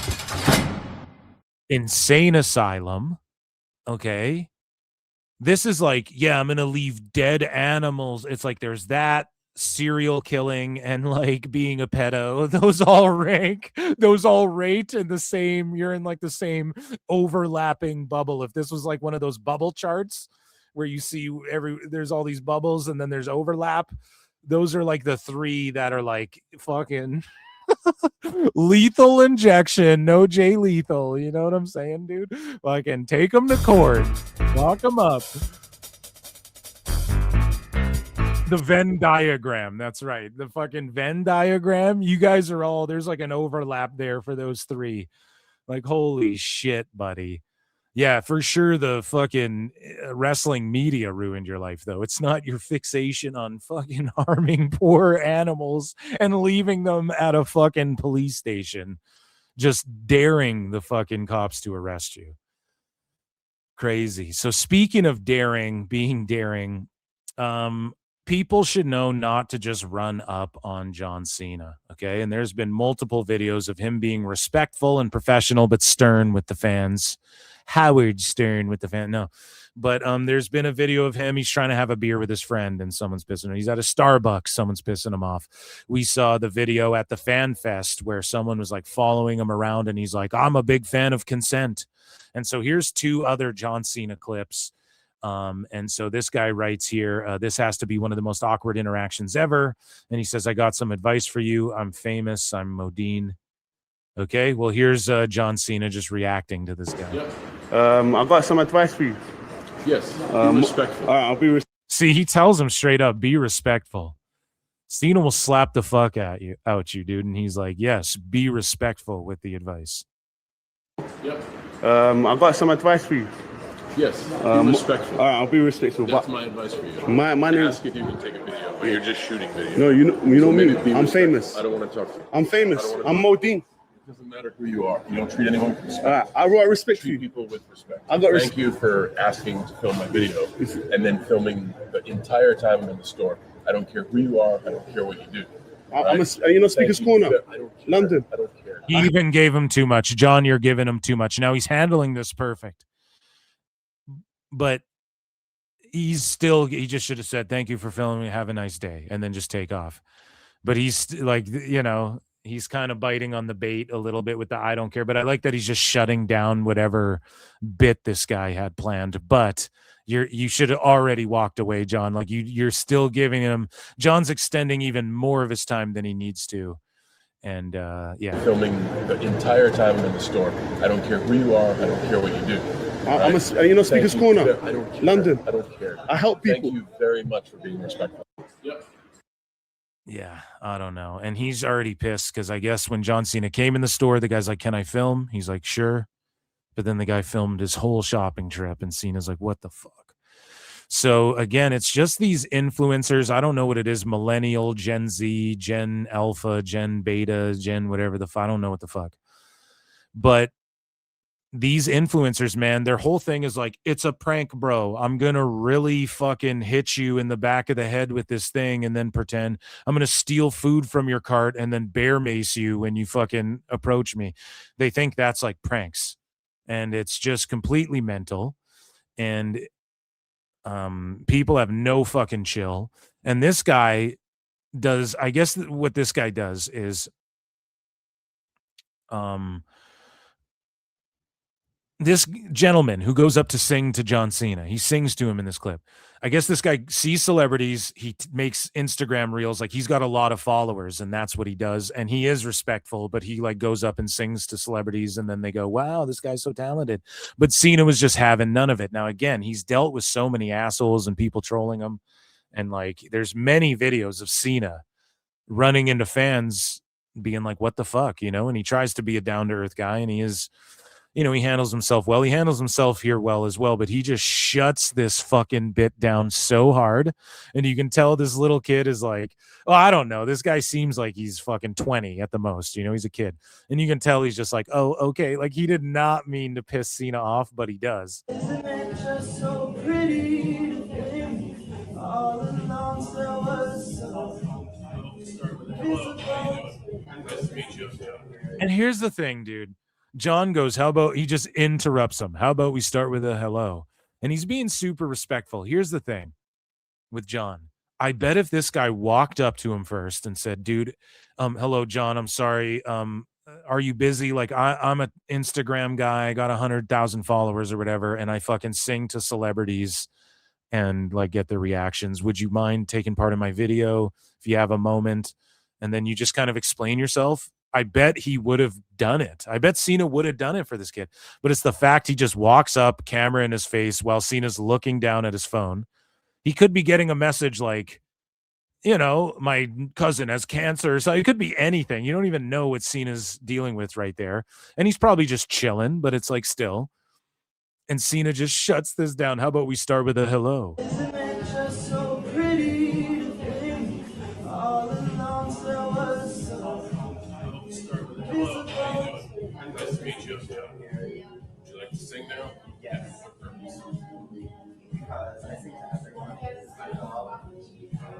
I sing to everyone. It's my job. He sounds, this kid didn't mean to fucking like offend him and he's super nervous. He's never gotten this reaction.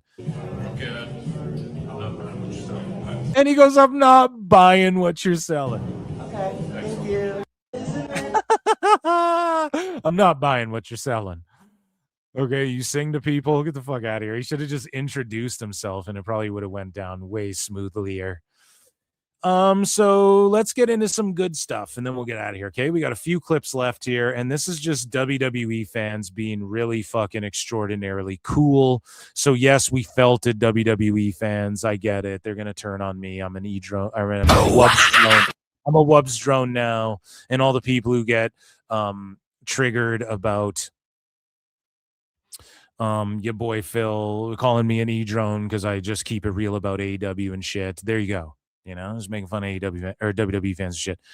But here is some WWE fans, pardon me, doing some cool shit. And bro did the Io Sky emote at his graduation.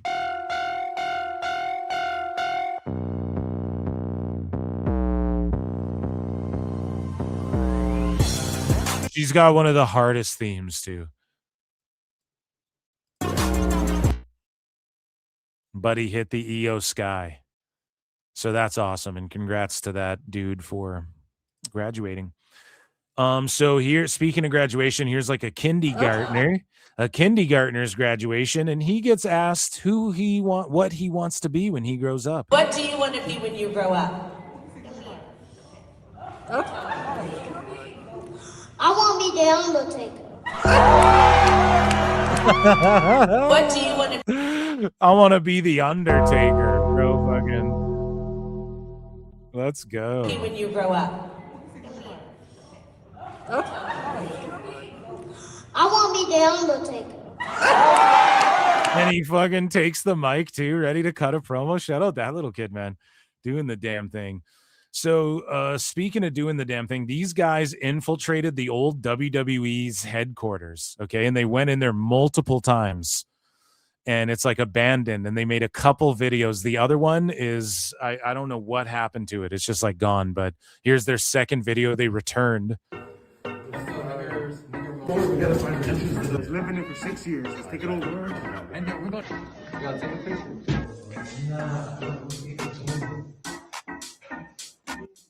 Look at this shit. So they're looking at the schematics. They're sitting in like a theater room. In the cafeteria. It's gutted of anything meaningful, I'm sure. Oh my God. They're in the weight room. They just leave all those weights behind. We'll buy more, pal. They just leave all this shit behind. That's crazy.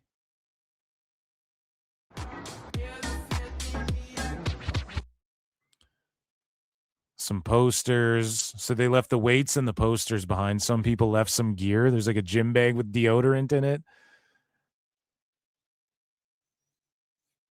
Couple pictures. Yeah. For sure snipe those, but that's for sure legal what they were doing. Lock them all up. So many wackos going to prison this episode of PWT. So here was a phone that got dropped at a SmackDown. It was at a SmackDown. A phone got dropped, and look who picks it up. Have you ever done this at a concert or a wrestling show? Drop your goddamn phone somewhere, and you're like, oh fuck.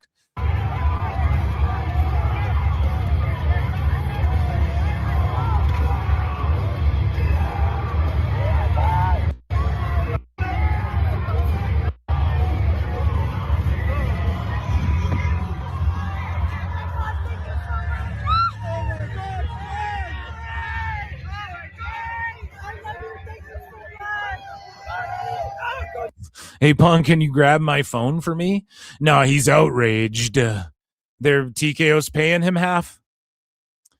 So here's a guy on Facebook, Luke Bradley, who makes WWE titles out of Lego. Like, look at this shit. That fucking rules, man. I wonder if fucking Bricks and Minifigs are going to try and steal his collection. You know what I'm saying? Look at that. The World Heavyweight title. That's so dope. The Winged Eagle. Yeah, Bricks and Minifigs are like, let's fucking let's sue this guy. Have you guys heard about that? That story that's going on all over the internet with Bricks and Minifigs, dude? It's pretty fucking crazy. So we move along here, and just to show off some more craftsmanship, here's a guy who made, and I would fucking have this. I mean, I'd use it for drinks or something, but I wouldn't have the toys in there. I'd have the fucking ring set up, and I'd use this for, like, I don't know. I'd like put my remotes on it or something. This thing fucking rules, but this guy built this, like a wooden ring with ropes, and it's a... Morning, guys. Check this one out. A complete one-off. This was made in the late 90s. Oh, this was made in the 90s, dude. By a retired cabinet maker. It's a WWF wrestling ring.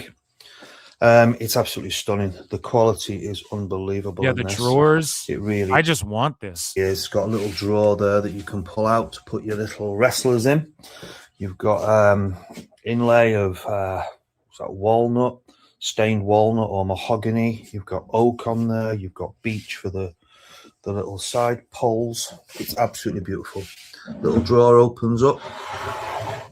I would just like use that in my living room, you know? Look. Absolutely gorgeous. So this is a complete one-off. There isn't another one of these. And my wrestler's just died. He's down. Anyway, catch you later, guys. And the little, is this like I think that's shelf space or maybe a little pull-out stool too, so you can sit and play with your guys, with your figurines?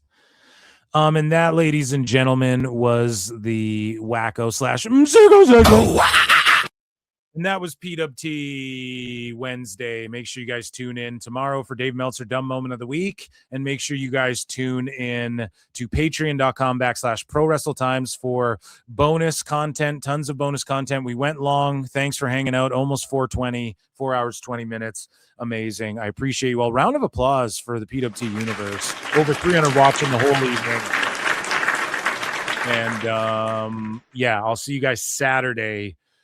Phil S. Marks. The S is for Sicko Saturday. Memba Monday. I'm getting some dental work done on Memba Monday. So if you're a Memba, I will do Memba Monday on Sunday. Probably not Sunday. I'll do it Tuesday or just whenever I'm feeling up for it because I can't Monday.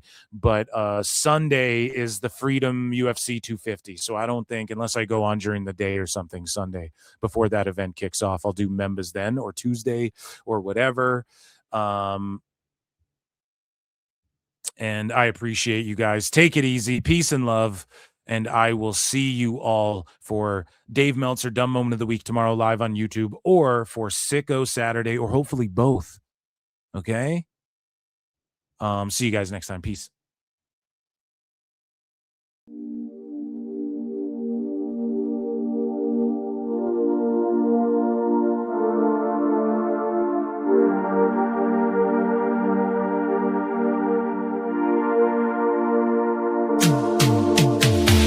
Every booking is golden, you see. Perfect cards crafted for you and me. Yeah, the best guy's Tony Khan, it's true.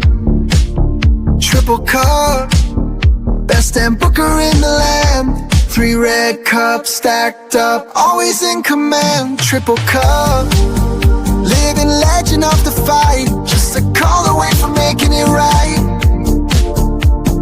Never see him back hard, no way. Got the whole roster locked in for the day. A Crimson Tower, modern art. Triple cup.